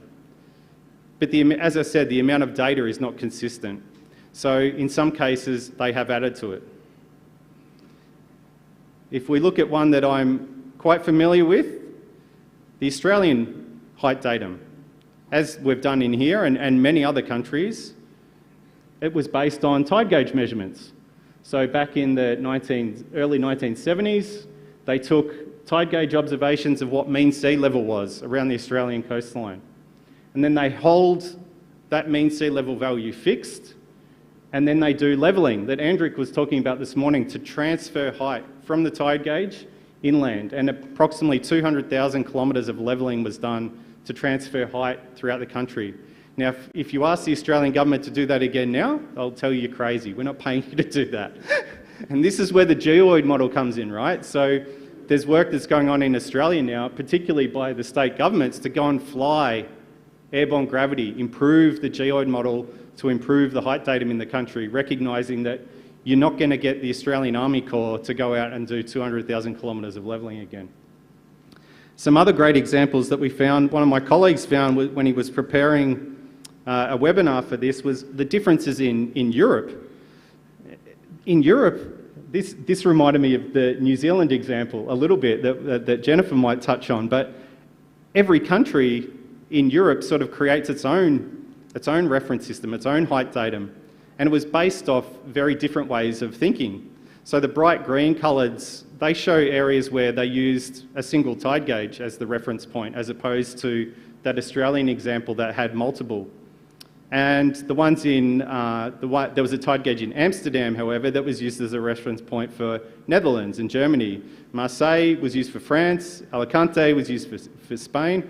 So they were getting to this position that if they both tried to tell you the height of a mountain, if they start from 2 different points, they end up with 2 different heights for some of these mountains. And you can see some of the discrepancies across Europe in centimetres of the differences in their height datums based on the different methods that they use to compute it. So this is where the geoid really comes into its own and is very helpful. it's not, I was talking to Parry and Victor and Eva at lunchtime, and we were talking about, well, what sort of advice are we trying to give people? Are we saying that we're only going to be talking about you need a single height reference system? Well, I think the role for us as professionals is to recognise that the Geoid is the model that we're going to use to convert on and offshore, to make sure that we've got a consistent way of talking about heights. But when we're talking to the users, they need to be abstracted from the complexities associated with the Geoid and the offset between the ellipsoid and the Geoid and highest astronomic tide, lowest astronomical tide, chart datum. They don't need to know all this. They should be able to get a height datum that they want with an uncertainty. And all of the background work needs to be done by us. We need to be, as the professionals, providing the correction surfaces along with uncertainty models to give them the information in a way that they can understand it. So some of the challenges associated with this, though, if we're going to go down that path, is that if you're only relying on that global Geoid model, it's not going to be accurate enough for some of those use cases. And I think there was great presentations this morning that demonstrate the countries are starting to understand this, and they want to improve that Geoid model in their country by adding terrestrial gravity data or adding extra airborne gravity data. Bring that uncertainty down and improve the range of applications people can provide. So here's the last couple of slides that I've got. This is showing us from the seaside how complex some of these relationships are. If we look at the hydrographic datum, we talk about chart datum. It's often known as lowest astronomical tide in some places. You can see that we need charted depth, the offset to the ellipsoid. You then have your Geoid model, which is normally aligned with mean sea level, and then you have a current water level that's changing over time. They need to be thinking about the underkeel clearance, and if you talk to different people, they all want to know what the height is with respect to a different height datum. If you then come to the land side, you'll see it's a little bit simpler. There's a couple of less lines, but it's not that much more simple. You also have the ellipsoid, you also have your Geoid, and you see your Geoid starts to deviate away from what mean sea level was as soon as you get offshore. And you've got these complexities that are coming into it due to the mountains and the valleys. But if you're trying to do, this is my bad attempt at a house by the way you can see there, but if you're trying to understand orthometric heights of your buildings, that's coming with respect to your land datum. So you need to understand that relationship between your orthometric heights from your land datum to the Geoid to the ellipsoid. And the user shouldn't have to understand all this. They should just be able to be told, this is the height that you want, this is the uncertainty associated with it. And it's our role to then integrate this data and make it simpler for the user so that they can ask for data in any datum that they want. But I want to leave you with this point. If you look at when we link the onshore and the offshore, what's the only physically meaning surface that you can see that cuts across both of those? Everyone at once. 1, 2, 3. The Geoid. It's the Geoid. So whether you like it or not, if you're talking about integrating onshore and offshore data, we need to be looking at the Geoid. We really need to invest in understanding how to improve that Geoid in your country so that you can improve the services and the applications that the people in your country can use it for. And then we can talk about the complexities of coming up with the correction surface to move from that to the ellipsoid, or from that to the land datum, or from that to the chart datum, and the uncertainties that propagate through that. We can develop these models and we can provide you with that assistance so that you can then provide a height with respect to any datum you want with an uncertainty value so that your user doesn't have to worry about the complexities. The bad news for you is you do need to worry about the complexities because you're the people that understand this. You understand it the most. So it's our responsibility to develop those datums and deliver them to people so that then they can just use it. They don't need to worry about the complexities. So I'll leave it there. We've got some other great examples of this which has been done in other parts of the world. And so next I'd like to invite Jennifer to the stage to talk about the work that's been done in New Zealand. Thank you very much.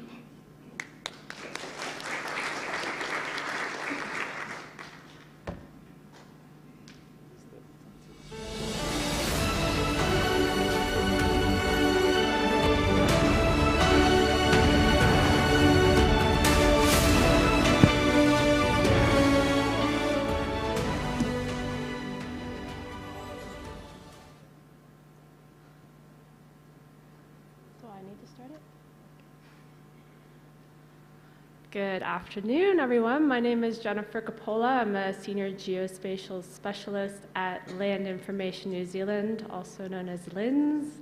And I'm really, really excited and happy to be here this week to talk to you about joining Land and Sea, and in particular, the New Zealand solution, project, the ongoing work that we're doing around our JLAS project. So an outline of the talk that I'll be giving today, I will give you some examples of some other projects at LINZ that are adjacent to our Joining Land and Sea project. I'll actually be repeating some of the background information around vertical datums, but slanting it towards more of the LINZ or New Zealand case. And I'll give a background on our Joining Land and Sea project, what we've done so far, some challenges and issues, and I think the discussion, you'll have to wait for that this afternoon or a little bit later, so I'll keep you in suspense for that. So New Zealand has this grand vision of creating a seamless surface from the edge of our exclusive economic zone up to the highest point of the land, so Mount Cook. And to do that, we have several projects on the go. We have South Pan, which we are doing in conjunction with Geoscience Australia to improve GPS, GNSS accuracy for normal people. We also have a nationwide LiDAR program where we've flown LiDAR covering most of the country to create digital elevation models. We have our HiPlan program, which collects bathymetric, multi-beam bathymetry in the ocean. And of course, there's a gap between those two data sets because the LiDAR only goes to the land and the bathymetry can only go to around the 5-meter contour. So we have another program called the 3D Coastal Mapping Program, which we just got funding for a few months ago. And this aims to collect bathy LiDAR in that intertidal zone between the LiDAR and the bathymetry. And of course, we need the JLAS project to be able to join these data sets together to create this seamless surface for what we all know we need it for inundation modeling, sea level rise studies, etc. So the Joining Land and Sea project sits under this 3D coastal mapping program, and I'm part of the New Zealand Hydrographic Authority, so we do much more than those projects. We make nautical charts and products. We do hydrographic surveying through contractors, and I wanted to show you this slide. I'm not going to dwell on it, but it just illustrates the resource that we have. So those names that are circled or highlighted in red are the ones who will be working on this JLAS project, so namely me, with 2 others who are more in an advisory or project management role. So now we'll go into JLAS. So as we know, all height and depth data sets are referenced to a vertical datum. In New Zealand, we categorize those in 3 types. So we have ellipsoidal datum, such as WGS84, or New Zealand Geodetic Datum 2000. We have orthometric datums. So we have a lot of local vertical datums based on mean sea level, which is what Nick was talking about earlier. And we've also tried to replace those local datums with our New Zealand Vertical Datum 2016, or the Geoid, which I'll refer to later. And that's based on gravity measurements. So that was done recently by our geodetic team. And we also have many tidal levels, such as lowest astronomical tide, which are calculated from harmonic analysis from tide gauge data. And of course, for data sets to be blended together, they need to be referenced on the same vertical datum. That makes sense. And we've done a lot of work to do that for our land-based datum. So we have conversion surfaces, separation surfaces that you can download for free on the LINS data service. The link is there. We have the quasi-geoid that relates the GRS-80 ellipsoid to the geoid.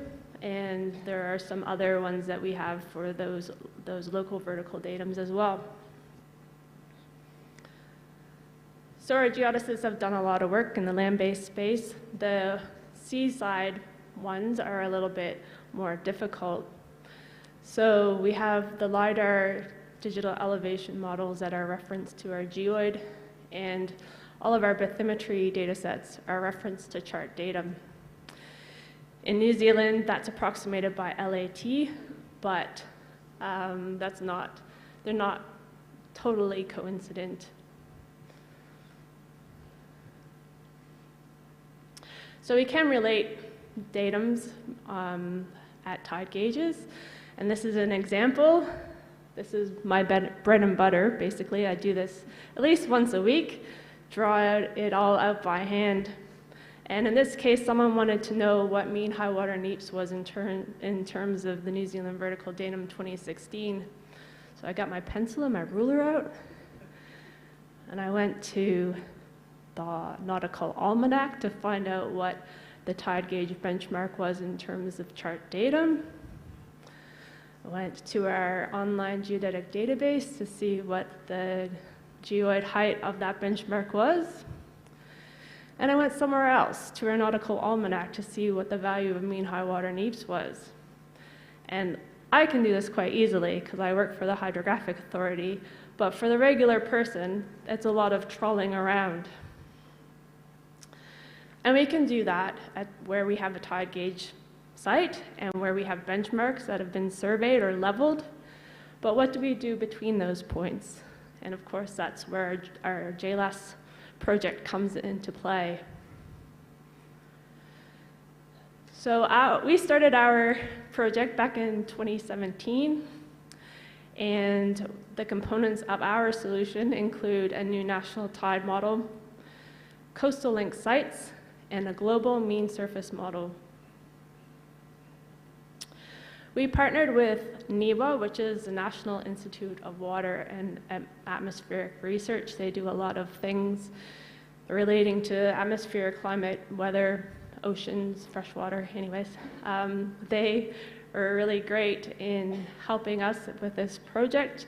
So they had a tide model that was based on data, bathymetry data from nautical charts, so soundings and contours, and around 12 tide gauge locations around the country, and that was developed back in around 2000, so pretty old.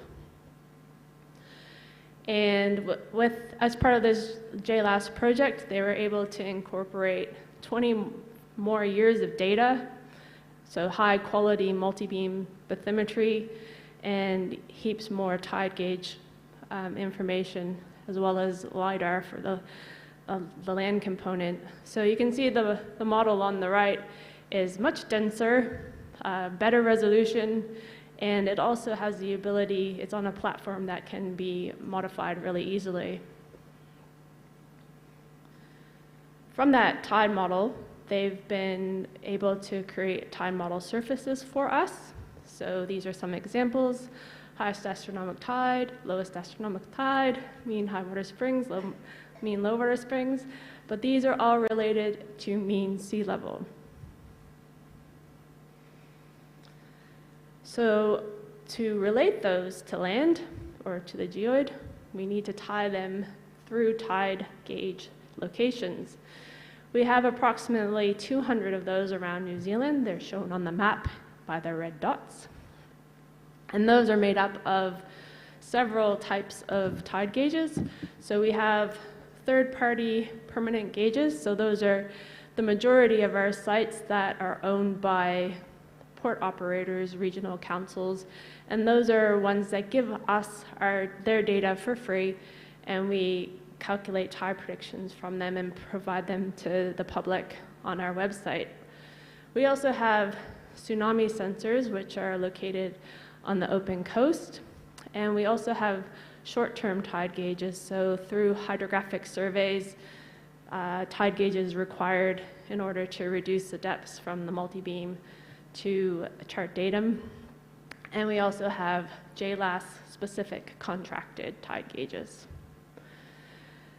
And those in particular are short-term tide gauges for which we've collected at least 35 days of data. We've also calibrated existing tide gauges, so reducing the tide measurements to the ellipsoid through a GNSS buoy normally.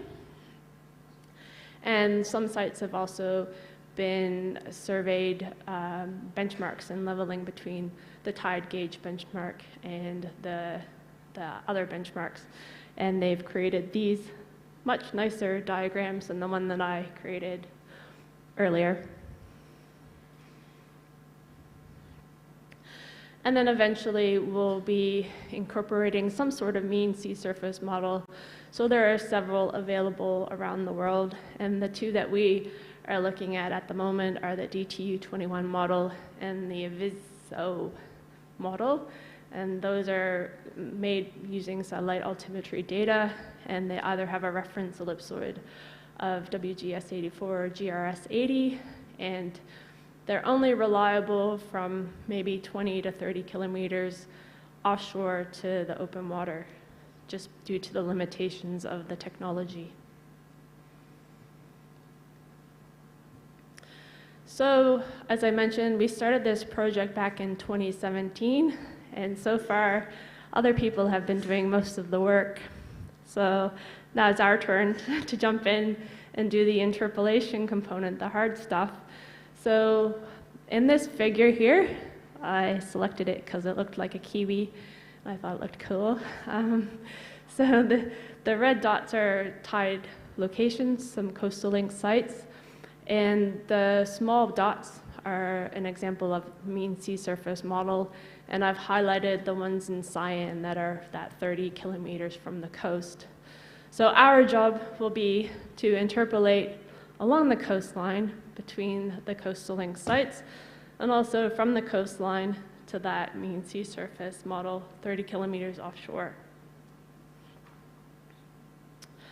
So what we've done so far is we've calculated mean sea level from tide observations at each of the tide coastal link sites. And we've used benchmarks to calculate the mean sea level to geoid difference. Ideally, this would be 0, but it's not because it's real life. And I've shown there on the map just the difference at the tide gauge. So most of the locations that are negative values, which means mean sea level is above the geoid.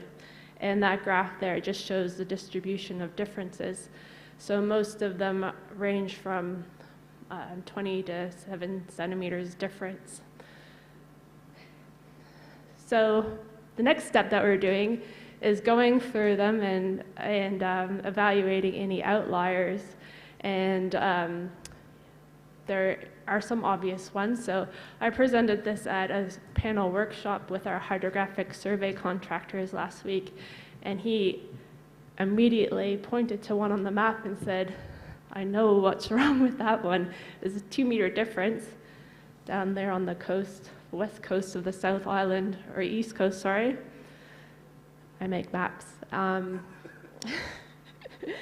he said that he gave us the results from the secondary gauge instead of the primary gauge or something like that. So I said, go back and check the rest.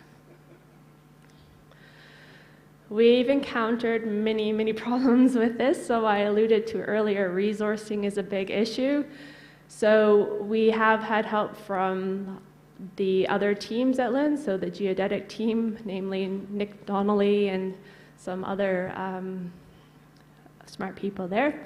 The problem is that they're very smart on the land-based, not a problem, it's not a problem. They're very good with the land-based stuff. We're really good with the hydro stuff, and be able to talk the same language is sometimes a bit of a challenge. So that's one thing, just having the resourcing, I guess, and someone dedicated to this project has been a real struggle. But I think now that we've started this 3D coastal mapping, and also by coming to this conference has put it back into the limelight. So thank you very much for inviting us here today. Another issue is related to processing. So we have a lot of metadata in text files and survey reports that whenever we need to check things, we have to trawl through pages and pages and network drives to find these data, this information that we need. It's also very spreadsheet based. So this is just a small snippet of my master Excel spreadsheet. So every time I need to update a new tide station or whatever, I need to calculate the levels in our tide software, put it into the spreadsheet, bring it into the GIS, so ArcGIS or QGIS, and sometimes I have tired fingers and I'll type something incorrectly. So that could be some of the problems in those outliers that we saw earlier. So very, very manual process.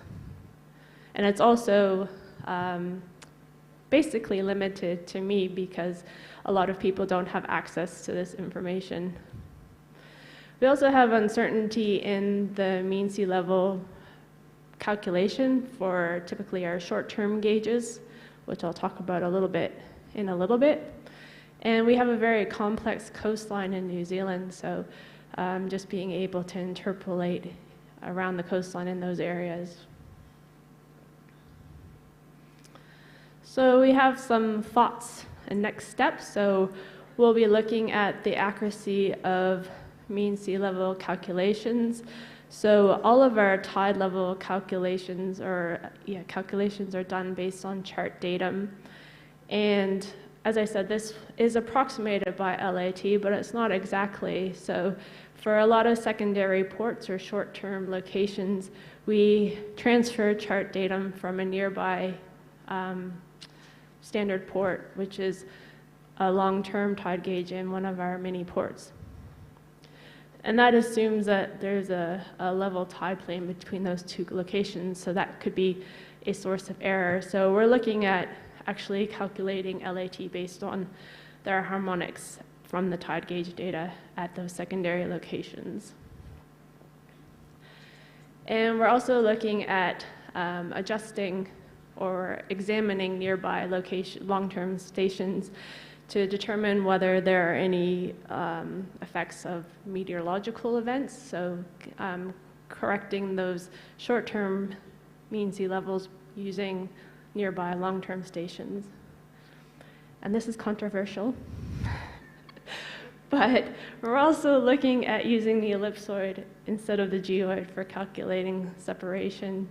And that's just because the calibrations and the benchmark occupations are using GNSS, and also because of the mean sea surface models that we're looking at are reference to the ellipsoid. However, as Nick pointed out earlier, the numbers don't really make sense. It's hard to find patterns when you're looking at those offsets around the country, as opposed to when we were using the geoid, there were definitely pockets of places that had the same separation value. So not completely solved on that. To address our resourcing issues, we have planned, well, we're thinking of planning a variety of both internal and external workshops. So we've been talking about this project for years and years and years, and people are tired of waiting for it. So they're quite keen to help us. And so with our survey contractors, oceanographic companies and things like that, we'll be hosting some workshops to get their input on the way forward. We're also looking at outsourcing some components of the project, so potentially creating us a database so that I can burn my Excel spreadsheet, and also maybe the interpolation component, so either a master's student or PhD student or an oceanographic expert that will help build some capacity within the country in that space as well.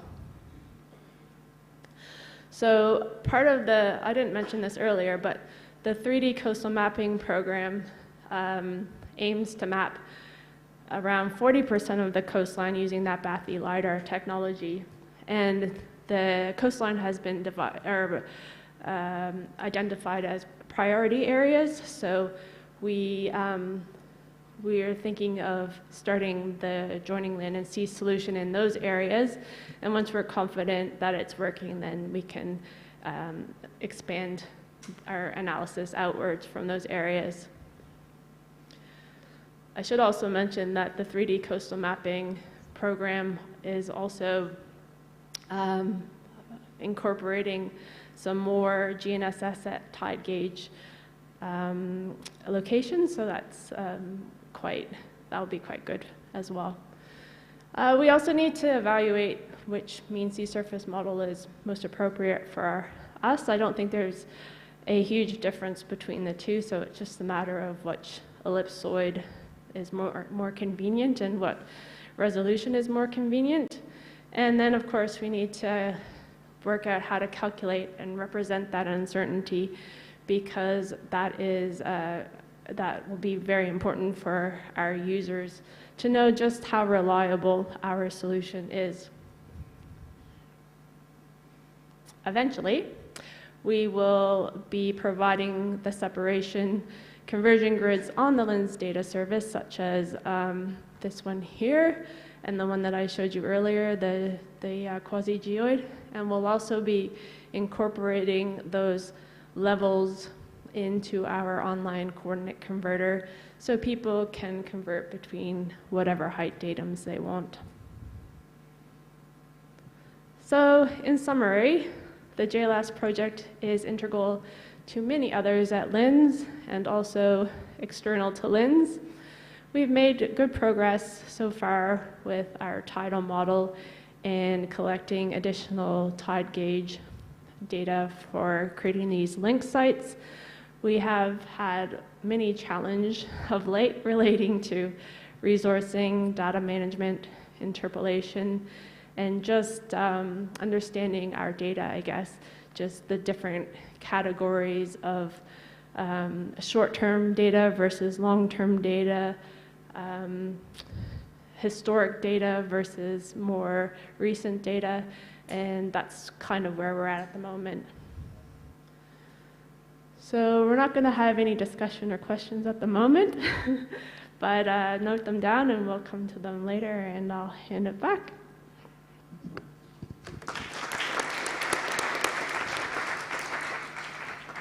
Thank you very much. Wonderful presentation, Jennifer. Really appreciate that. I want to use the moderator's discretion to ask one question while I think of it.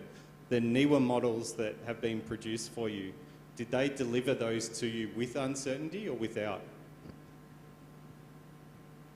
I think they've just given us a little ribbon around the coastline of some potential uncertainty based on their comparison to real tide gauge data, but not off the coast. All right, thank you very much. We had a number of workshops years ago with the Bureau of Meteorology in Australia looking about this for the project that Andrew was talking about. How do you bring that land and sea data together, propagate the uncertainty of tide gauge observations with land level, with geodesy? I haven't seen a lot of work done on that, so this is the problem with you being first. being second is a lot to the process, a lot easier than being first, but I'm sure you'll find a lot of partners who are prepared to work with you on those workshops you mentioned to talk through some of those ideas because a lot of people care about it. So yeah, thank you very much. Wonderful presentation. Next up we have Ibnu, thank you, who will be talking about the Indonesian digital elevation model. Over to you. Thank you very much.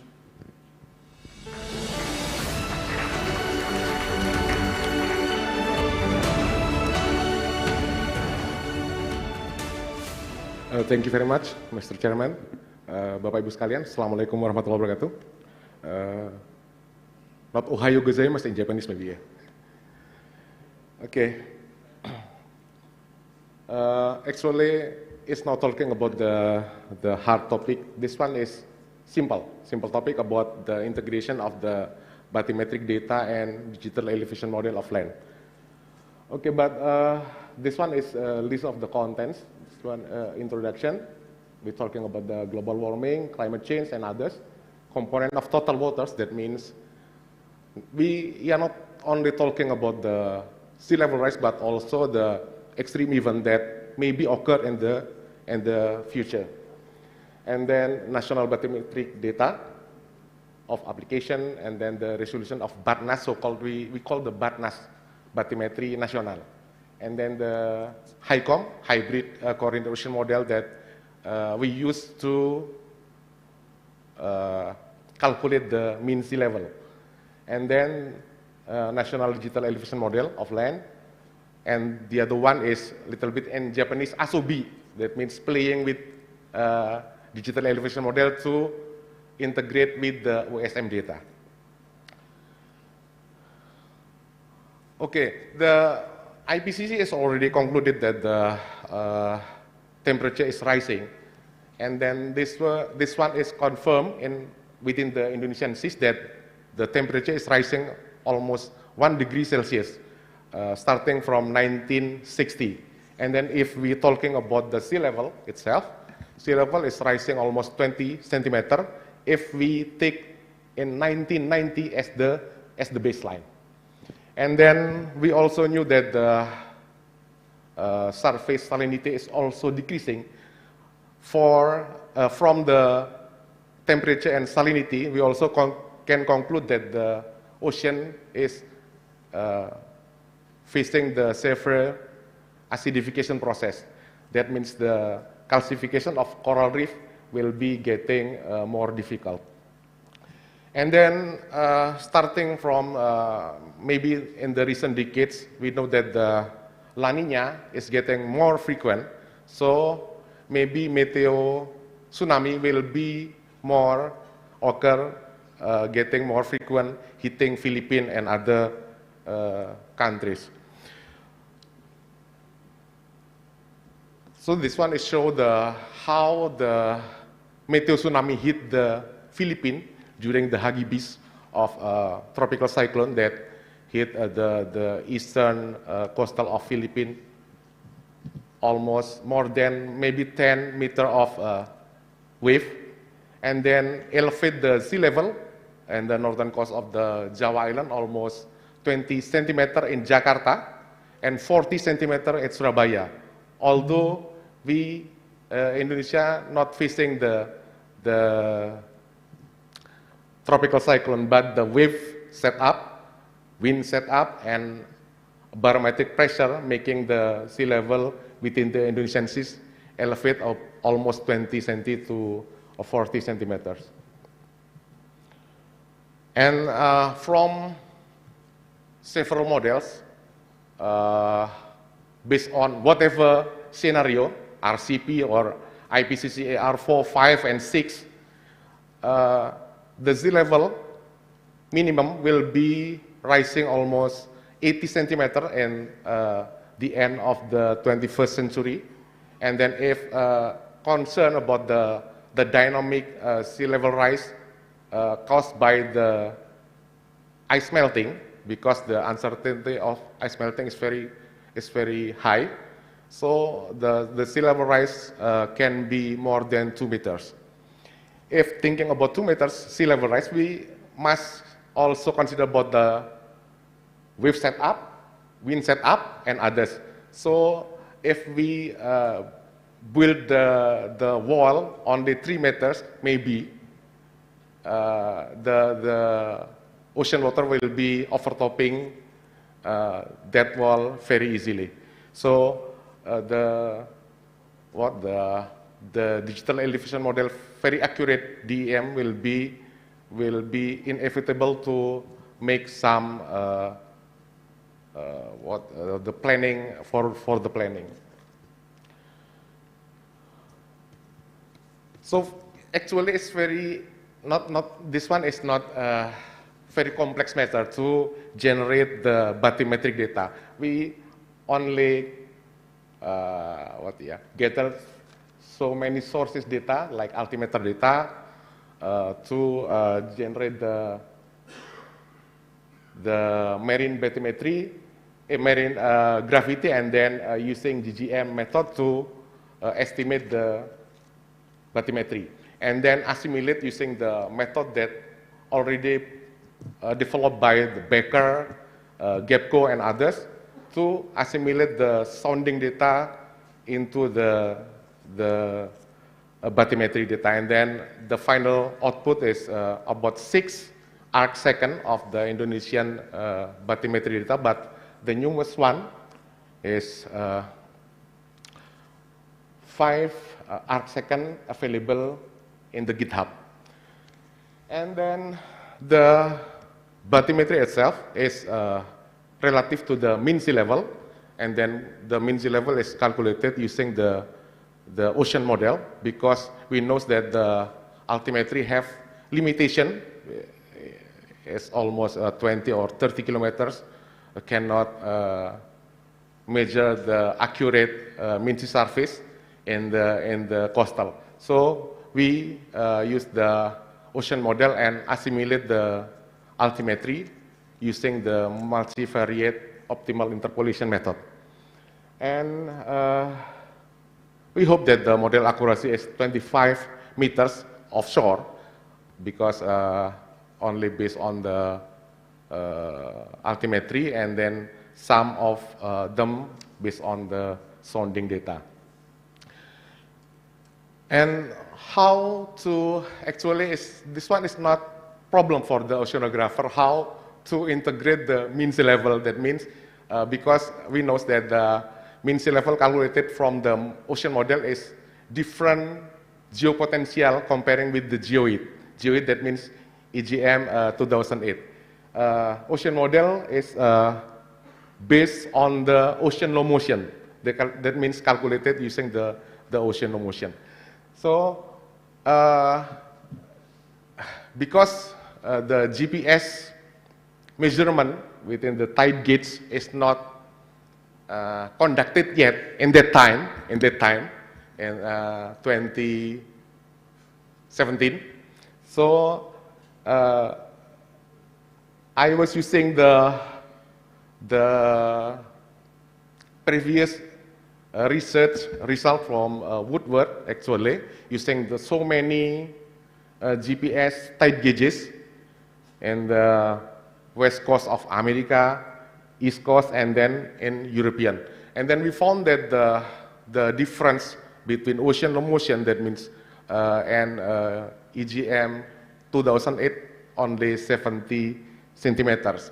And then we already actually comparing with the 2 tide gauge stations in the northern coast of the Jawa, at Jakarta and Surabaya, and relatively matching, and then the difference is only 5 centimeter after adding the 70 centimeter of offset data.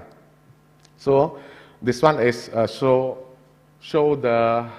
how the BM at the tide gauge station relatively with the Geoid and then ocean model and others. So using the very accurate ocean model actually can estimate the precise Geoid within the coast.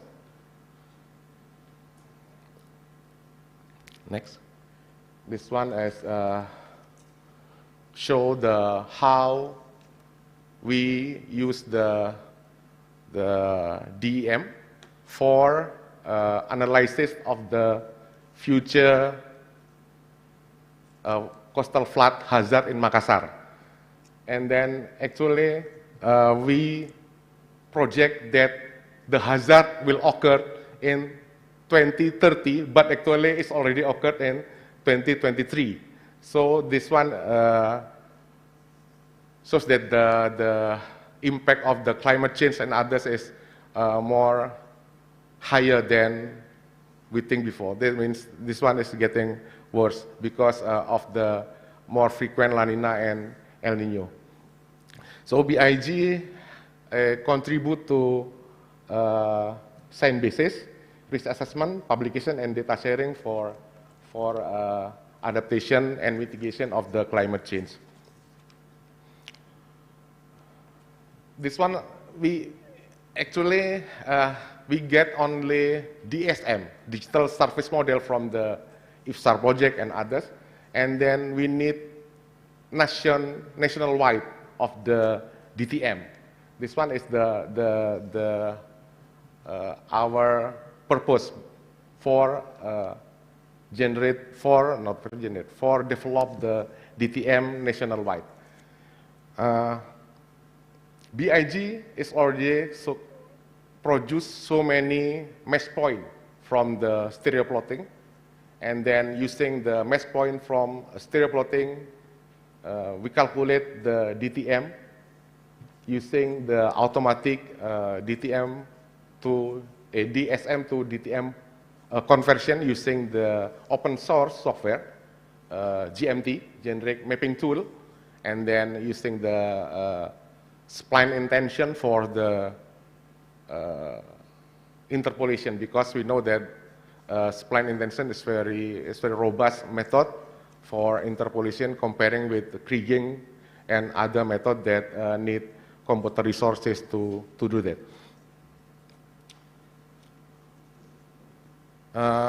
This one shows the difference between IFSAR DTM that produced by so-called the PPRT.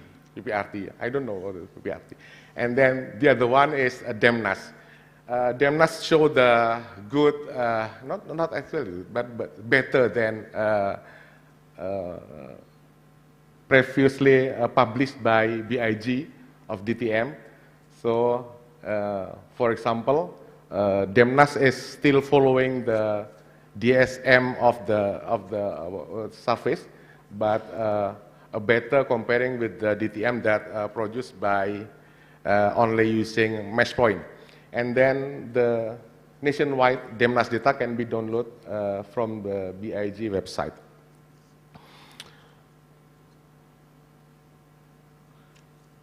This one is only in Japanese, maybe it's asobi, because I had no job at that time, so I try to incorporate the OSM data to creating the footprint. This one is pseudo 3D city model using DEMNAS and of the 8.25 meter of the resolution, and then creating the 3D pseudo 3D city data, and with the resolution of 82.5 centimeters. And only using the Tidal, using this one is, you can download the software very easily because this one is open source, and creating the footprint data. And also integrate the DEMNAS. DEMNAS is a land of digital elevation model and the BATNAS bathymetric data using the same method for assimilation. And then actually the vertical data is referred to the EG-LAM 2008 for integration between the DEMNAS and BATNAS.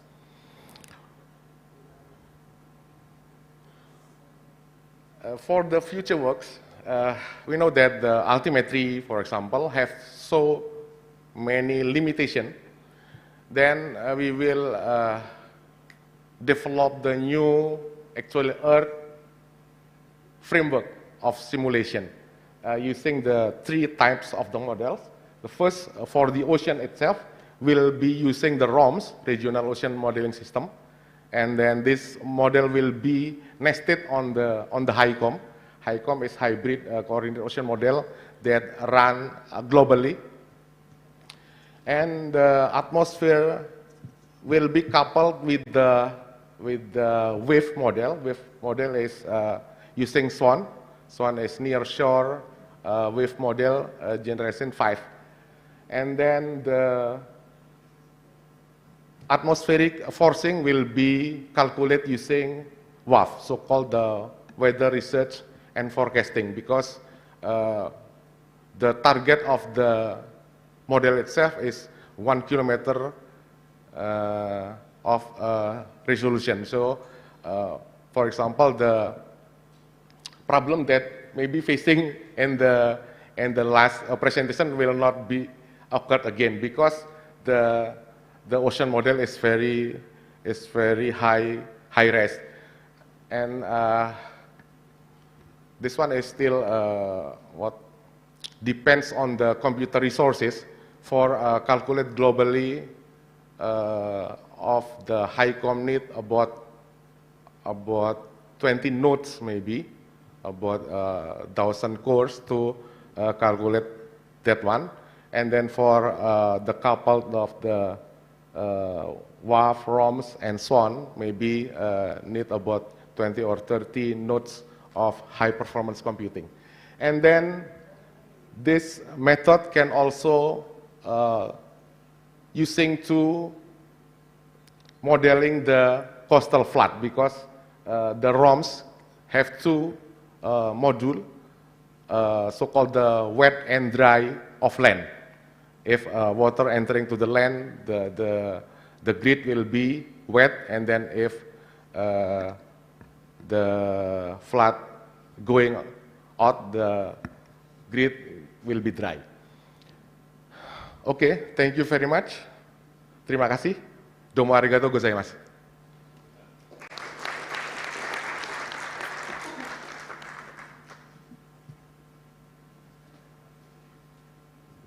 Thank you very much, Ibnu. And our final speaker before we have our discussion is Professor Lenny. Over to you, who's going to be talking to us about realizing a single vertical reference system in an archipelago country. Thank you.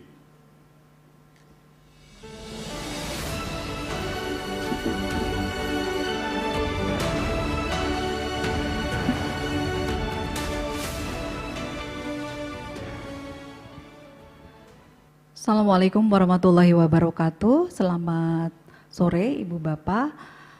Good afternoon, ladies and gentlemen. Thank you very much for Mr. Chairman for the time. So very nice to be here to join very important discussion regarding the connection between land and the sea. So my topic of presentation is about realizing the single vertical reference system in archipelagos country, mostly is for the case of Indonesia. And I'm Lenny, I'm a lecturer in physical geodesy, which is actually, this course is not so popular for young students because, you know, there are many mathematical formula, but it's not, they mentioned that it's not real. So, but we know that it's important. So this topic, I will,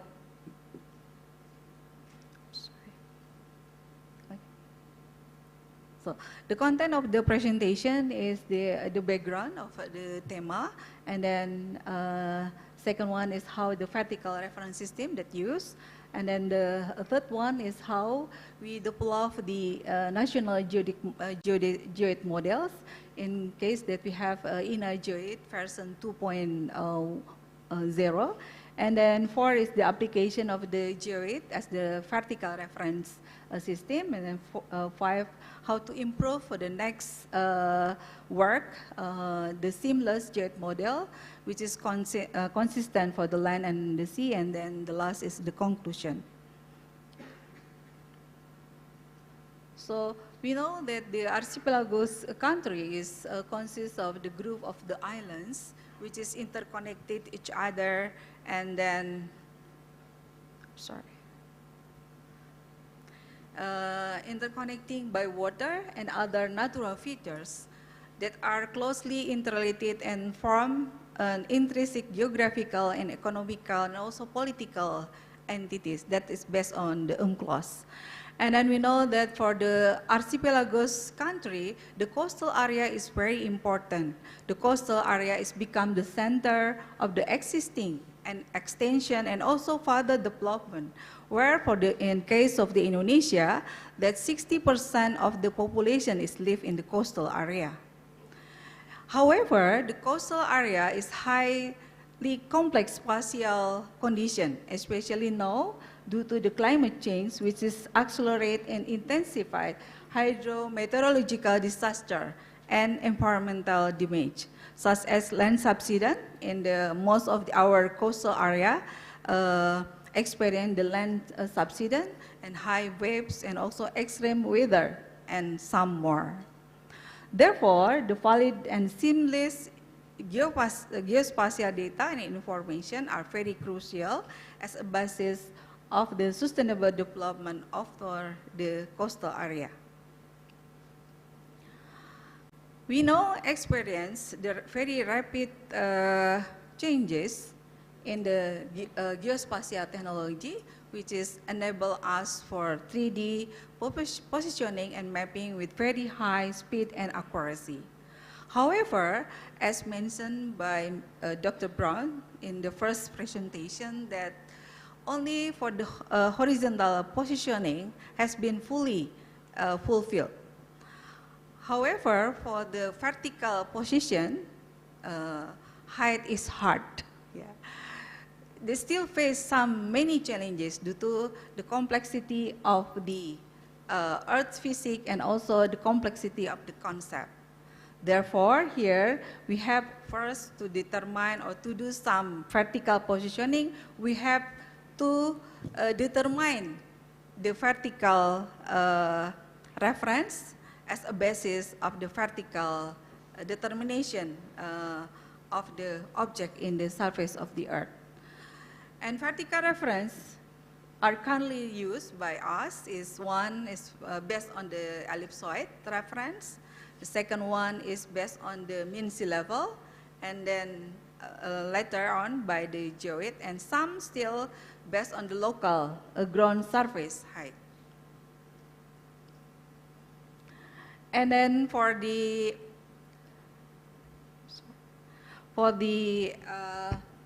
application of the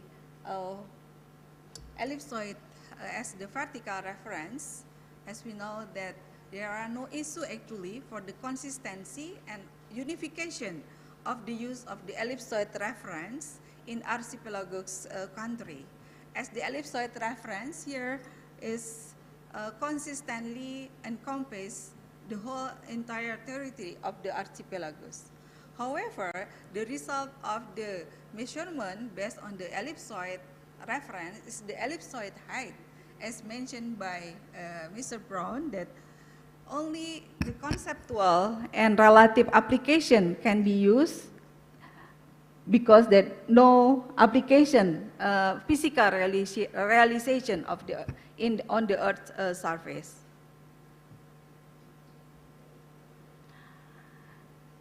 And another, the second reference vertical, they use its mean sea level. We know that we already used the mean sea level for in the long history, and then there is some problem in the application of the mean sea level as vertical reference, especially in archipelagic country. As we know that due to the sea surface topography, that each tide gauge station is defined different mean sea level. It means it's not located or not lying on the same equipotential surface. That's resulting the local height system, and in archipelagos country, it cannot be connected because it's separated by the ocean. Yeah. Another fact that when we use the mean sea level as the vertical reference, so then we have to bring the mean sea level or the tide benchmark height using the leveling network as the control point for the measurement on the line. And here are distribution of the tide gauge over the Indonesia is about, if not I'm mistaken, it's about 256 stations, but it's actually is nothing compared to the coastal line of Indonesia, because we have like 80,000 kilometers in along for the coastal line, and then we only have 256. So it's mean nothing. But so then, I think maybe every tide gauge will develop or they calculate local mean sea level, which is not connected each other, yeah, because of the separate by the ocean, and also because of it's very far away from each other. And the third vertical reference we use is Geoid. So we know that the height is not only the distance in meters, but we need the height in physical realization in the surface of the Earth. In this case, that the physical realization for the in the surface of the Earth is the water flow. Then we know that the water flow comes from the low gravitational potential to high gravitational potential. So in this case, that in the concept of the physical height, the height differences is not only about the vertical distance, but it's about the differences in the gravitational potential.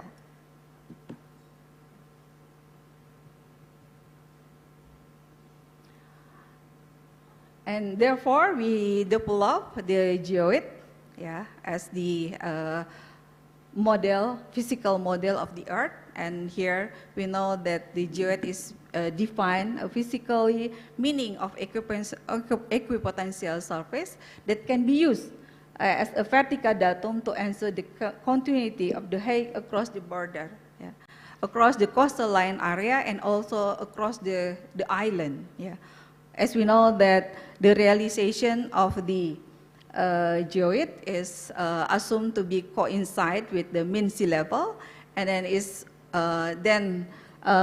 connected along the island. So then we can directly use everywhere the Geoid, and then we can get as the reference vertical, and then we can determine the vertical position. Using the Geoid, then many problems with the previous vertical reference system can be solved. For example, that when we use the ellipsoid as vertical reference, then we can solve by using the Geoid here. Before we have the ellipsoid height, and then we can get by using the Geoid, and then we can get the orthometric height that we use for practical and also for the conceptual application. Another one here, it's about the consistency of the orthometric height. When we use the mean sea level as a reference, we know that we have to handle or we have to give the correction for the orthometrical measurement, yeah, because of the not linear, not parallel of the equipotential surface. So here we use that using the Geoid, we can ensure that there is consistency between the direct measurement of height referred to Geoid, and then the vertical measurement based on the mean sea level. Another point also, we know that in the archipelagos country, where the position of the tide gauge is separate by the ocean, and we know that each tide gauge has the differences with other because of the sea surface topography. So then we can see here that the position of the mean sea level in each tide gauge is in different equipotential surface. And then using the geoid, we can determine or we can connect it or we can unify the vertical reference before, which is local reference, vertical reference, and become unified national vertical reference system for the archipelago's country. And later here, some information about the Indonesian geoid model, national geoid model, we call ENA-GGIM. So based on the regulation by BIG here, that the Indonesian already state that the national vertical geospatial reference system is the Geoid. And the new geoid model for national, for Indonesia is we call ENA-GGIM version 2, which is created by terrestrial gravity measurement for the certain area only, not for the whole country, but only for the certain area, measured from 2018 until 2020 with the spacing about 5 kilometers. And another, the most data is come from the airborne gravity data that cover the island of Java, Sumatra, Kalimantan, Celebes, Bali, Maluku, and some part of Nusa Tenggara, with the spacing track about 15 kilometers. And then we have here the accuracy of the free air anomaly is about 1.5 until 4.65 mellagauss. And then for the ocean region, we use the DTU 17, and also we use for the topographic data using SRTM 15, and for the global model as a reference, we use the AGM 2008 until degree of 360 resolution. And then we solve using the Stokes method, and then we do some step computation for remove compute restore and solution using the fast Fourier transformation, and then we get national geoid with the spatial of 0, 0, 1. It's about like plus minus 1.11 kilometers for the whole country.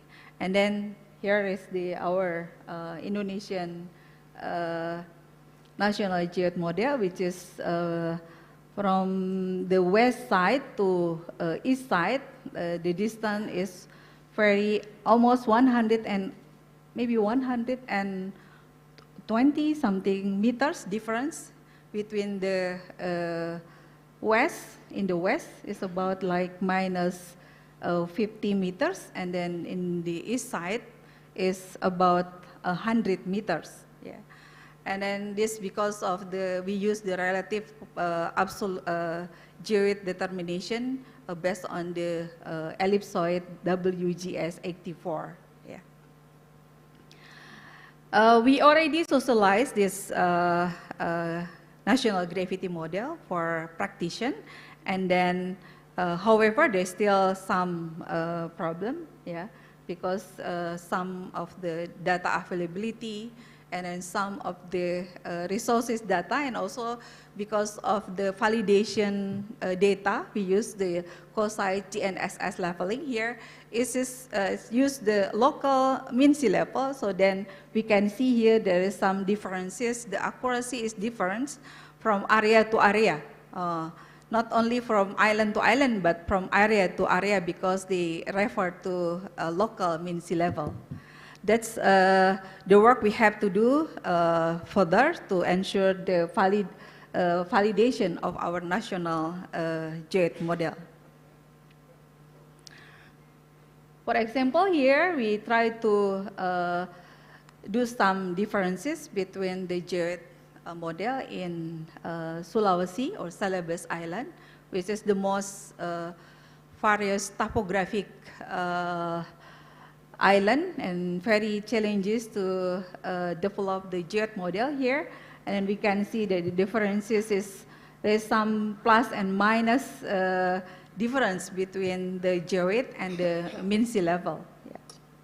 And also, it's not only in Celebes Island, even though in the Kalimantan or Borneo, it's the most flat island in Indonesia. The problem is still happens, so there is inconsistency between the geodesy and mean sea level because of the definition of the mean sea level is still local mean sea level.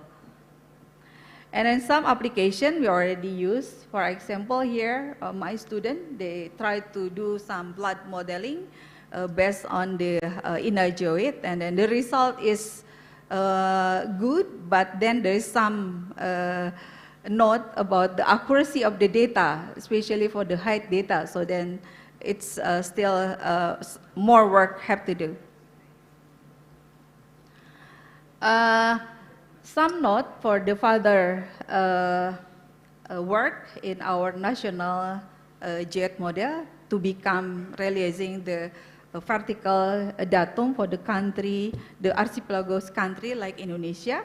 It's here, then we know that realization of the vertical reference for the archipelago country based on geoid need the accurate and seamless geoid model over the land and the sea area.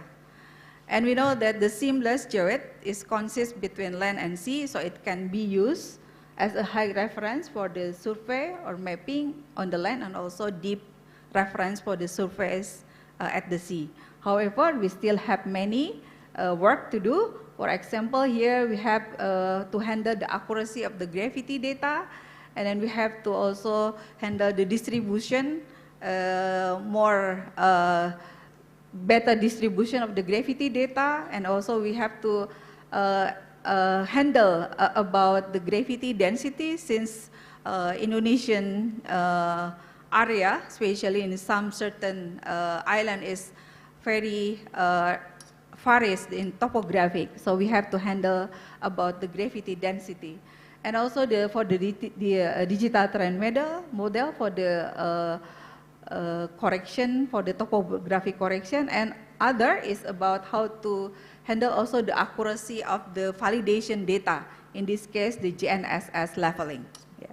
Some work already done. For example, here we have some work to use the geoid with density variation here. The first model we use only the standard density, it's commonly used, and then in the second one we try to use some other density, in this case the global UNB density model, and then we can see that even in the around the validation network with the GNS leveling is not so significant difference, but we can see over the high topographic area in the, for example, in the mountainous area here, that the differences between the standard and the density geoid model is very significant. It's about like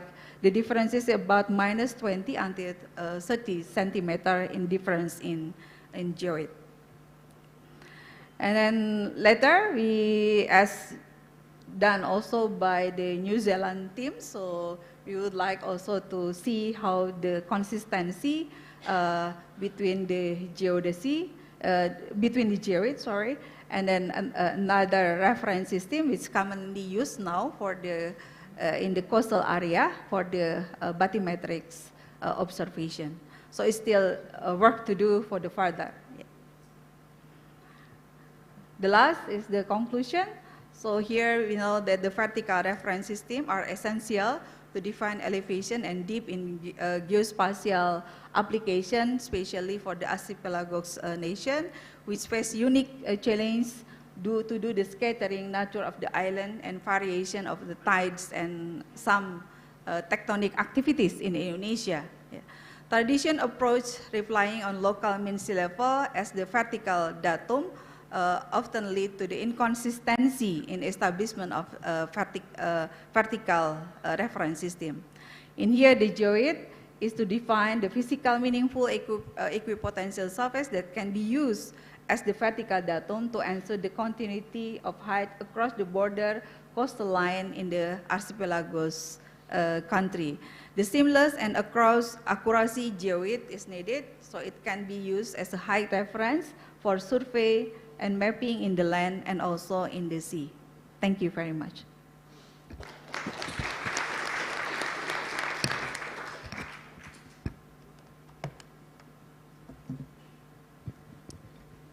Thank you very much, Lenny.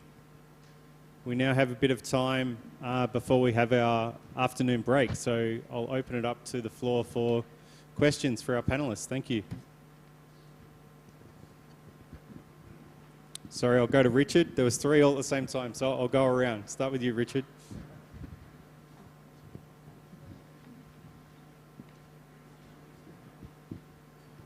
Thank you very much, all of you, for such interesting talks and topical.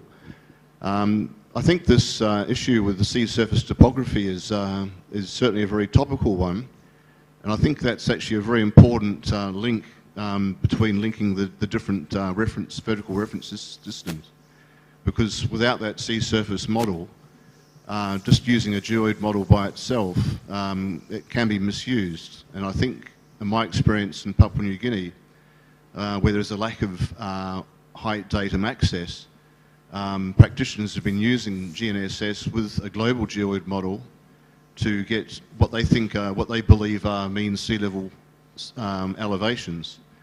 And this has caused big problems in coastal engineering surveys, because in Papua New Guinea, like in Indonesia, the difference between the global geoid, say EG-LAM 2008, and local mean sea level varies between 0.7 and 1.5 meters. So without that correction, the elevations are being overestimated by that amount for coastal sites. So I like your approach, Jennifer, that you actually look at individual tide gauges, compare them with the sea surface topography models, or MDT, like the DTU one, see how they compare with each other. And I think that having a model where you can actually have a model that goes directly from the ellipsoid to a mean sea level elevation in a single step has a lot of merit. But one of the problems we encountered in PNG is that we have very high rainfall. Some of the places in Papua New Guinea receive around 10 meters of rain per year in the western, around Tabubal in that area. And this, of course, goes into the rivers. So the Fly River, the Sepik River, the Parari River have some of the highest flow rates of any rivers in the globe. And of course, they go out to the sea, and you create a massive bulge or lens of freshwater that can penetrate the surrounding sea by tens of kilometres. And these flows are seasonal, and that really disrupts the local modelling of tidal measurements, because unless you factor in that seasonal variation of the fluvial discharge, you really don't have much to go by. So really just a few comments, but I really like the approaches all of you have taken, and it's really good to have such good talks at a conference like this. I really appreciate that. Thank you. Thank you very much, Richard. I'll take that as a comment, a very valuable comment, but thank you very much. We had 2 more over here. If we go around, thank you. Hi, thank you for the sharing. I thought it was a very interesting presentation, but coming from someone who is not technical, my question is, I mean, Nick, you've mentioned about using the geoid as a common reference frame to integrate land and sea, but why do we not use the ellipsoid? I see that the ellipsoid line cuts across land and sea too, so why would you prefer to use the geoid over the use of the ellipsoid itself? And then in that case, because we have also heard from presenters saying that the geoid is a very expensive and costly to maintain, to capture the respective information, whereas the ellipsoid is it's like an arbitrary datum that's being used across the globe. So why would we not consider using that as a reference frame instead?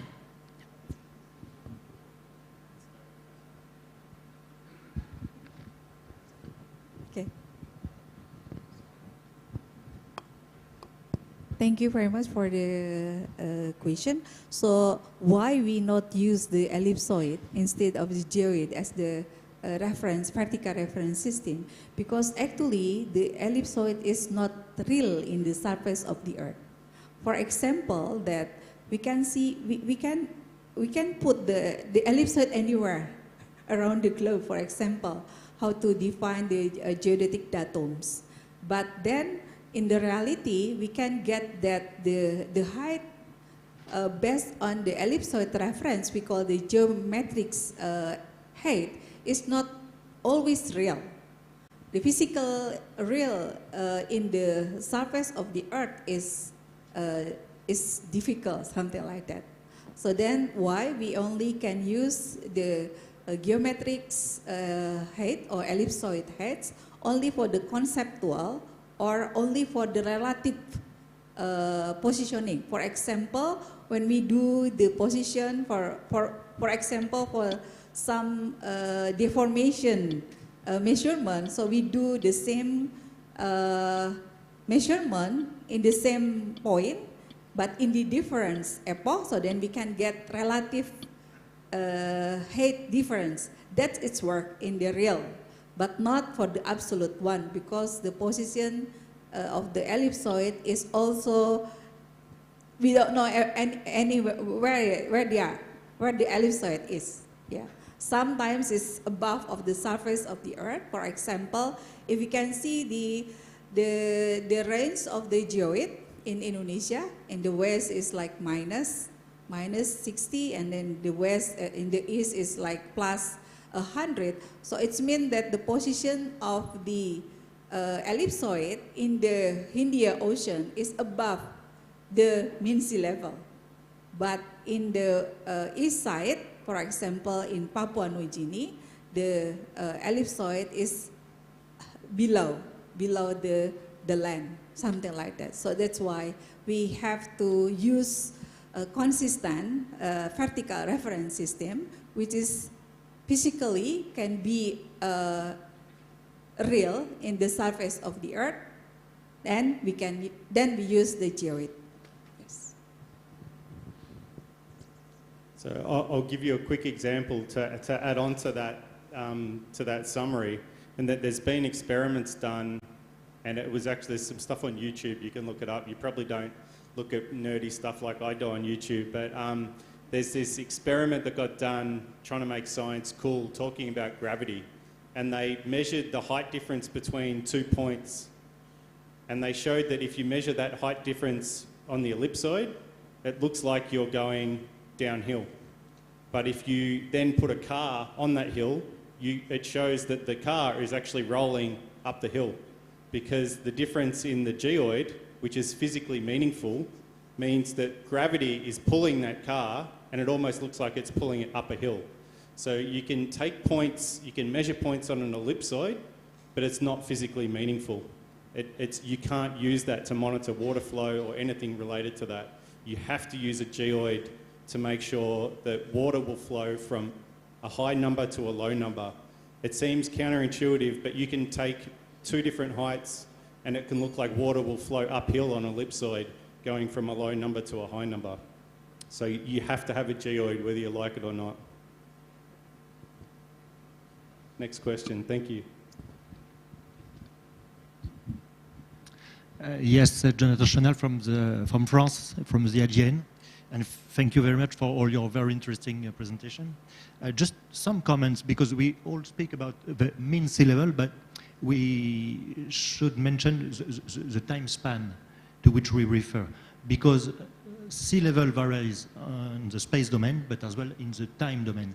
And the space products or tide gauge products, but should always refer to the time period to which it is expressed.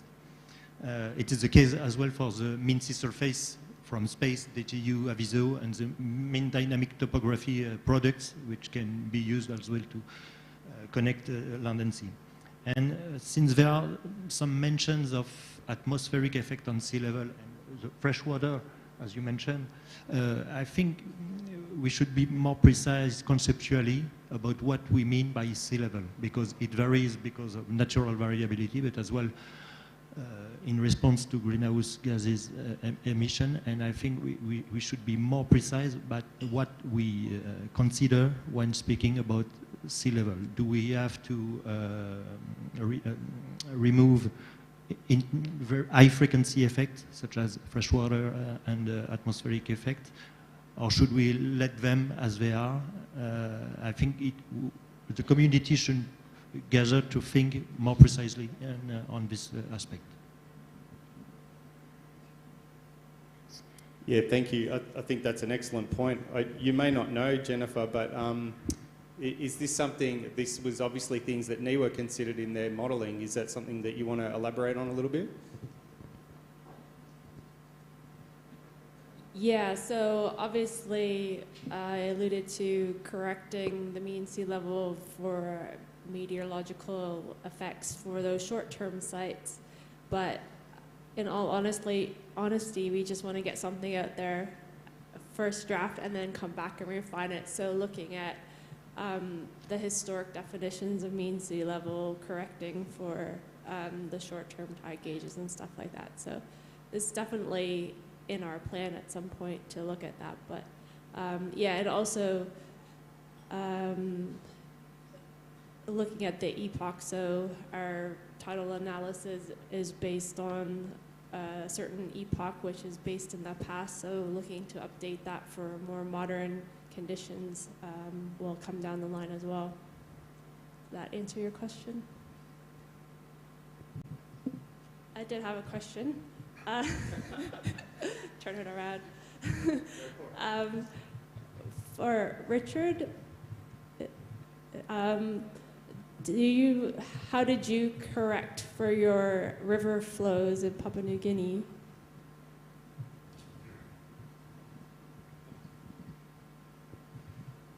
Basically, to answer the question, we didn't. We ignored those when we developed the model. So it eliminates about 25% of the coastline in PNG. We used tide gauge data that was before the NMSA, my colleague next to me here, fellow countryman, Nicholas. They've developed a tide gauge network in the last 7 or 8 years. But before that, the tide gauge network was in a very, very poor state of maintenance, if not partially non-existent. So we had to use what tidal records we had at stations around Papua New Guinea and have ellipsoidal heights on those stations, and also factor in vertical land motion expected for those sites. And when we did that best fit, it was the fit with our correction model was around about 0.1 at 1 sigma, so which is probably close to the uncertainty of EGM 2008 as well. So the Geoid model we have in PNG at the moment, and it's desperately in need of an update, is probably accurate to about 0.15 at 1 sigma. So we ignored the fluvial mouths. So basically we eliminated Daru, we eliminated Wewak, we eliminated Lay. They were the main ones we eliminated because we couldn't use that data.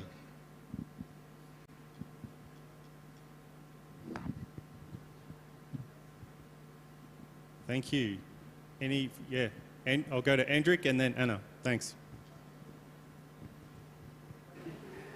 Thank you. I think just to add a comment on the tide gauges and the tidal observations, from the Pacific Sea Level and Geodesy Monitoring Project, we publish annually the epoch, or every year the mean sea level is updated, and it's reference to the tide gauge reference point, which is tide gauge 0, the LAT and the HAT are updated. So we publish them on the tide calendars, and that is actually the public information available. And again, with the levels we provide, these are updated from the levels which we do every 18 months as well. And those are reflected on the benchmark information too as well.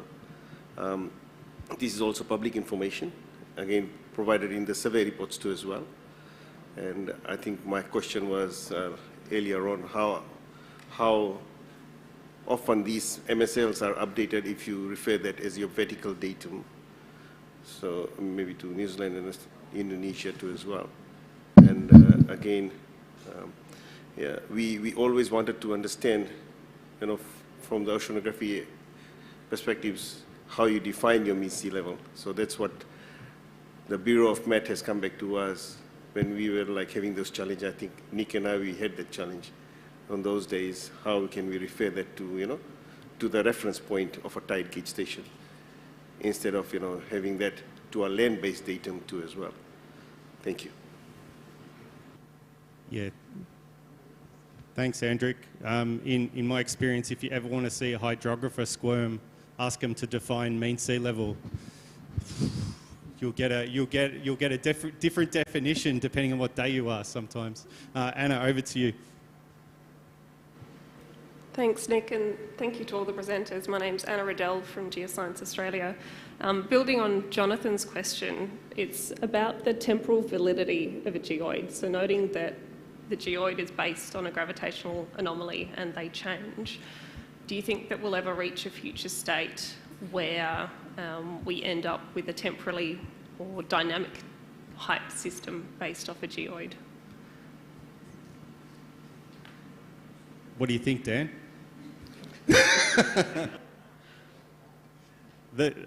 I'll give you my quick view there, and then I'll pass it around if the panelists have something to add. Some countries are looking into it, like that's why I pointed at Dan Roman from NGS, National Geodetic Survey from the US. This is a model they're adapting now.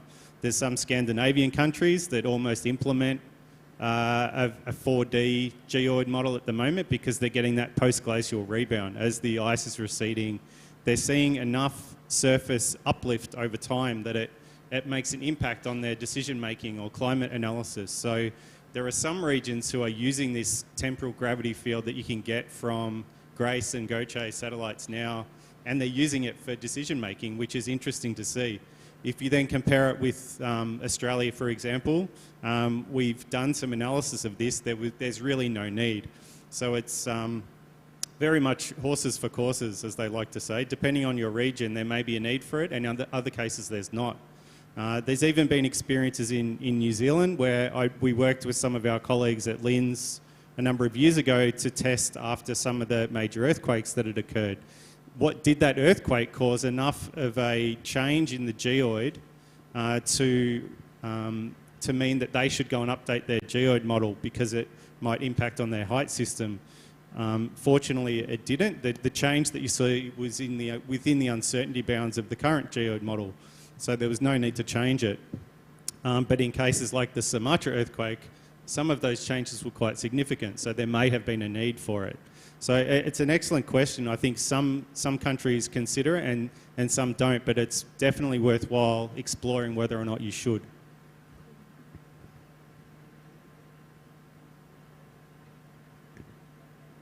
Any other questions from the floor or from the panelists to the floor?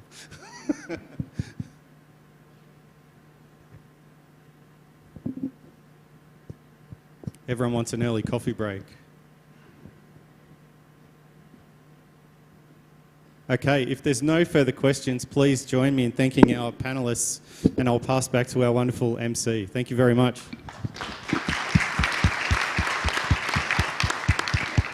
Okay, ladies and gentlemen, thank you for the wonderful and fruitful discussion. To all speakers and moderator, please remain on the stage. And I would like to kindly ask Mr. Brown to deliver the token of appreciation for all the speakers. Please come forward.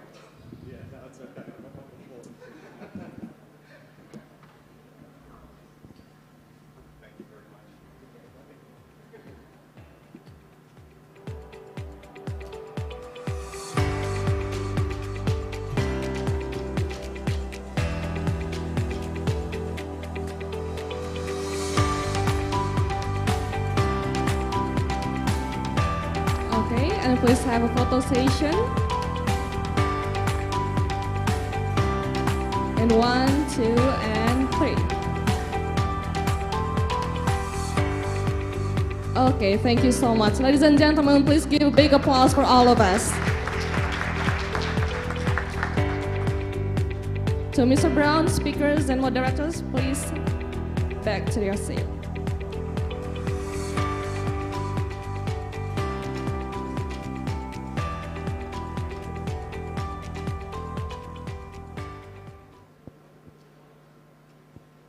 Ladies and gentlemen, I know this is a critical time, and I've noticed some of you starting to lose concentration. To help you refocus and regain your energy, we will have an afternoon break. And please note that all participants shall return at 4 p.m. Refreshment is available at the pre-function area, and we will start to continue to the fourth and last session at 4 p.m. Thank you and enjoy the refreshment.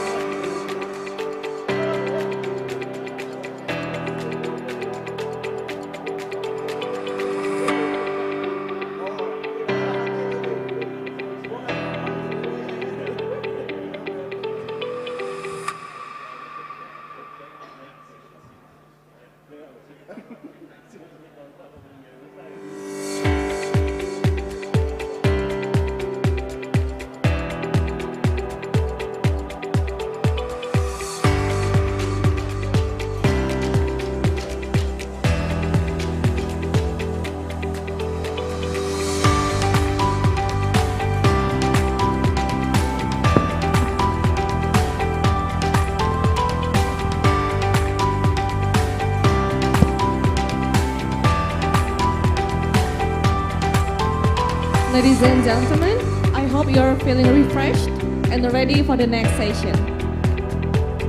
May we kindly ask you to be seated? Thank you.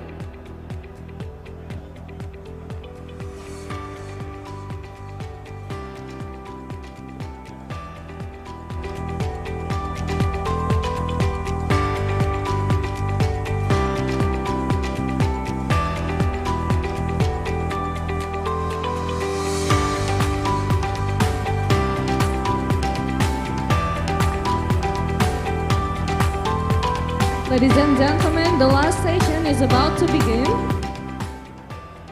I request all of you to be back to the room because the next agenda will begin in a short while.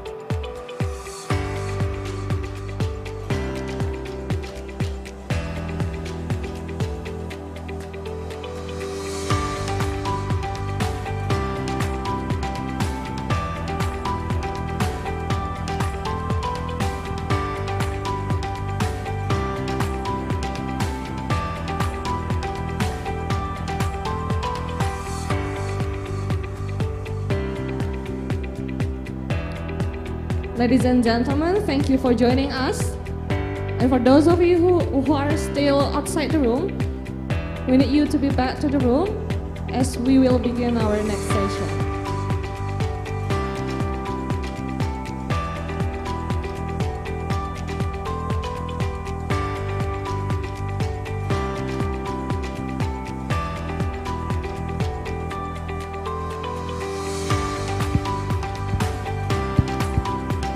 Director, are you ready?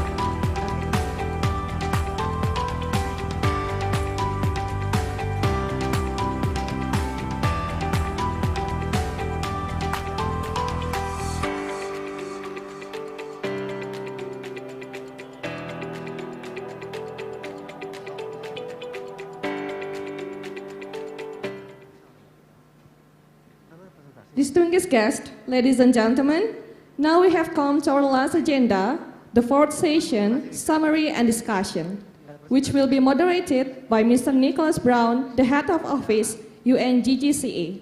Let's invite again our moderator, Mr. Nicholas Brown. Please give a big round of applause. Thank you very much. Wonderful Master of Ceremonies. You've done a great job today. Thank you very much. For this session, it's an open discussion, okay?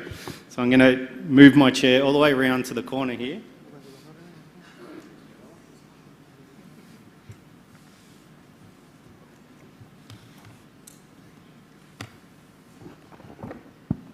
No, it won't reach that far.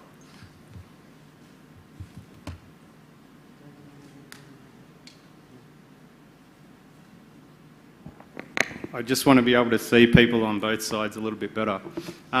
So this is really a discussion component for the day, and I want to open the floor on 3 particular topics that we can go through. The first one, if you have a look, these are written in the agenda, by the way, if you have a look and you want them written down. It's really around, if I go back up to here, sorry.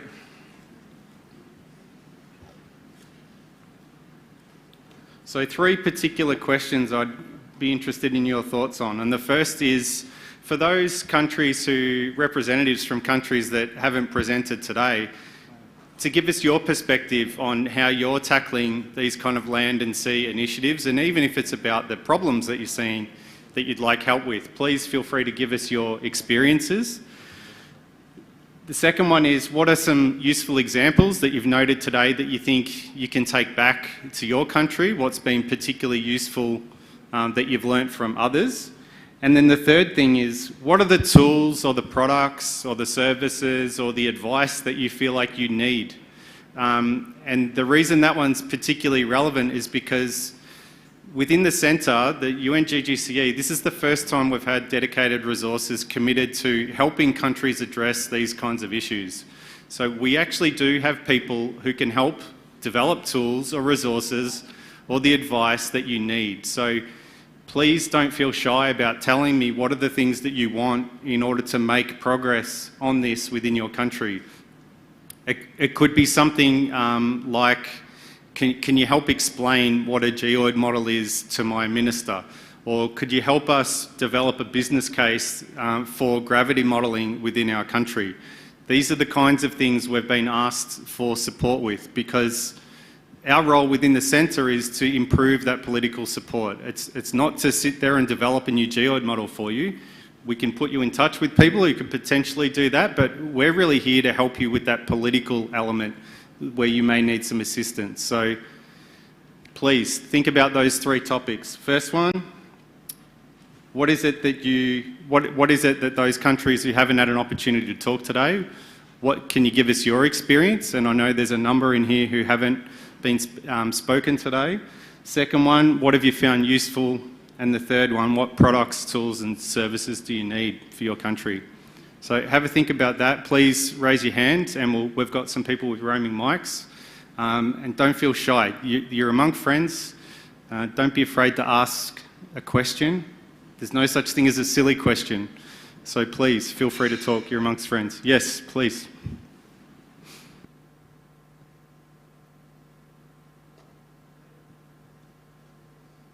Hello. Yes. Good afternoon.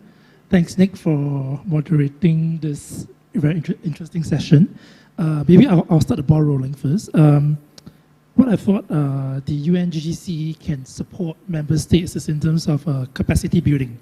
I mean, we have discussed a lot about the importance of having to drive competency skill sets, and I think what you've just mentioned. How do I explain what is the Geoid model to my ministers? But at the same time, how do I explain such complex relationships between the ellipsoid, the geoid, to kids, or even to parents?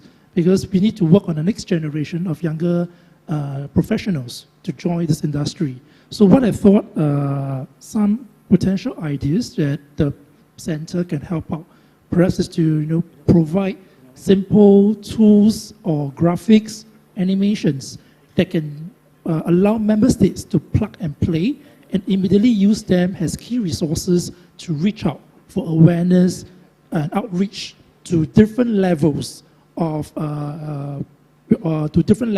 people from different age groups. So I think that will be a very useful tool or useful campaign to do so. So that's one of my first suggestions. Perhaps another idea is also in terms of then how do we engage the young more?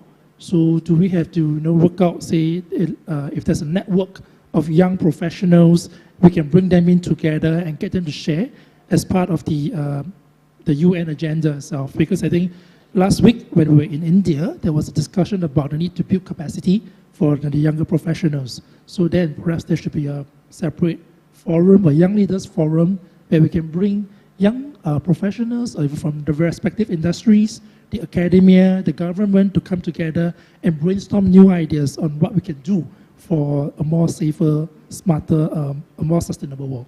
Yeah, thank you. Thank you. Some great points there, particularly around the public awareness. I think it's a critical element if you want people to move into this geodetic field. The first advice I'd have is don't call it geodesy. One of the most successful campaigns I've heard around getting geodesists to study geodesy was something they've done in Germany. They won an award for this recently within a region within Germany where it roughly translates to Earth measuring. And they had very simple words that came up on the screen, and they showed awesome imagery. And anyone who's a geodesist here knows the kind of places you get to go as a geodesist. Antarctica, Papua New Guinea, the South Pacific Islands. You can do amazing stuff and visit amazing places. It sells itself. So why are we so bad at selling this? So we're trying to learn from some of these campaigns that have been successful. They're looking to take that one in particular and grow that across Germany and potentially even further than that. But we have engaged a communications firm to help with that public awareness raising. So that's one of the things we're looking at next year. And also we're running capacity development workshops. So they're mainly going to be around how to modernise a geospatial reference system. So looking at some of the elements of today. But I think, and this is something Basara mentioned as well, that there is a real need for something like Geoid model school or Geoid model development. So that's something we'll also consider talking with Basara and his team about from UN-GGIM AP. So thank you for that. Yeah, but great points, I'll take those away. Thank you. Vaipo. Thank you. Vaipo Mataraia from the Cook Islands, and also the current chair of the Pacific Geospatial and Surveying Council. Thank you also to all the presenters today, though these presenters were so comprehensive and understanding in the way that you guys presented.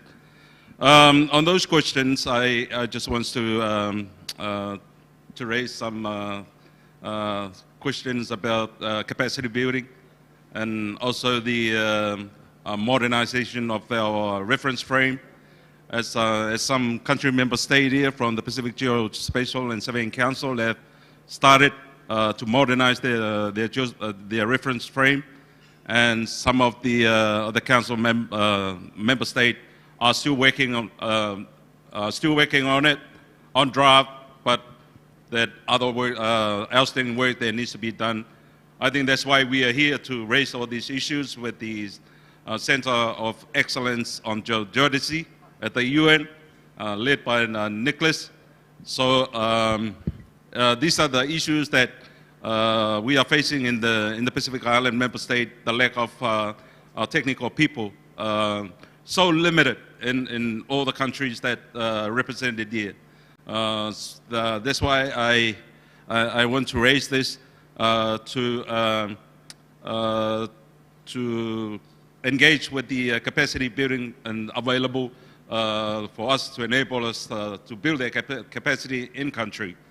I know there are some opportunities for us, the country member state, to engage in this training opportunity. And as I mentioned before, we also need some assistance in developing to modernize our reference frame, but we need assistance to complete this and take this across to our ministers, to the government of the Cook Islands or any other of the member state to assist, to take this to the end so we can have a reference frame for us to enable us to bring all different geospatial layers. The problems within countries that a lot of spatial data has been collected, but there's no reference frame to, these data are all over the place. And it's the reason why we want to modernize our reference frame, and also to upskill our surveyors. In our Pacific countries, that there's a lot of people are leaving. There's no succession plans in place. We cannot stop young people. They can easily distracted and move to other countries for creating a pasture. These are the challenges we are facing in the Pacific Islands. we have so many people that leave because of their access to New Zealand and Australia.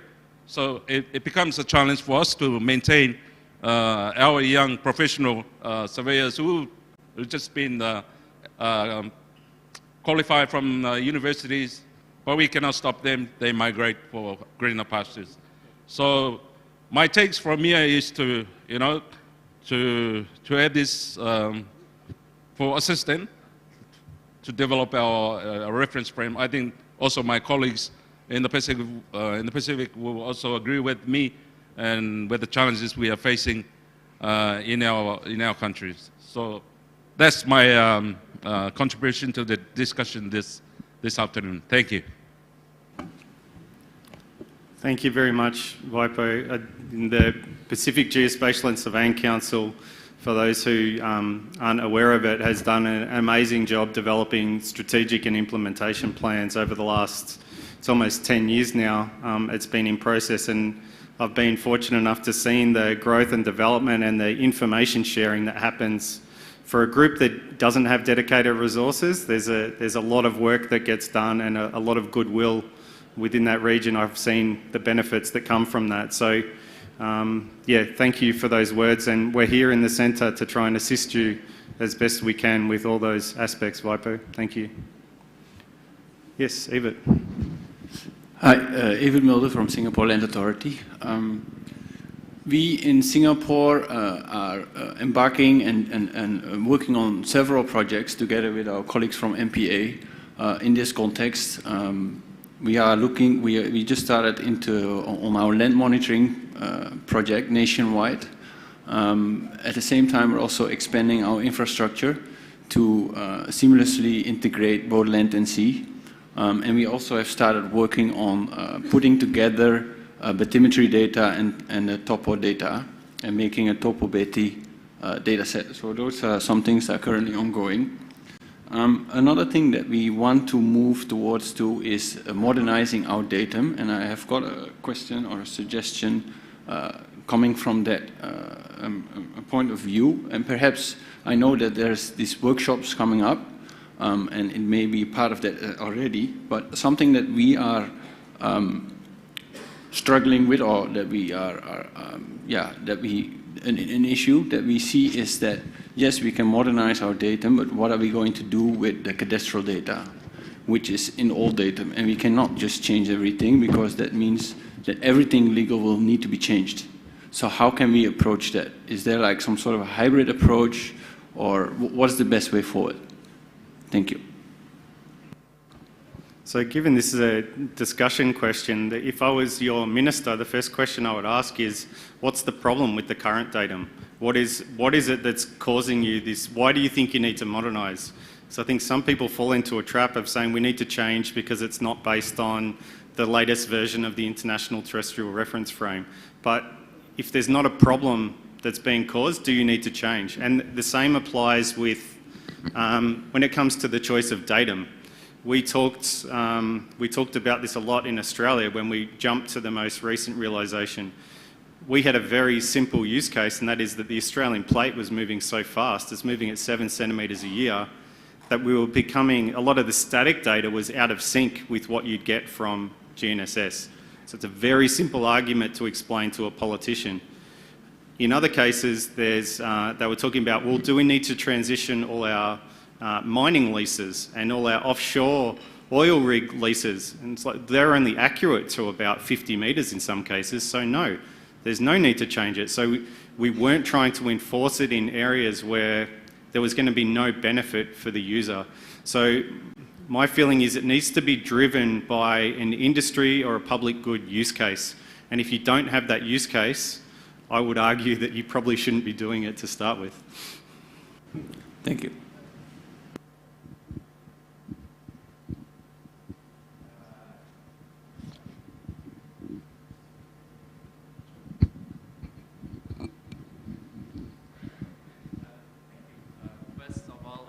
I'm really happy to attending this workshop, because me myself, I'm not a geodesist, I'm a geologist, but I think I'm an end user for it.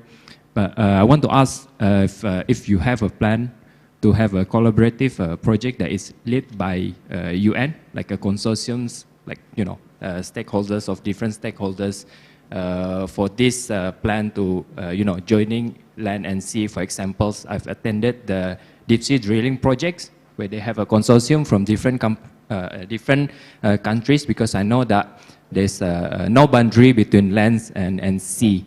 But in reality, for the research purpose, sometimes we have a limitation where there's a boundary between, let's say, between the seas. And yeah, so will it be a plan for that? Because it will be good for sharing knowledge and how to do this between the countries that maybe like need assistance for it. Thanks. It's a great question. And what it comes down to is what the member states want. So some people often think about the United Nations as being a separate organisation or a group that has its own agenda. None whatsoever. The United Nations is you. It is the countries. So we are the staff who work for the UN. We're a secretariat that serve what you want. So in terms of providing advice on where this could potentially go in the future, we currently have an expert work group on land administration, we have a working group on marine, we have a subcommittee on geodesy, and what we've seen in the most recent 3 or 4, some might say 10 UN-GGIM meetings that we go to, is that member states are pushing for greater collaboration between those groups, because they see that there is a real need for integrating this land and sea data. The issue has been that those working groups, they're almost doing all this effort on volunteer time. They all have day jobs. There's no extra people who can help with this. So that's a long way of me coming to the conclusion that I would like to make here, is that this is a place where the centre can potentially help. So we are the first group within UN-GGIM that have dedicated people to try and address some of the challenges that are happening. If we can do something in the UN-GGCE where we can work with Victor and Parry and the other working groups to do something of bringing those working groups together to address some of the challenges, we would like to know specifically what you would like us to do, and then we can dedicate some people to help with that. So whether it be advice on connections, or as I was saying, advice on geoid model development, advice on standards and where better integration of standards needs to be. They're the kind of information I'm looking to get out of this discussion so I can take it back and put it into our work program.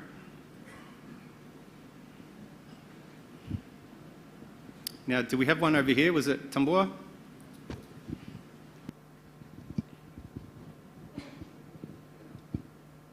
Thank you, Nick. Asake Tambua from Fiji. I just want to contribute to this discussion in terms of my experience on the projects that we are currently doing for Fiji. We are currently modernizing our geodetic datum. We started way back in 2015.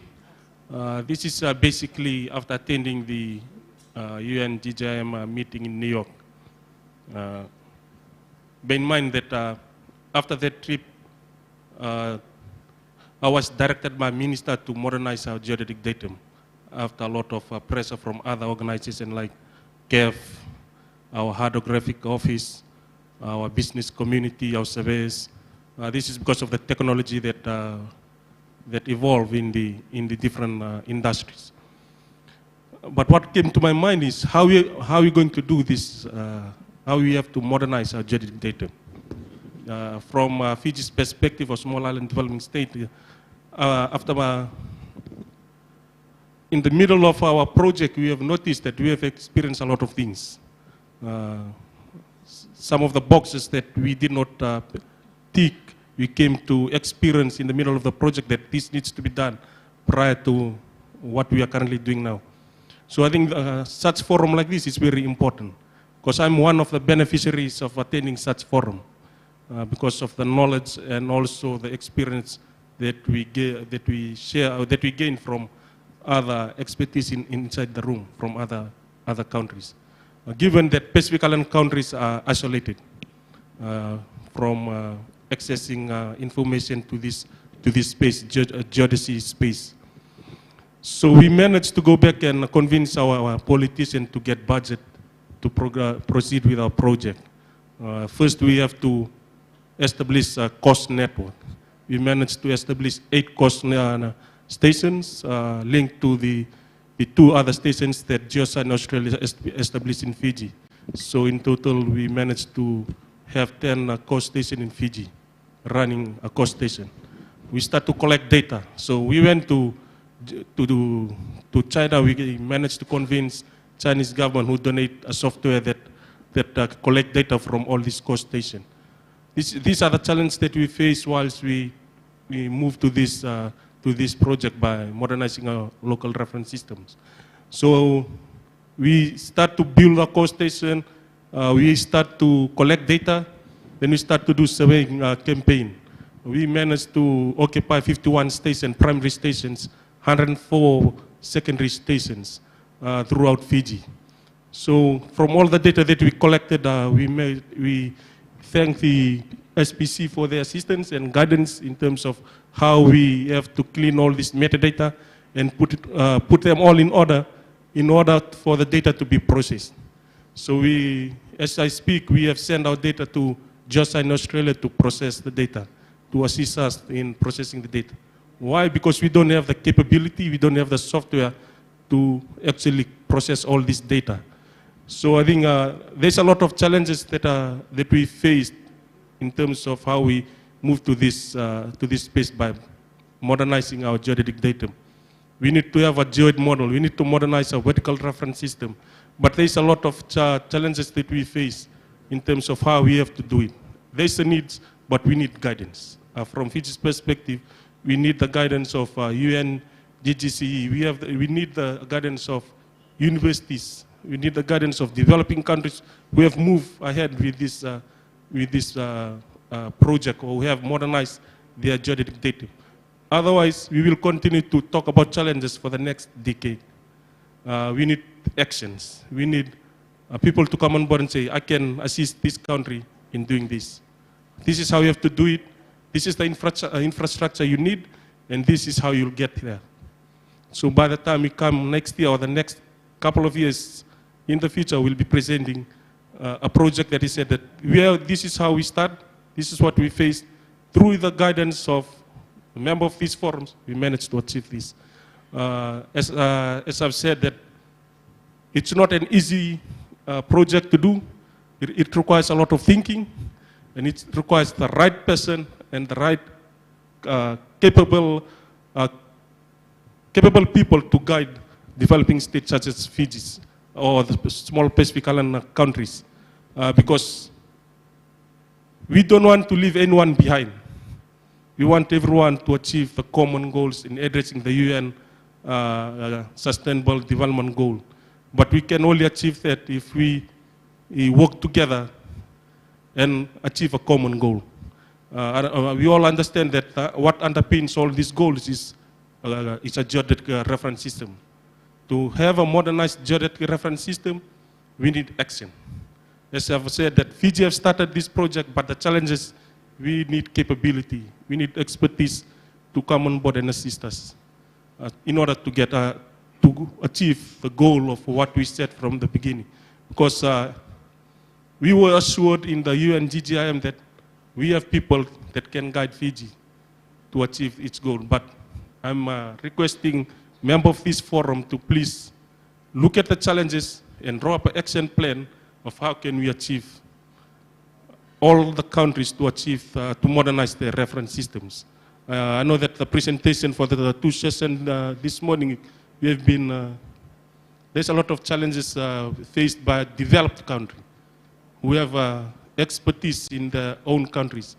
They still have, they still find challenges in moving forward. If they find challenges, then imagine how the developing country trying to resolve these challenges.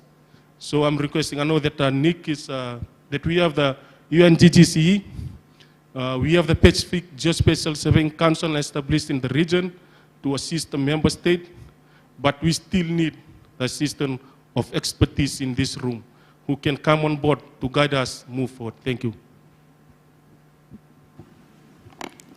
Thanks, Tambua. Well said.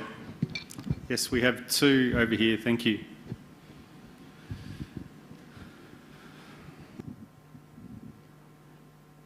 Good afternoon, ladies and gentlemen. I come from Vietnam. I would like to share some experience in my countries when we have the monitoring the land subsidence in the southern of Vietnam. We also using the cost data and also the leveling technology with the INSA technology.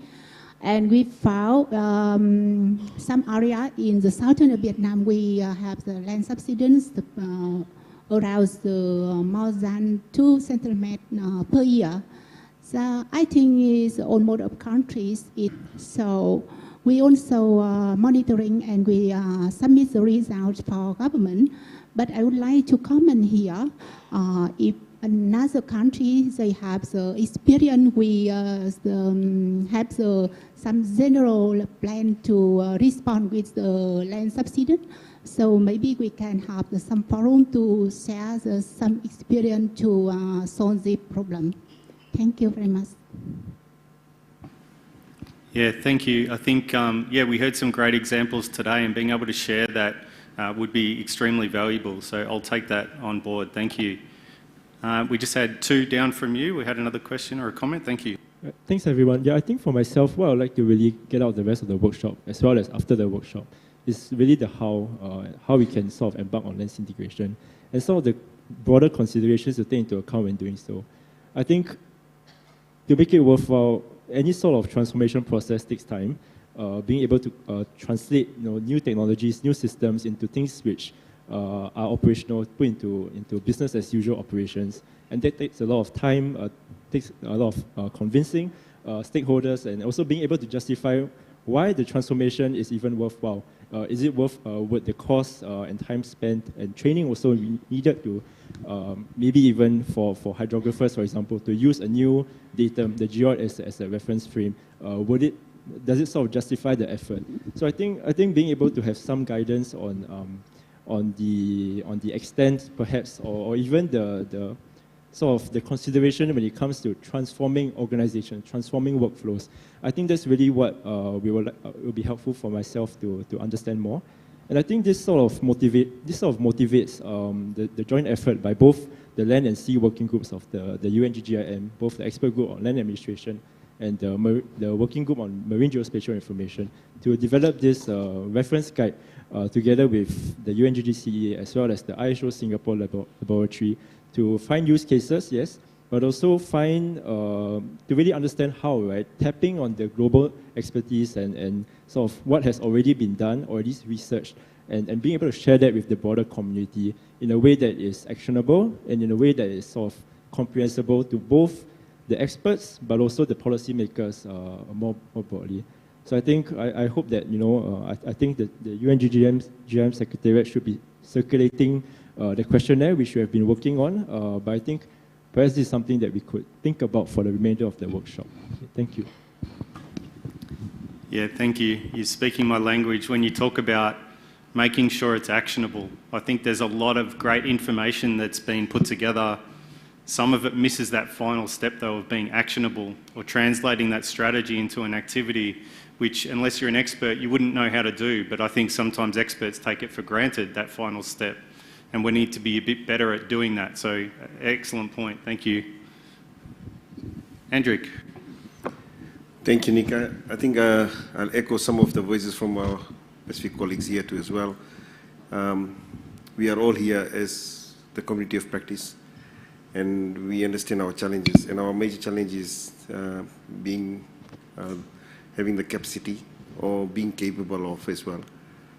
Today's past two sessions was about the different height system, what is a Geoid, and having that understanding as well in the Pacific is a challenge, and building that capacity as well. I think it's also a challenge too as well. So in terms of if we are using a GNSS equipment on the operation side, an operator needs to understand how to operate different types of GNSS equipment, like a Trimble, all of that. So that's one example. But if you run a workshop on the operation side, And then again, you run a workshop on the different height system. It's focus groups as well. But maybe if this is not achievable, but is it possible, the countries who are here from Asia, can they able to like assist or support the countries in the Pacific to host them, to understand the height system, or to have, building capacity in the Geoid as well. So we understand Geoscience Australia have been doing that too as well, and thank you very much, and LINS as well, but maybe, we could also approach Asia too as well, to have some of the Pacific colleagues be attached in Japan, in Singapore, in Indonesia, on attachment basis as well. And that will be seen as an opportunity to build capacity or transfer capacity in those areas. Thank you. Some great practical suggestions on how we can do capacity development. Thanks, Andrew. Sorry, I'll go to Richard and then I'll come back around to this side. I'd like to echo Andrik, Vaipo and Tambua's sentiments. One of the problems I've experienced being in Papua New Guinea is that we, at the University of Technology, we have excellent graduates, and that's capacity. But unfortunately, they, when they graduate, they don't go into the public sector or academia. They end up getting snapped up by mines or the private sector. And therefore, their knowledge is kept within those particular confines. I'm just interested to know what strategy there can be to attract graduates in surveying and geodesy to actually put capacity into practice in reality at a government or an academic level. That seems to be a financial thing.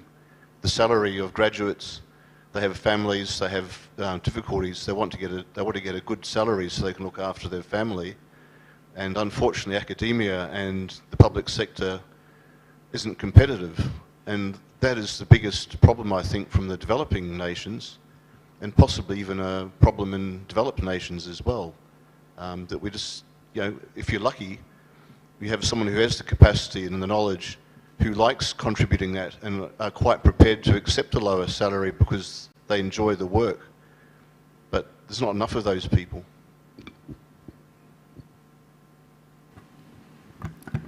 It's an excellent point. I don't have an answer though, but I would, if anyone has a response to, yes, thank you.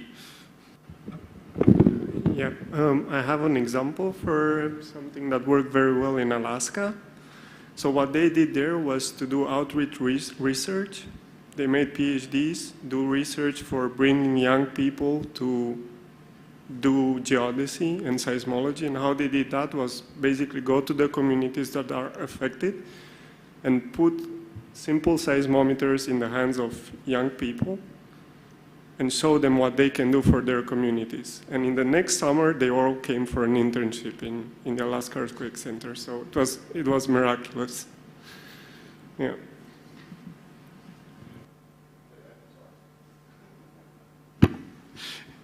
You can't beat practice, particularly with geodesy. As I said, you get to visit some great places, so hands-on experience is a great point. Yes. Hello. All right, thanks. So I've heard quite a lot of different discussions about capacity building, the need to modernize, our reference framework and the challenges associated with it. So my question here is really to also throw back to the floor to think from the other perspective in terms of what do we mean, or how do you define success in joining land and sea? What is the state that we are looking at? Is it just simply by integrating the land and sea infrastructure, or is more than that? Where are we heading to? What are we looking at? And of course, the how is the roadmap towards it, but what is the end goal? Because I think this is very important in terms of how we can, in a way, set our KPIs as from our bosses or our policymakers. They will always look at, so what is the ROI, or what's the return of investments that we are doing this? For example, we have mentioned about the need to modernize our reference systems, but why? So what is the end goal? What's the end state? How do we consider what is successful? And whether can we quantify some of these successful metrics?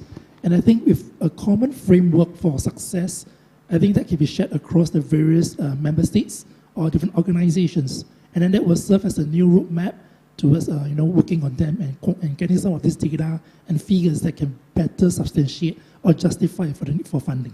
Yeah, thank you. Yeah, it's a great point, and it's something I've talked with Parry and Victor and people like John Nyberg about throughout UN-GGIM.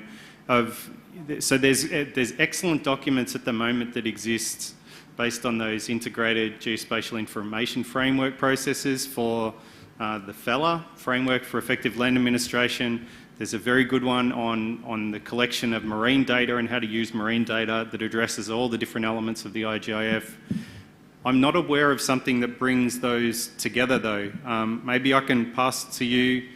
Are you aware of anything that's already talking about a framework that integrates these two data sets together, or is this a gap that's currently missing? I'd be interested in your thoughts from you and Victor. Thanks, Parry. I have no answer to your question. Well, something we are working on is still works in progress. Something which is relevant, I think they have touched on, that we are trying to produce a guidance document based on the IGIF and IGIF-H and the 9 strategic pathways. And that will be the basic document. But can I just tangent off to come back to some of the points raised about the capacity building?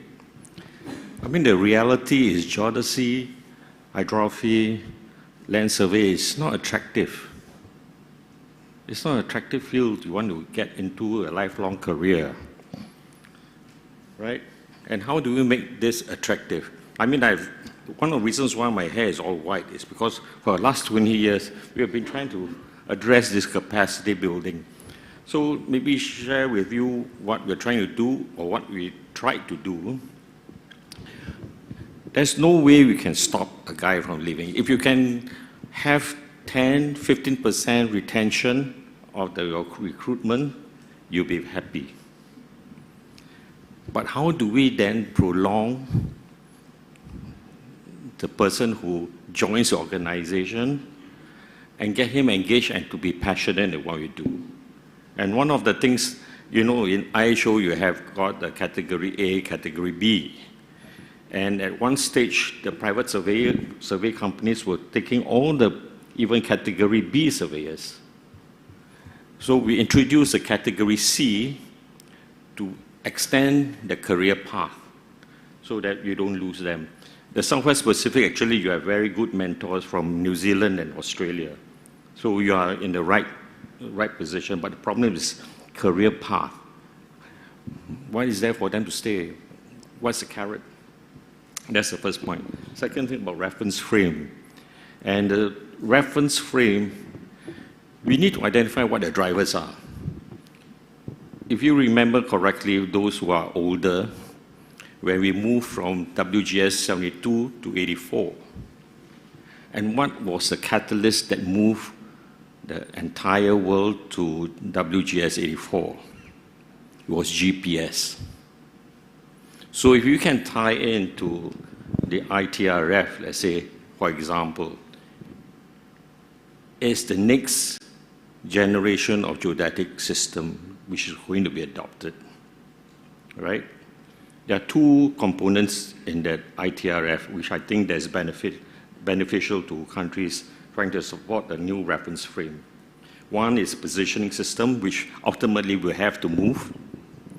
And two is, can the UN, the Geodetic Center of Excellence, develop a set of standards for transformation? Because one of the problems which countries face in bilateral is if you going to adopt a new reference frame, you would definitely have your own set of 7 parameters, and it will be different from your neighbors. But if the UN can play a role in Center of Excellence and starting some standards, I think that would be useful. Thirdly, I'm not sure how this, one of the forums, you correctly, Nick, you said that the member states will drive the agenda. And if this forum here can get a concept published for the committee of experts for next year's meeting, I think that would be useful. And that would also attract the World Bank. And I was just having a tea with conversation with Charisma, and she said, I was wrong in my code, or 1:3, is to 1.1 to 4 point. The value added is $1 is to 4.4. So that is something which you can use at the committee of experts and attract the World Bank, because the World Bank representative is at the meetings we should attend. And collectively, we should use that, the collective strength, to put up a case. Because World Bank will not look at your case if it is only $5 million, let's put it that way. If it's 20 million, 30 million that benefits the world, they will be attracted. But then we must be sure what is it we want, like what Roy said, what's the outcome? What is it we want as a world? Don't dream too high, just get the man in orbit first. Don't have to land on the moon yet. But we need to be on the orbital track. Thank you. Just before I let you go on to the next one, I want to make sure I understand your point around the transformations you talked about. What do you think we need to publish? Transformations between what? Let's say if we are moving from WG-84 to ITRF 2020, that's what we need.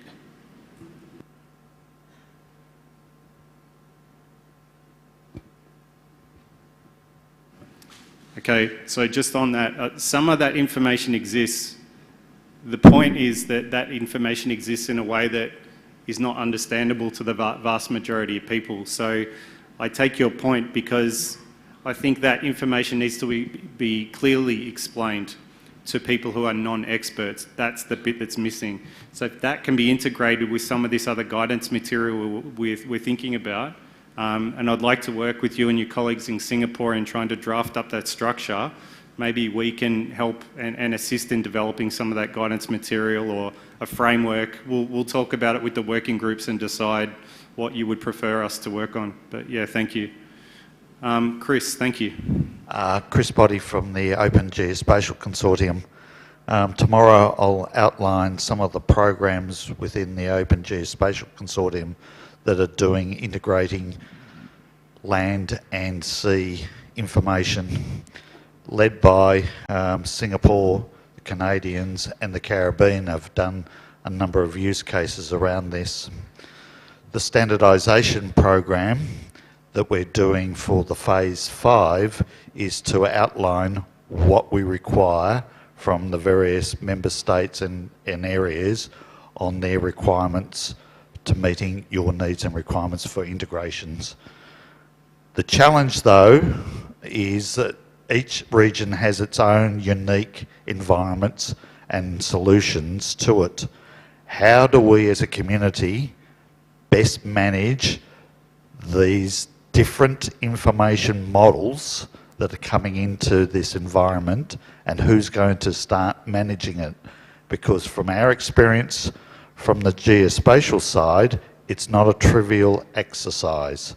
So you need to be wary of really the technical side of how do we start modelling, or how do we manage those models in these environments, because you're going to have land and sea together, and how do we start merging those two different unique information flows into the future. So that's just one of the areas that we'll discuss tomorrow. Thank you. Thanks, Chris. Yes, thank you.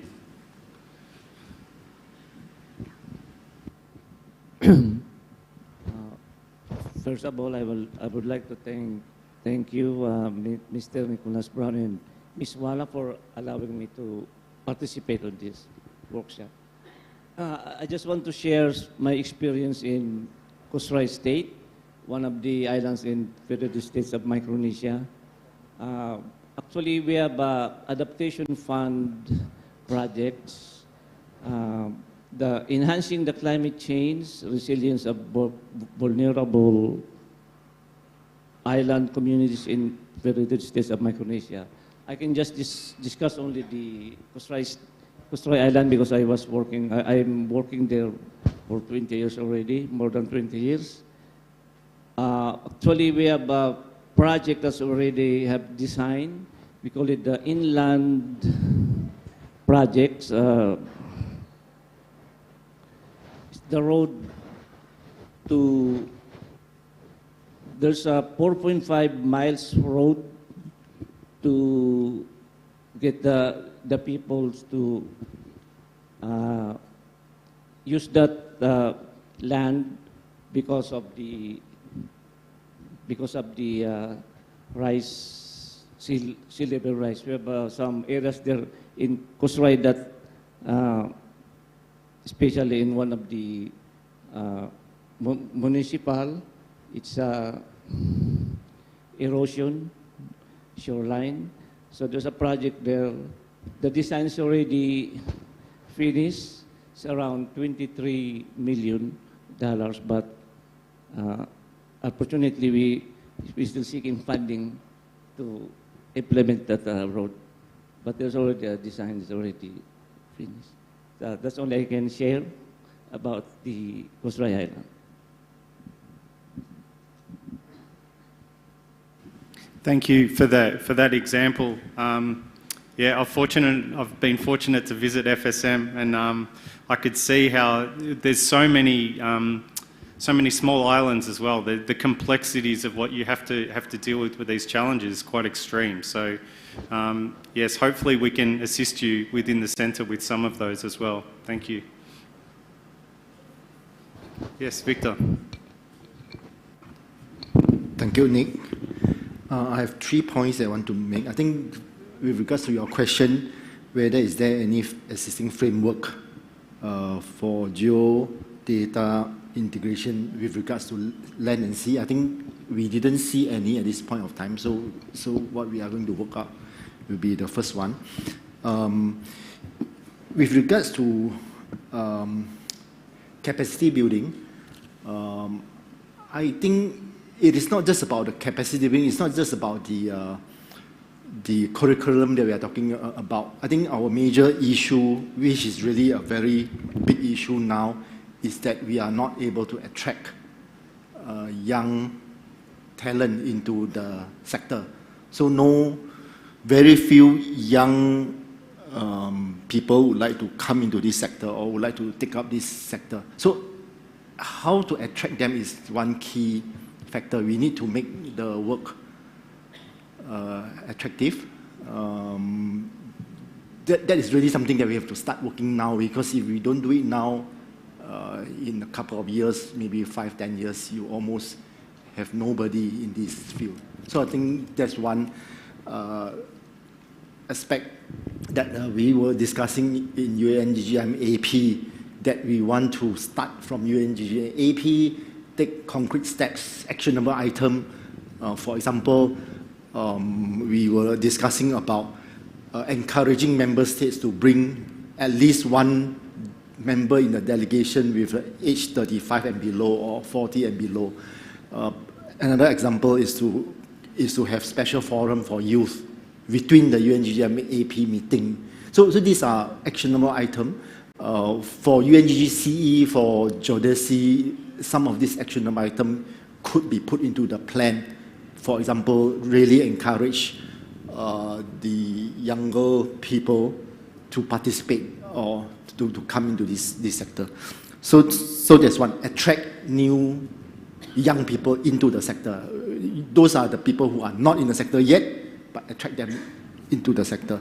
I mean, all of us are already in, so there's no point doing anything too much for us, right? The other point I want to make is that today the subject that we are discussing, they are not new. Vertical datum has been there for a very long time. Geoid modeling, we all learn about it. The difference of today and yesterday was that all the subjects that we were discussing in the past was in silo. We know them, we created them, there are certain purpose, certain reason why it is being created. But today and going in the future, the difference is that there's a new demand, there's a new crisis that we need to resolve. And the interest among member states, I have the feeling that is very strong. There are member states who come to us and say that, yes, this is something that we really want to go to. The workshop is important. So this is the first workshop, and I hope that, I think from UN-GGIM and UN-GGCE perspective, that we could have a plan that make this a permanent feature. Like there could be a yearly event, technical workshop like this to continuously discuss. I think as Professor Ramon mentioned, this is not going to be resolved anytime soon. There are more technical work that we need to look into, and it's going to be a long way. And a permanent forum for land and sea integration is something that I would like to suggest. Thank you. Thanks, Victor. Some excellent points there, and I think the steps that are being taken to increase the resources that are put to this is critical. A lot of good ideas have existed for a long time, but they've sat there as strategy. And this is a problem with the UN-GGIM as a whole, that the dedicated resources that sit within that are very, very small. So converting that strategy into action has been extremely difficult compared to other organisations like the World Meteorological Organization, where there is dedicated resources that are flowing into the WMO. They have active working groups, they have dedicated secretariat of tens of people who are working on this and delivering on outcomes. It doesn't exist for geospatial, geodesy, marine, maybe a bit of marine with IHO, but again, you can see the products and services they produce. It's because countries are paying dues to the IHO to develop those products and services. You don't get something for nothing, and we need to keep making that point with the geospatial community and with the geodetic community, that if they want to turn these strategies into actions, they're going to have to pay for it. Otherwise, they're going to sit there as strategy for a very long time. So I agree with you. I'm happy to consider we include this as a forum or a discussion topic within an existing forum rather than maybe being a separate meeting. But I think the critical part there is that we develop what this framework might look like. If it doesn't exist, what should it look like? And then what are the actions that you would prioritise within that framework that we can deliver?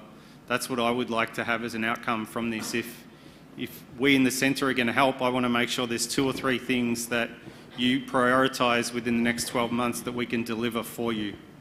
And then you can say, yes, we agree with those, or no, go away and do it again. And then what are the next 3 things that you want to deliver on? Because I want to make sure we can take steps that are going to deliver benefits for you. So thank you. I think that you made some great points there. We've got about 5 minutes left.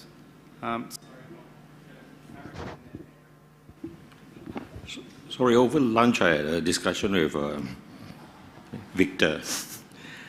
He had a good idea, or when we were having discussion, he's saying that, okay, for long-term planning, in terms of syllabus attracting people into the industry, geomatics should cover a large spectrum of geodesy, hydrography, as well as land surveying. Okay, having said that,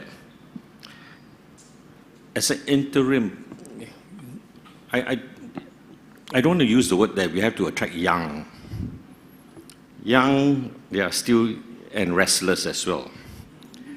Okay, I would say let's target the what I call mid-career shift. There's a possibility of doing that. Mid-career people who want to move career and give them opportunity to be trained in those areas, modular forms, whatever it is. Second, regarding capacity models, I always said this to the IHO fraternity. I think we got it wrong. In the sense that capacity building, you don't just lump equipment, send the guys for training, and that's it. I always felt the first phase of capacity training is actually have a multinational team that lands on the country. Southwest Pacific doesn't need that sort of assistance anymore. But there are countries that actually requires team to set up so that they can justify then to the decision makers that, hey, there is economic value. And from there, once they can invest, then that's where the government will then put resources to recruit and start. So let's have a paradigm shift as how capacity building should be modeled. Thanks, Perry. Yeah, just to divert it to another area because it's quite required in the Pacific, is on the management of the data sets. And we look at the height system, we do have a lot of data around heights in the countries. But how it's been like stored or accessed, that's another issue as well. And for our management or the executives to understand how we can store them on the cloud system or access them, that's another challenge too as well.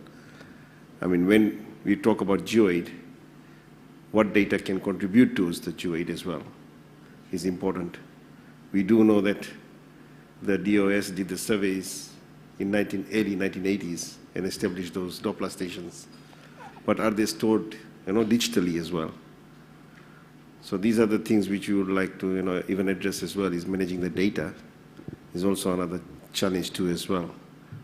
Because if that's lost in this paper format, they're not digitized or digitalized, that's going to be an issue too as well. And we in the Pacific are facing that issue too as well. So something around the data management. Thank you. Thanks, Andrew. We're coming to the end of our time. Does anyone else have any other burning comments or questions or remarks before we close? Yes, thank you, Charisma.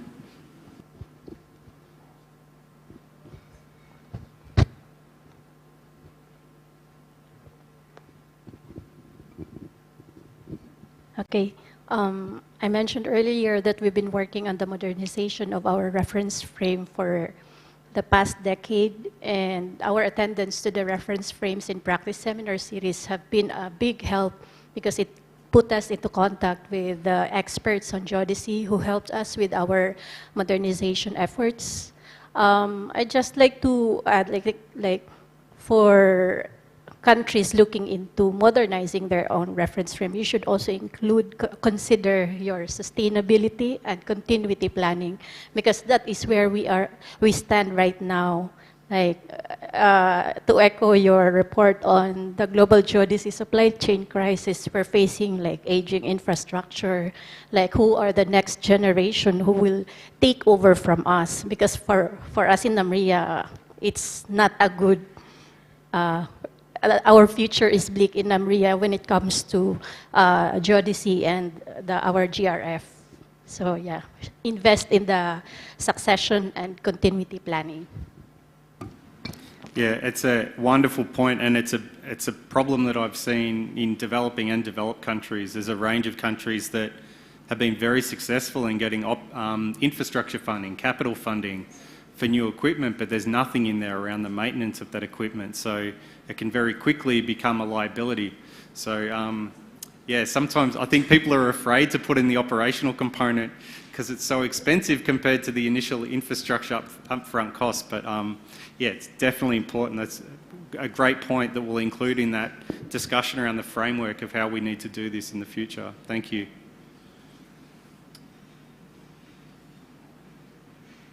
This has been very, very fruitful discussion. I thank you very much for your contributions.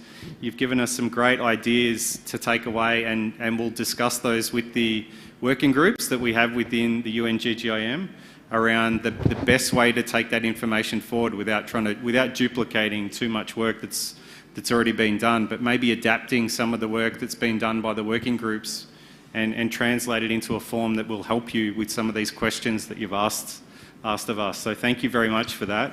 And also thank you to those who presented the views from their country and the challenges that they're facing. I've taken down some notes from you as well. I think that was extremely valuable. So without further ado, I pass back to our wonderful Master of Ceremonies. Thank you very much.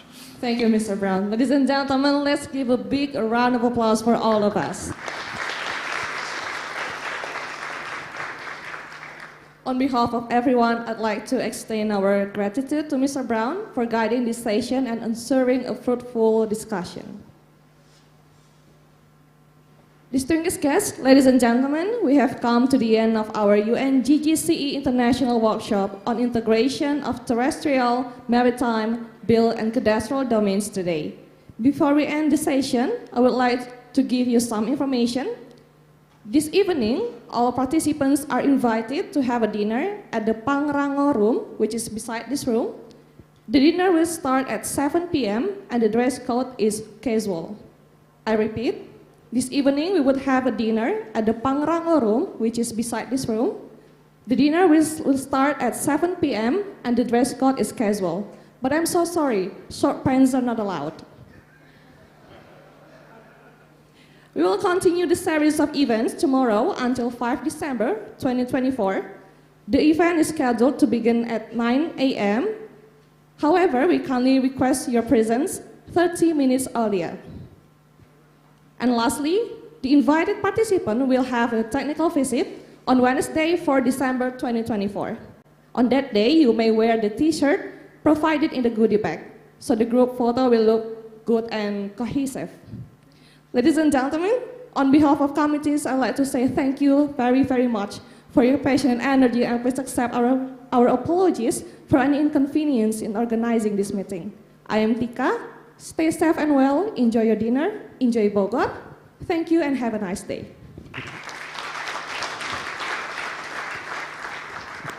Wassalamualaikum warahmatullahi wabarakatuh.